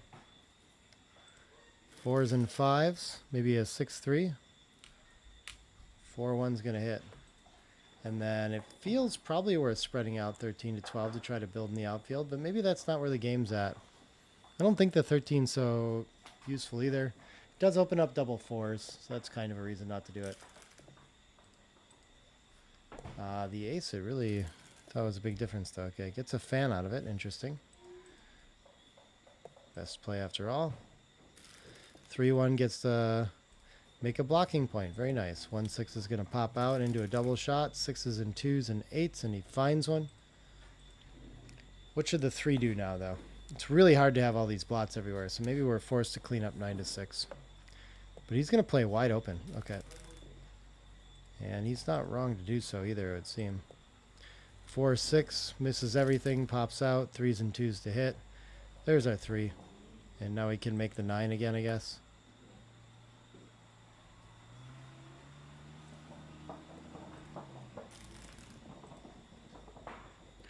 Four, 2. Enters high, and we lose our last spare here. So a little bit of cracking risk for Gary now, too. And Michi at this trailing score has to be kind of trigger happy with the cube, too. So we'll see if we can find something here. 6-1 could just clean up 2 checkers. I guess I don't feel like we really want to leave shots here. So maybe, oh yeah, the other one's an indirect range, so hopping out to the outfield of the 6 seems okay as well. But yeah, look at this. It's a little bit better to just make the 12 point. That's interesting. Interesting blocking point. 3-2 is forced, and it's going to free up another checker. And is the shot at the second one, if you had like better board and everything, I think it would clearly be enough.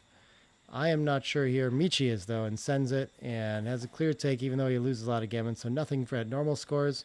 But at this 9-away, 5-way, it's a perfect cube. We'll see if Gary can figure it out. And he's going to pass it instead. Okay. Giving up a little bit there.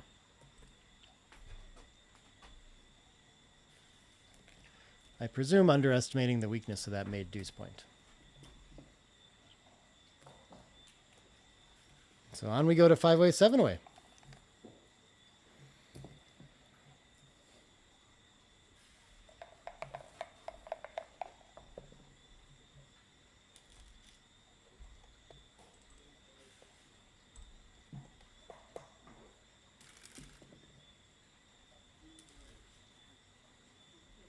I think it probably wants to run past. Makes the 2 point instead, though. Yeah, not enough ahead in the race to really want to do that. Understandable. 5-3 makes the 3 points. 6-5 can escape a checker. White happy to get into a simple game with the match lead. 6-3. I don't know what this should do. You shouldn't be super excited to split, but shouldn't be super scared to either. Everything else plays poorly. So yeah, why not do something with the back checkers? Running all row the way seems to leave a few too many shots. Opens up the double 5 splits, which I do believe will make 2 points, yep. But they are completely out of order. 4-1 enters. And so I don't think Gary's going to have any sort of cube here without more material in the zone and likely to leave shots so often here. Michi wisely lifts a blot and makes sure that he doesn't have extra things to deal with against this 4-point board. 6-1 gets a bit more material in the zone. Looks really nice for him. 5-4, I don't think wants to run and get hit in the outfield. So, yeah, maybe he could play like this in 13 to 8 to reduce blots out there. Or he can just play all the way into the 6. Okay. Yeah, that makes a lot of sense too. It's just too painful to get hit here, so he's got to be a little more careful than normal. But playing to the 10 and the 9 is not too far off.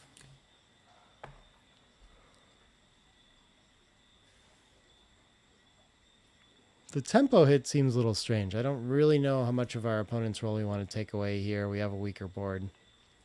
So a lot of things arguing for playing a little more safe than that.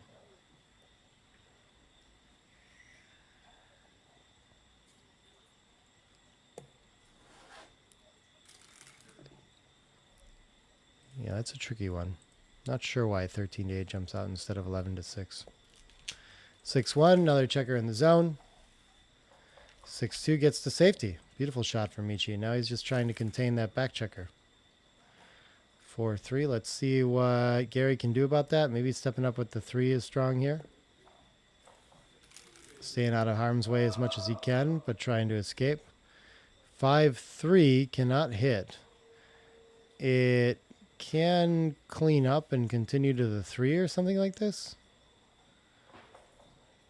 Not a great roll, though. Stacking up the 8 with 7 checkers looks even worse.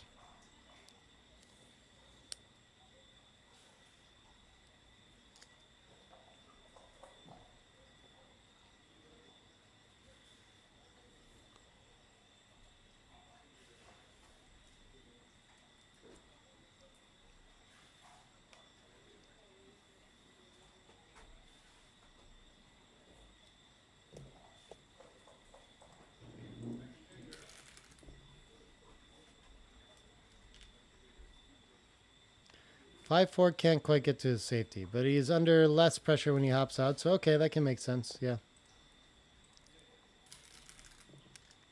Out of room to do much else too. 4-3 is going to hit. Keep him from escaping for a little while here, and even out the race completely too. So a lot more hope in this game for Michi, but still going to have a lot of trouble developing his position to make any sort of threat that way. Oh, he's going to keep some flexibility by keeping the blot out there. Very interesting. I would have thought to just clean it up because the 6-3 doesn't really seem like worth a whole lot. Those checkers are so dead anyway. 3-2, 5-2. Okay, so he's going to enter high, play down there, sure, provoke contact with a better board. And the distribution play works. Ends up getting him the 5 point. And now there's a lot of threat for Michi here. 2 in, and 3 can play 9 to 6, not much else. Very close race. And Michi's distribution not good enough to send anything here. This is going to improve it quite a bit, though. Spares on the 6 and the 5. That was an awesome shot for not building anything. 3-1. Can't do anything about escaping, so I think it's just going to slot the 5 point. And does Michi's position have enough teeth to send it here yet? I still don't think it's quite enough. But there are certainly threats here. And look at this, just enough for a cube. Okay. Trailing score is going to push it over the border. Maybe it's still good for money by the numbers. Looks close.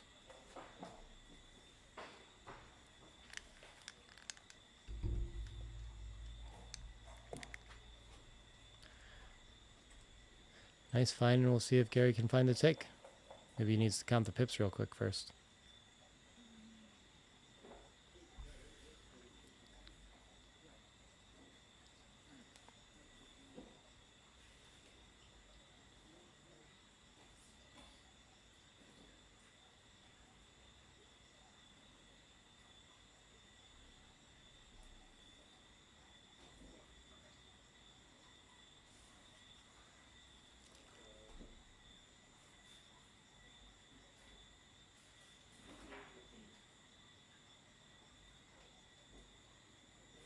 Might be worrying that he's going to get hit loose a lot with those 2 blots on board. And that the attacking threat's a little more than it looks like it usually would be. But if he's ahead in the race and knows that, I think with a single checker back, he should see he has a lot of game that way. And not a lot of gammon threat with so few checkers outside, too.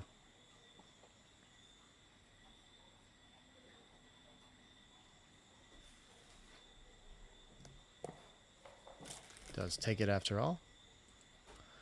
And 5-1 does not look like... Maybe it needs to attack because the race is too close. I guess Michi wanted to capitalize on the upside when he did hit loose and get away with it, and that was part of this play. Is this clear with the 2 hits? Yeah, I can clean up the 4. Okay. Yeah, so we got to start playing Impure as Gary. 5 in, 1's going to hit again. Can't just let him get to freedom. And 1-4. Can Gary afford to hit loose with the better board here? They're very close. Probably more clear at any other score. And he gets a fan out of it. So this could be a huge game for Gary. Can't cover yet, though. Oh, 6-5 is legal? Okay, now he can. Good. Good for him. 4 down, I guess, and make the 4 point. Beautiful. And Michi finds a 5 in. 6 not so good, so I guess he's just going to run with it, even though he's down in the race. And what is Gary going to do about that? Is he ever going to recube this being 5 away, 7 away? He certainly has market loss. He's threatening some gammons, which he weakens by sending the cube. It's hard to see what the game plan is for Michi, too, but yeah, okay, he's not even that big of a favorite. With a dead checker and an open 5 point, Michi's got the more pure board. 4-3, where does this go? 4 lengths up and the 3 steps towards home, okay. Reasonable. 4-1 can cover and hit. Beautiful shot.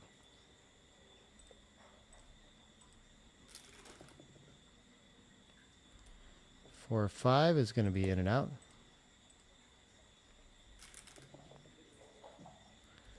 And 3-1 can hit loose. Not hit loose, but hit, you know. 2-6 fans, and finally Michi with some initiative after sending the cube again. 5-2 cannot close the 4 point, though. It can make blocking points, maybe the 8 and the 7. Yeah, that looks strong. 2-6 fans again, and not a lot of gammons here when Michi closes out with only 6 pips outside. Less than 10%, I think, even, but the wins are looking good now. I think he's caught up enough in the race, too. But a 4-5, 4-6 is huge for Gary here. Even race holding the cube would be totally happy with that.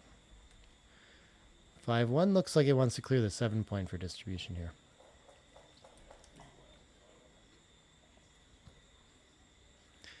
Spreads the spares out on points a little bit easier, where it looks just stackier when we clear the 8. Though the 7 is the more valuable point for sure. Just don't think we're going to keep either of them for long anyway, so it seems more important to go for distribution here. 5-6 fans again. 5-1 is going to make the ace, I do believe. And a 4 in is not enough to get back in the race anymore. So he's going to need contact to win, most likely. 2s closes out. Beautiful shot for Michi. And if he does very well in the bear off here for a bit, then he can start to think about playing for gammons. But for now, he should just be playing safe and for the win. 2 fans. 2 what? 3-2. Yeah, okay, keeps his good distribution there. Doesn't need to think about clearing quite yet. 6-1 can get awkward, but this is okay for now. And 6 what? 6-3. Should save all the gammons. We should be at an even match, 5 away, 5 away.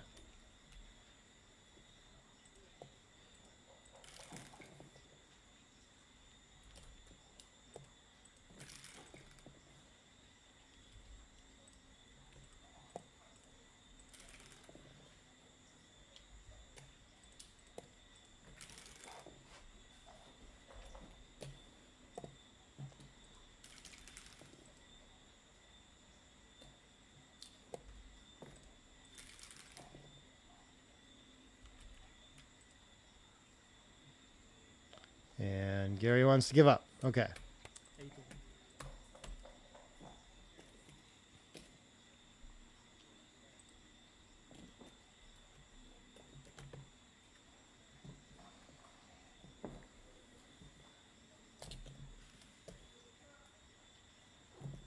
Play thinning out in the hall. I hear Chouette still. I can see Bob Wachtel and Hakan Thorson playing on the other side of the bracket here.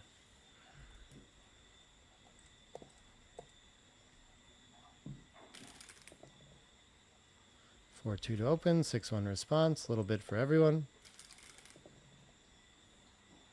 And 5s is a little fast, but it fills in okay. 6-2 is not going to want to split then. Probably 2 down is better than slotting against the 3-point board. Let's see what Michi can find with the follow-up. He can make the bar point. Okay. Would have really liked to split, but I mean, this is pretty strong as well.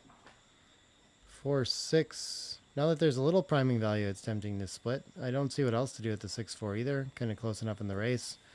But running to a losing race like this just seems like the wrong idea, but okay, yeah.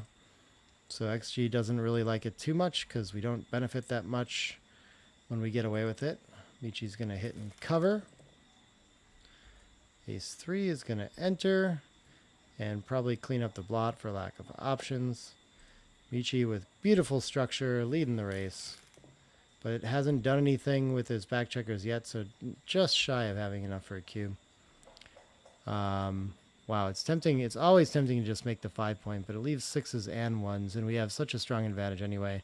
So maybe, yeah, and our opponent doesn't have anything to do with 6s, and all the low numbers are very good. So maybe we just play 13 to 11 and split and try to work on those back checkers. Oh, the slot is interesting too. Okay. We also have 24 to 21 to try to escape and duplicate the aces that are hitting in the outfield with pointing numbers anyway. Yeah, I like that. That's a tricky one.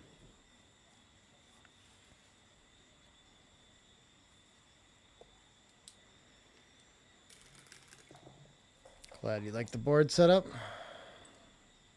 Alex. So 6-3. 6 has nothing to do because he kept the bar point. That's good. So I suppose hitting from the midpoint seems like kind of the only option. Let's play B. And then, yeah, as we can see by the evaluation, is he going to be willing to play this is the main question afterward when Michi's cube comes over.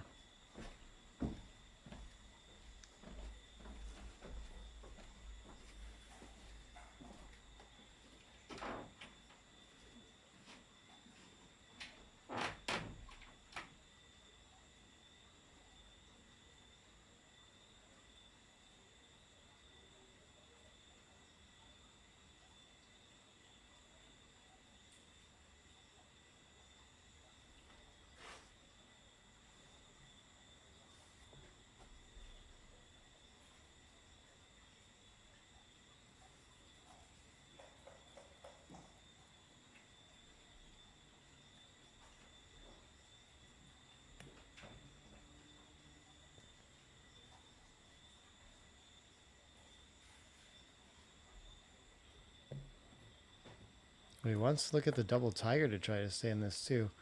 Of course, it would be curious to look at this with the cube on the other side. I'm not going to care too much, so if anything, could bait him into like 2 good decisions here too. But yeah, this is definitely tempting Michi to take a roll. And a 6 up could make him feel like could get Gary back in the game somehow. Okay, but he sends a 3rd checker back. Probably going to end up too good after this. 2 in and 3 covers. So what is this now? So there's work to do from the bar. Now he's going to send it, and his opponent still has a take here now. And Gary's going to snap that up with the improvement. Interesting. Well done by Gary. To have found like a sequence where he could get back in this game. Maybe not the best play, but it kept the cube off and then allowed him to get back in this way. 4-2. Is he under enough pressure to have to split into this yet? He's going to go for the tempo hit instead? Yeah, that makes a lot of sense. Yeah, too much pressure and attack value there. Oh, the 2 down, he's going to play with it. Okay. 5-4 anchors up. Everything's looking great for Michi. 6-2. Can't do anything with the back checkers. So probably just needs to hide the... Well, I guess he could make the 11 and the 2. Make a blocking point. Why not? Could make some bad 6s. There's a little bit of benefit for a roll.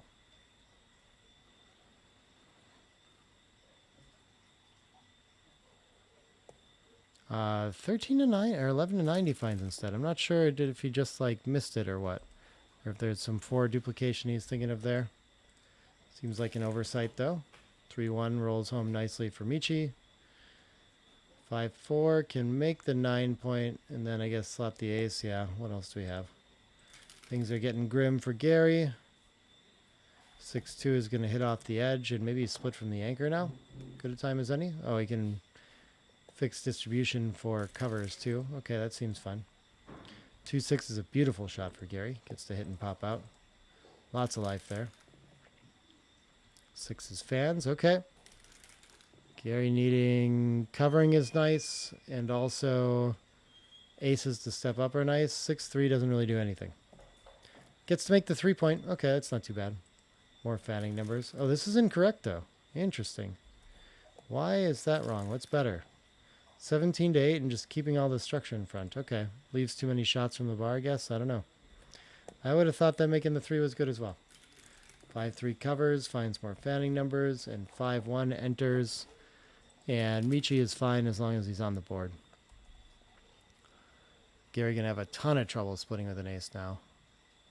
Can't get this checker to safety, so I think he's just forced to play it to the 9 and play the 8 point in. I just don't think there's room for anything else. Oh, he's going to stay in indirect range instead. Okay.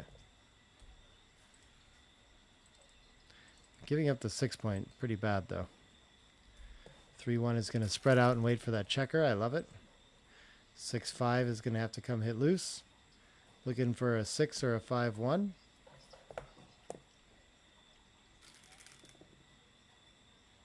4-2, no good. And double 2s. This can clean up at least without having to break any new points. 4-2 stays out and waits for Gary to crack a little more.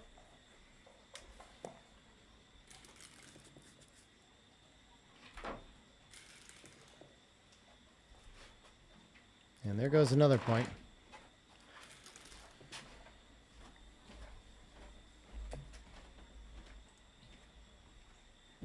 Gets into position to try to cover the ace-6 if it hops out. Ace-3 not forced to step up, and so he won't. Going to keep the anchor and avoid being attacked off the board.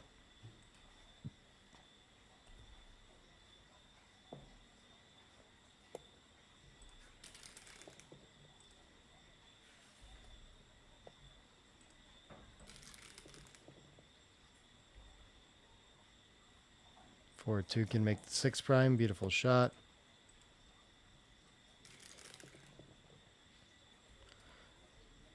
1-6. Just in time. That's what Michi's thinking.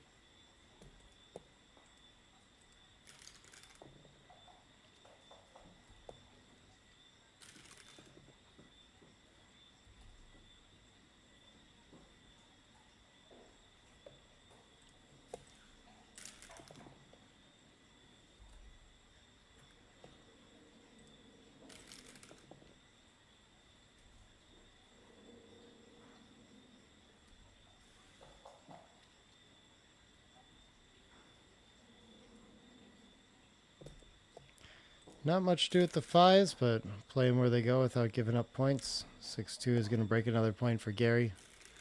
Unfortunate. Michi gets to clear the 7 safely, but he has a gap on the 4. Small liability in the bear off there. 6s is going to save all the gammons. It can win the race too.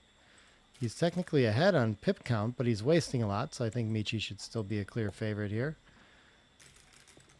But it's getting close. It's not too far off, and 3s is enough to really turn that almost all the way around.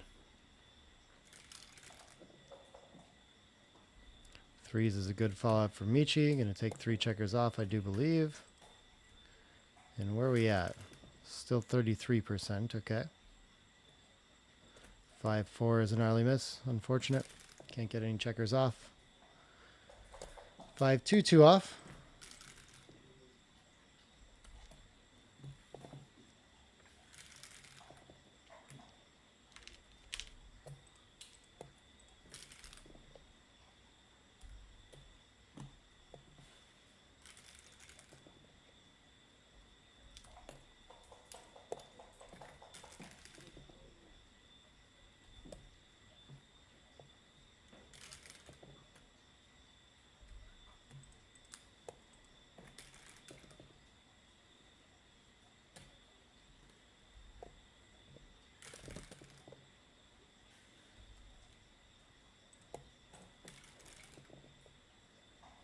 Well, there's one set. Okay. So a little bit of hope for Gary.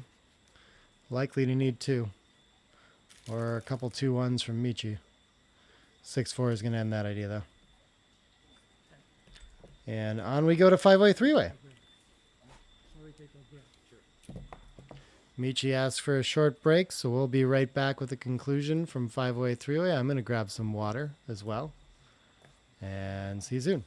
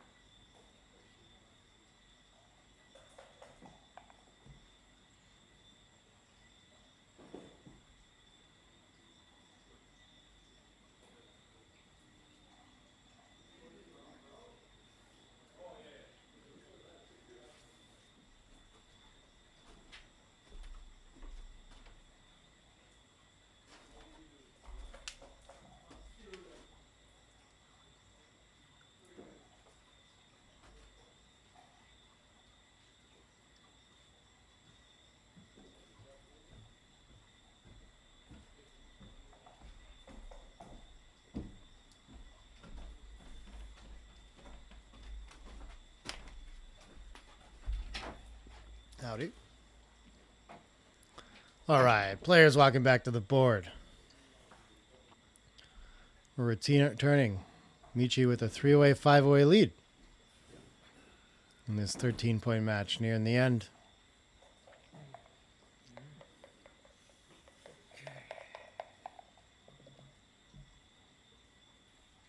3-2 to open, so he's going to want to split at this sort of score for sure.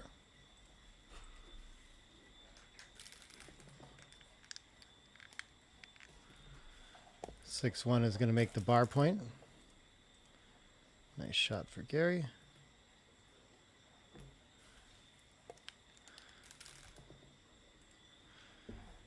5-2 gets to find some mobility and make the 11. That looks pretty nice. 5-3. Usually we don't want to trade these points this way, so splitting looks like a candidate too, but okay. Very close. 3-1 makes the 5 point. Always a nice one to make there. Yeah, we can remake and split now. Looks pretty strong for Gary here.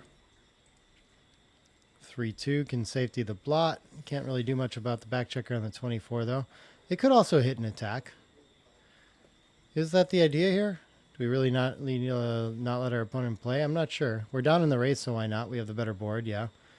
And the 3 still feels like it wants to clean up, but oh, it should step up and try to escape now while we have the chance. Lots of close plays here too, going full blitz with 10 in the zone. The 2 checkers on the 11, maybe those count as in the zone. They're a little bit out of reach, but okay, yeah, this feels like the natural thing. 6 is fans, and Michi in great shape in this game. Maybe normal score cube, but at this one I think he's got to wait.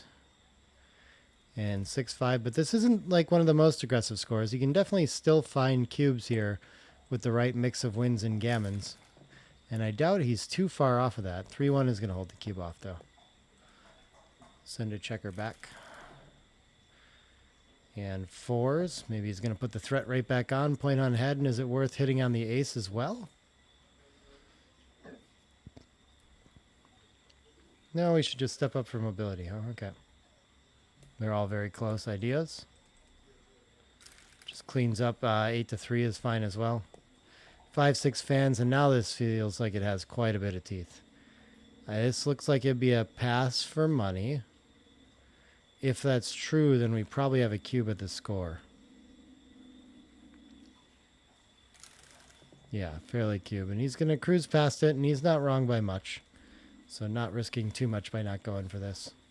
6-5 probably wants to just come around, but we could think about hitting loose on the ace as well.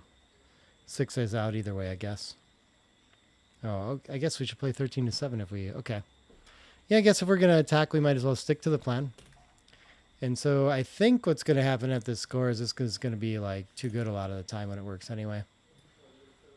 So maybe just trying to leverage the cube and play a little more simple matters more at this score too. And let's see if he finds it now. He paused and thought about it last time, so he should feel good about it. And we've actually arrived at past territory. I wonder if Gary is going to feel that way about it.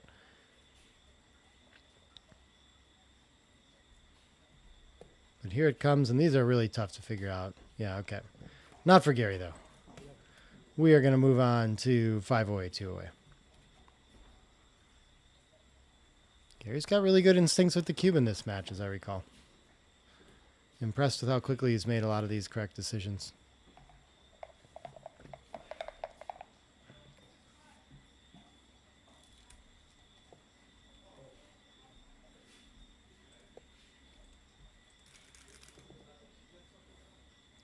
Five two tends to like a tempo hit on the ace after the split with the 6, but Gary's going to go for the simple split close. Not a big difference. 6 in and 5 down and keep the builder on the 11. Looks good for Michi. Can be tough for Michi to find cubes at this score. 5 down and slot looks pretty strong here. Needs to start working on his board. Making an anchor would be very nice as well. 6-3 can make the 5 point. Beautiful shot. Double 4s. I can get a blot to safety in a relatively even race, or I can make the 5 and the 4. I think I'm going for the board here. Alright guys, see you tomorrow. Good night. A little too stacky when we run, and we're not ahead in the race anyway. Plus he's down in the score, so maybe that incents him to play something a little more volatile too. I don't know. But okay, understandable mistake there too. Looks pretty nice to clean up and play an even race and not deal with the checkers back and the risk of attack. 3-2. Not a lot of room left for Michi in this front position, so it's getting a little stacky. Sixes can't quite escape. It can pop out and make the deuce 3 times. I guess that's the best we've got. And if he's missed, he's doing really well in the race. Still lots of life for Michi either way. 4 is going to hit. I don't know what the 3 should do. I guess he can leave indirects all over the place with the blot and board. Why not? 3-6 wants to pop past and try to dodge 4s and 1s.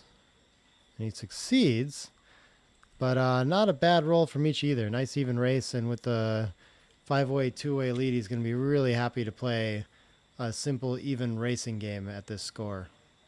And he can take a little deeper even if Gary gets the lead because of how valuable that 2 points is to him.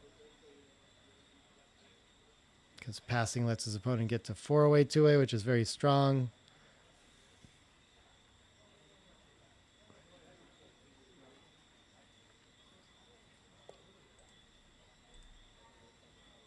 Gary's going to orient himself to the pip count and realize that he needs to take a roll. 4-1 is going to come around to safety.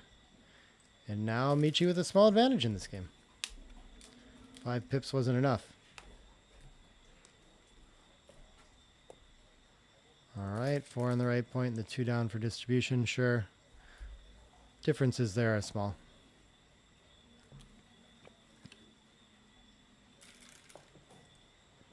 Gary wants to get his board ready. Maybe there's better things for racing distribution, I don't know. 5-4 breaks contact with a decent lead. Michi's still happy. 2s is not a bad roll for distribution though at all. He's going to bring 2 and bring 2 down. Okay. I think he needs to get some checkers on the 4 point, and that's going to start to cost him there. Not to unstack at least some. 6 in, 1 in, okay. 6-4.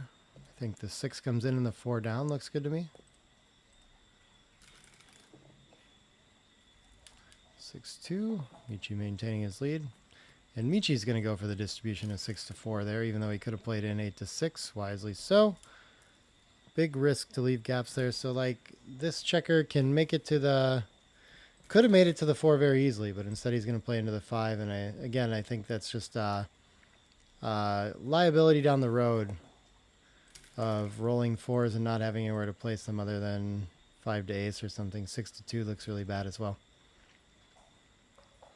5 in, 2 off, I do believe. But if he dodges 4s for the rest of the game, won't matter. 5 off, and then sure, 5-4 looks good for distribution. 3-2, they all kind of look reasonable. No majorly important aces. 3 off and fills in the 4. Okay, nice use of an ace. 4 ace.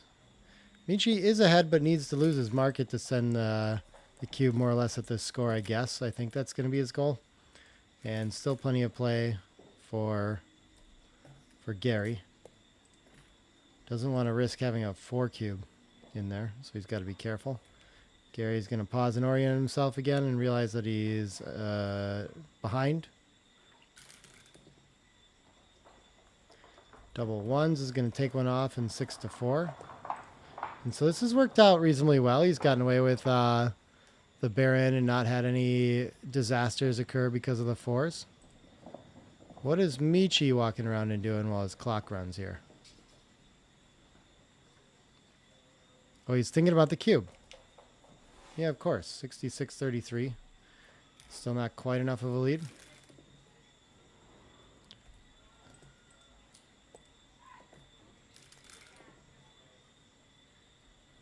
And Gary gains a little bit of pips, so it shouldn't be any more of a cube decision this time.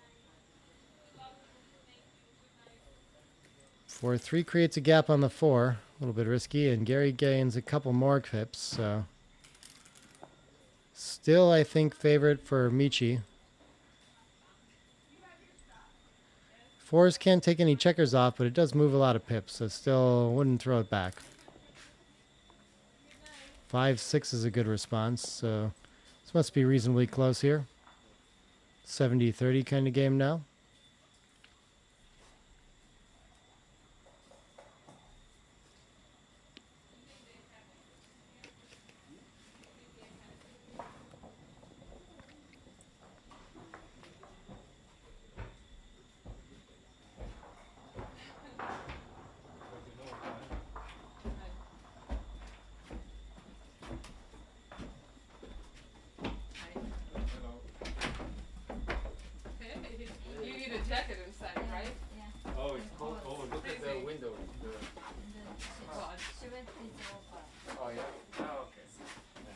Good night, sweetie.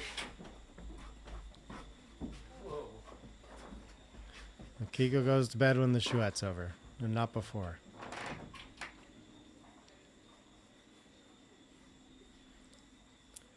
Another tough racing distribution that I guess Michi's going to use is all of his tools on to figure out. I know he's got them. Tends to be pretty accurate on this. This one would be quite a bit early, though. I'm not sure what the money action would be here, but he's going to have to be pretty familiar with the 5-way, 2-way take points, which I'm sure he is. I know he's got a book coming up about the 5-point match that probably covers things like this. The mathy side of it as well.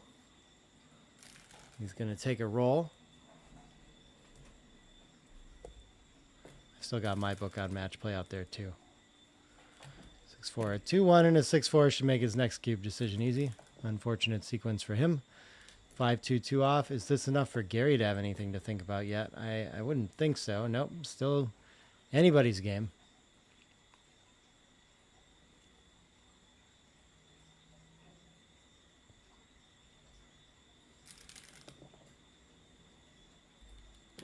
Four, 2, one more off. I think there's going to somehow just not be a cube in this game. Don't see that too often.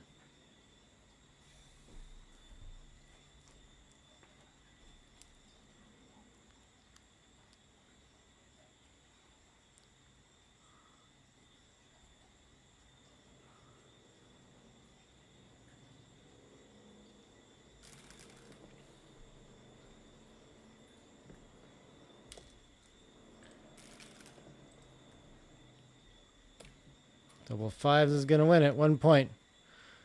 4-way, 2-way. It's hard for the game to stay that even where just neither of them can send a cube over at any point. It's funny.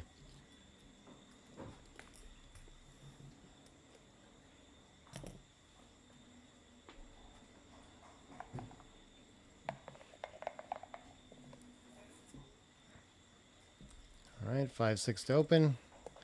Nice start for the leader. Nice simple game, running game. 5-2 probably, maybe he wants to play down to contain after our opponent runs one. Single checker back kind of theory. 4-3, maybe the 4 should step up and the 3 down to not leave a direct shot. Just stacking up the 6 though, that's a hard one to find. Pretty impure play. But I guess at this score, no, it's not really a score thing either. It's just the best game plan. Nice find, Michi. That would be a tough one for me to make. 2-6. This one could run out just to try to contain the outfield. I don't mind 22 to 14 or something like this. This is another way to do it, but Gary's going to go for the slot instead. Okay. Need to find something aggressive, and he's going to give Michi problems with the 3-ace, but easier to just hit and try to escape. Very close ideas. 3-1 is going to anchor and hit loose. Try to mix things up. Exactly what the trailer wants. Just needs any sort of advantage at this score to send a cube at 4-way, 2-way. The most aggressive opening cube score, pretty much. 5s. Doesn't look like it can hit. I guess it can make 2 board points. What else can it do? Yeah. Now, if the checker can't get to safety, he's got something interesting and threatening. 4-6 lands right on the 8-point, though. Beautiful shot for Michi. 15 pips against the 22-point anchor game. Okay, only 5 pips now against a bar point game. Even better. Oh, this is incorrect. He should keep the contact. Ah, interesting. Okay, he's got a board advantage. It's worth playing for the gammons and things like that. 5-1. I would have thought the bar point anchor is a big improvement with how close this race is as well. 5-1 is going to play down to the 7. Okay.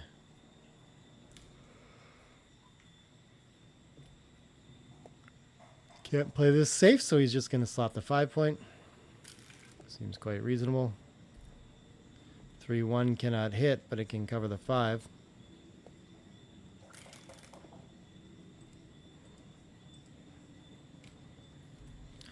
Two 1 can cover, make the 4 points. Lots of ways to do this, but it deploys a spare from the 6 when we make the 4, so I think I like that play. Even though it's the weaker point, the distribution looks significantly better. Yeah, easy to get tricked into the better point there, though. Hard to pass up the 5. 6-4 can make the deuce. Is there really a big rush to run off there? I think he's creating extra contact, and he's going to miss out on that again by focusing on the bar point hold. 5 down. Now Michi has comfortable 2s to play behind. 6-4 is going to mobilize that checker.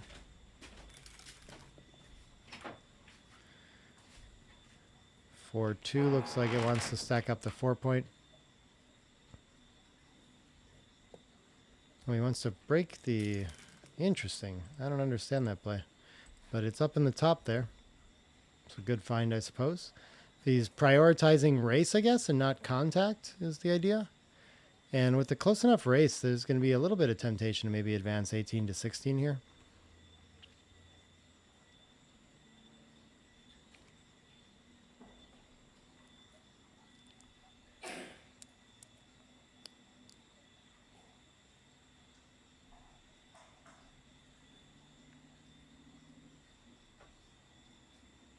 It's not clear he'll be able to have the time to stay on the 18 and keep that contact. And he's having to start to give things up, playing 6-4 like that to stay back. So it's a nice compromise in spots like that sometimes, to play the 18 to 16 and keep some contact. 5-4 is playing in for Michi. Still in the simple game he hopes for.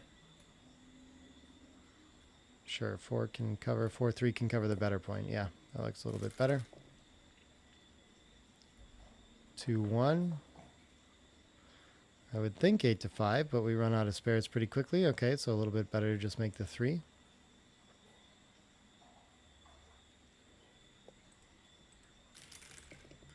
It's another way to hang on to it. 2-1 can get in direct cover range. 11-8 looks great. Michi needing a big set to escape to freedom here. 6-4. Running out of time quickly too, but he does have the race lead. 6 is blocked. And 3 ace is going to buy a roll. I think it's going to give up the 6.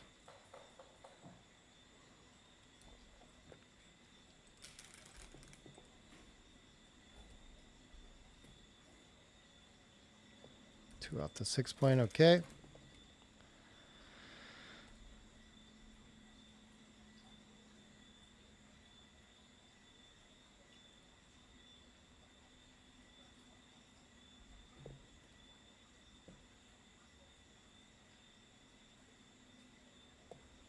Nothing really to do but give up the 8 point there. Don't want to volunteer shots quite yet here, even though the opponent's given up some of the board. And this could be another opportunity for some compromise. We can... I guess the 6s are really bad either way already. But we have to give up quite a bit of board to not shift 18 to 16. So I think we're going to just have to do that here. Interesting to think about just breaking it and playing 18 to 14 since our opponent has 2 blots on board anyway, but there must be some hidden covers that work a little bit better when we do that.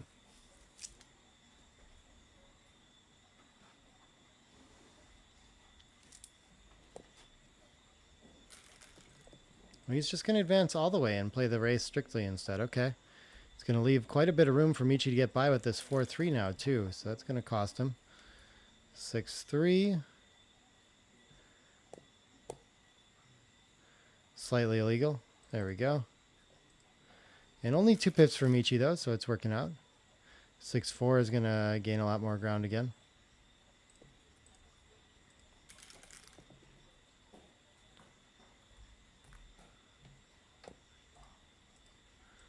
And Michi has another interesting cube decision at 2 away, 4 away. His opponent needs to pass at, like, in pretty normal... Well, no, sorry. His opponent's take point is going to be around 18% because 1 away, 4 away is going to be similar to that. So normal score or normal take point, if we're not doing wastage or anything, subtract the 5. 43 is like 6 pips for point of last take. And I think Gary's probably wasting a little more too. So it looks like a reasonable pass. So this should be like right on the borderline of a cube if it isn't one. And a confusing take pass kind of decision too. And yeah, so it looks like a pass for money, which is just shy of enough for a cube at this score because we really want to lose our market. Oh, and plus it actually likes the cube too. And it seems like Michi really likes his formulas for this and tends to get pretty accurate. So I kind of expect him to put the match on the line on this game here. We'll see if he does.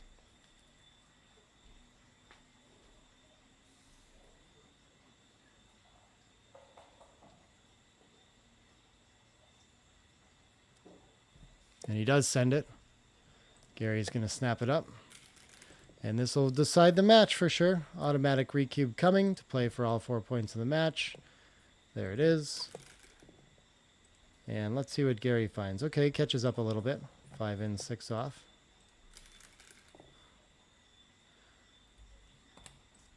Michi's had a heck of a run today. Let's see if he can hang on to it. Stay on stream for you tomorrow too, or whenever we get to the finals. 2-1, 2 more off. Playing sharp too. I think he's been like well under 4 in all his matches. Maybe the last one was like a little closer. Can't remember. By the end. All right, still a close race. Far from decided.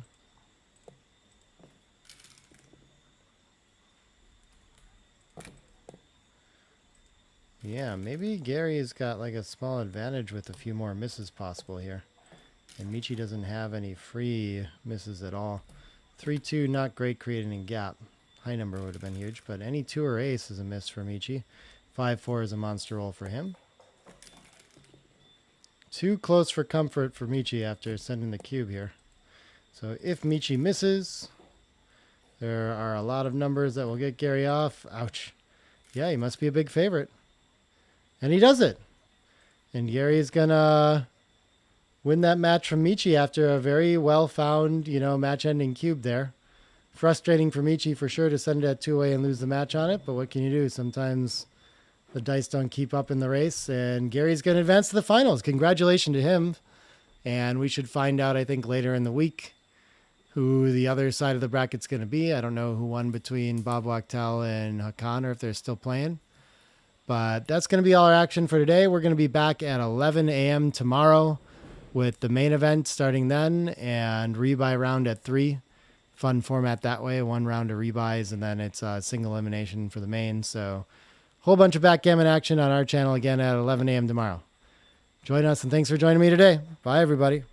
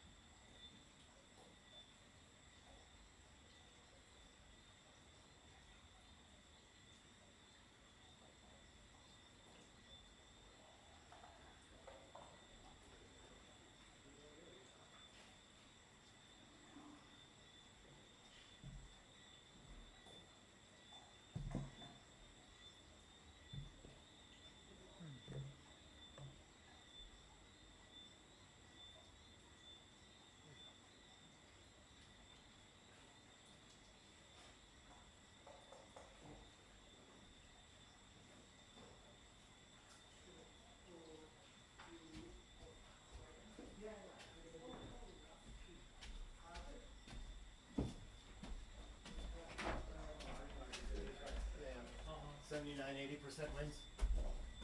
I figured you would find that. Okay, yeah. So, Yeah. So I can send you these files too if you Yeah. want them. Let me see.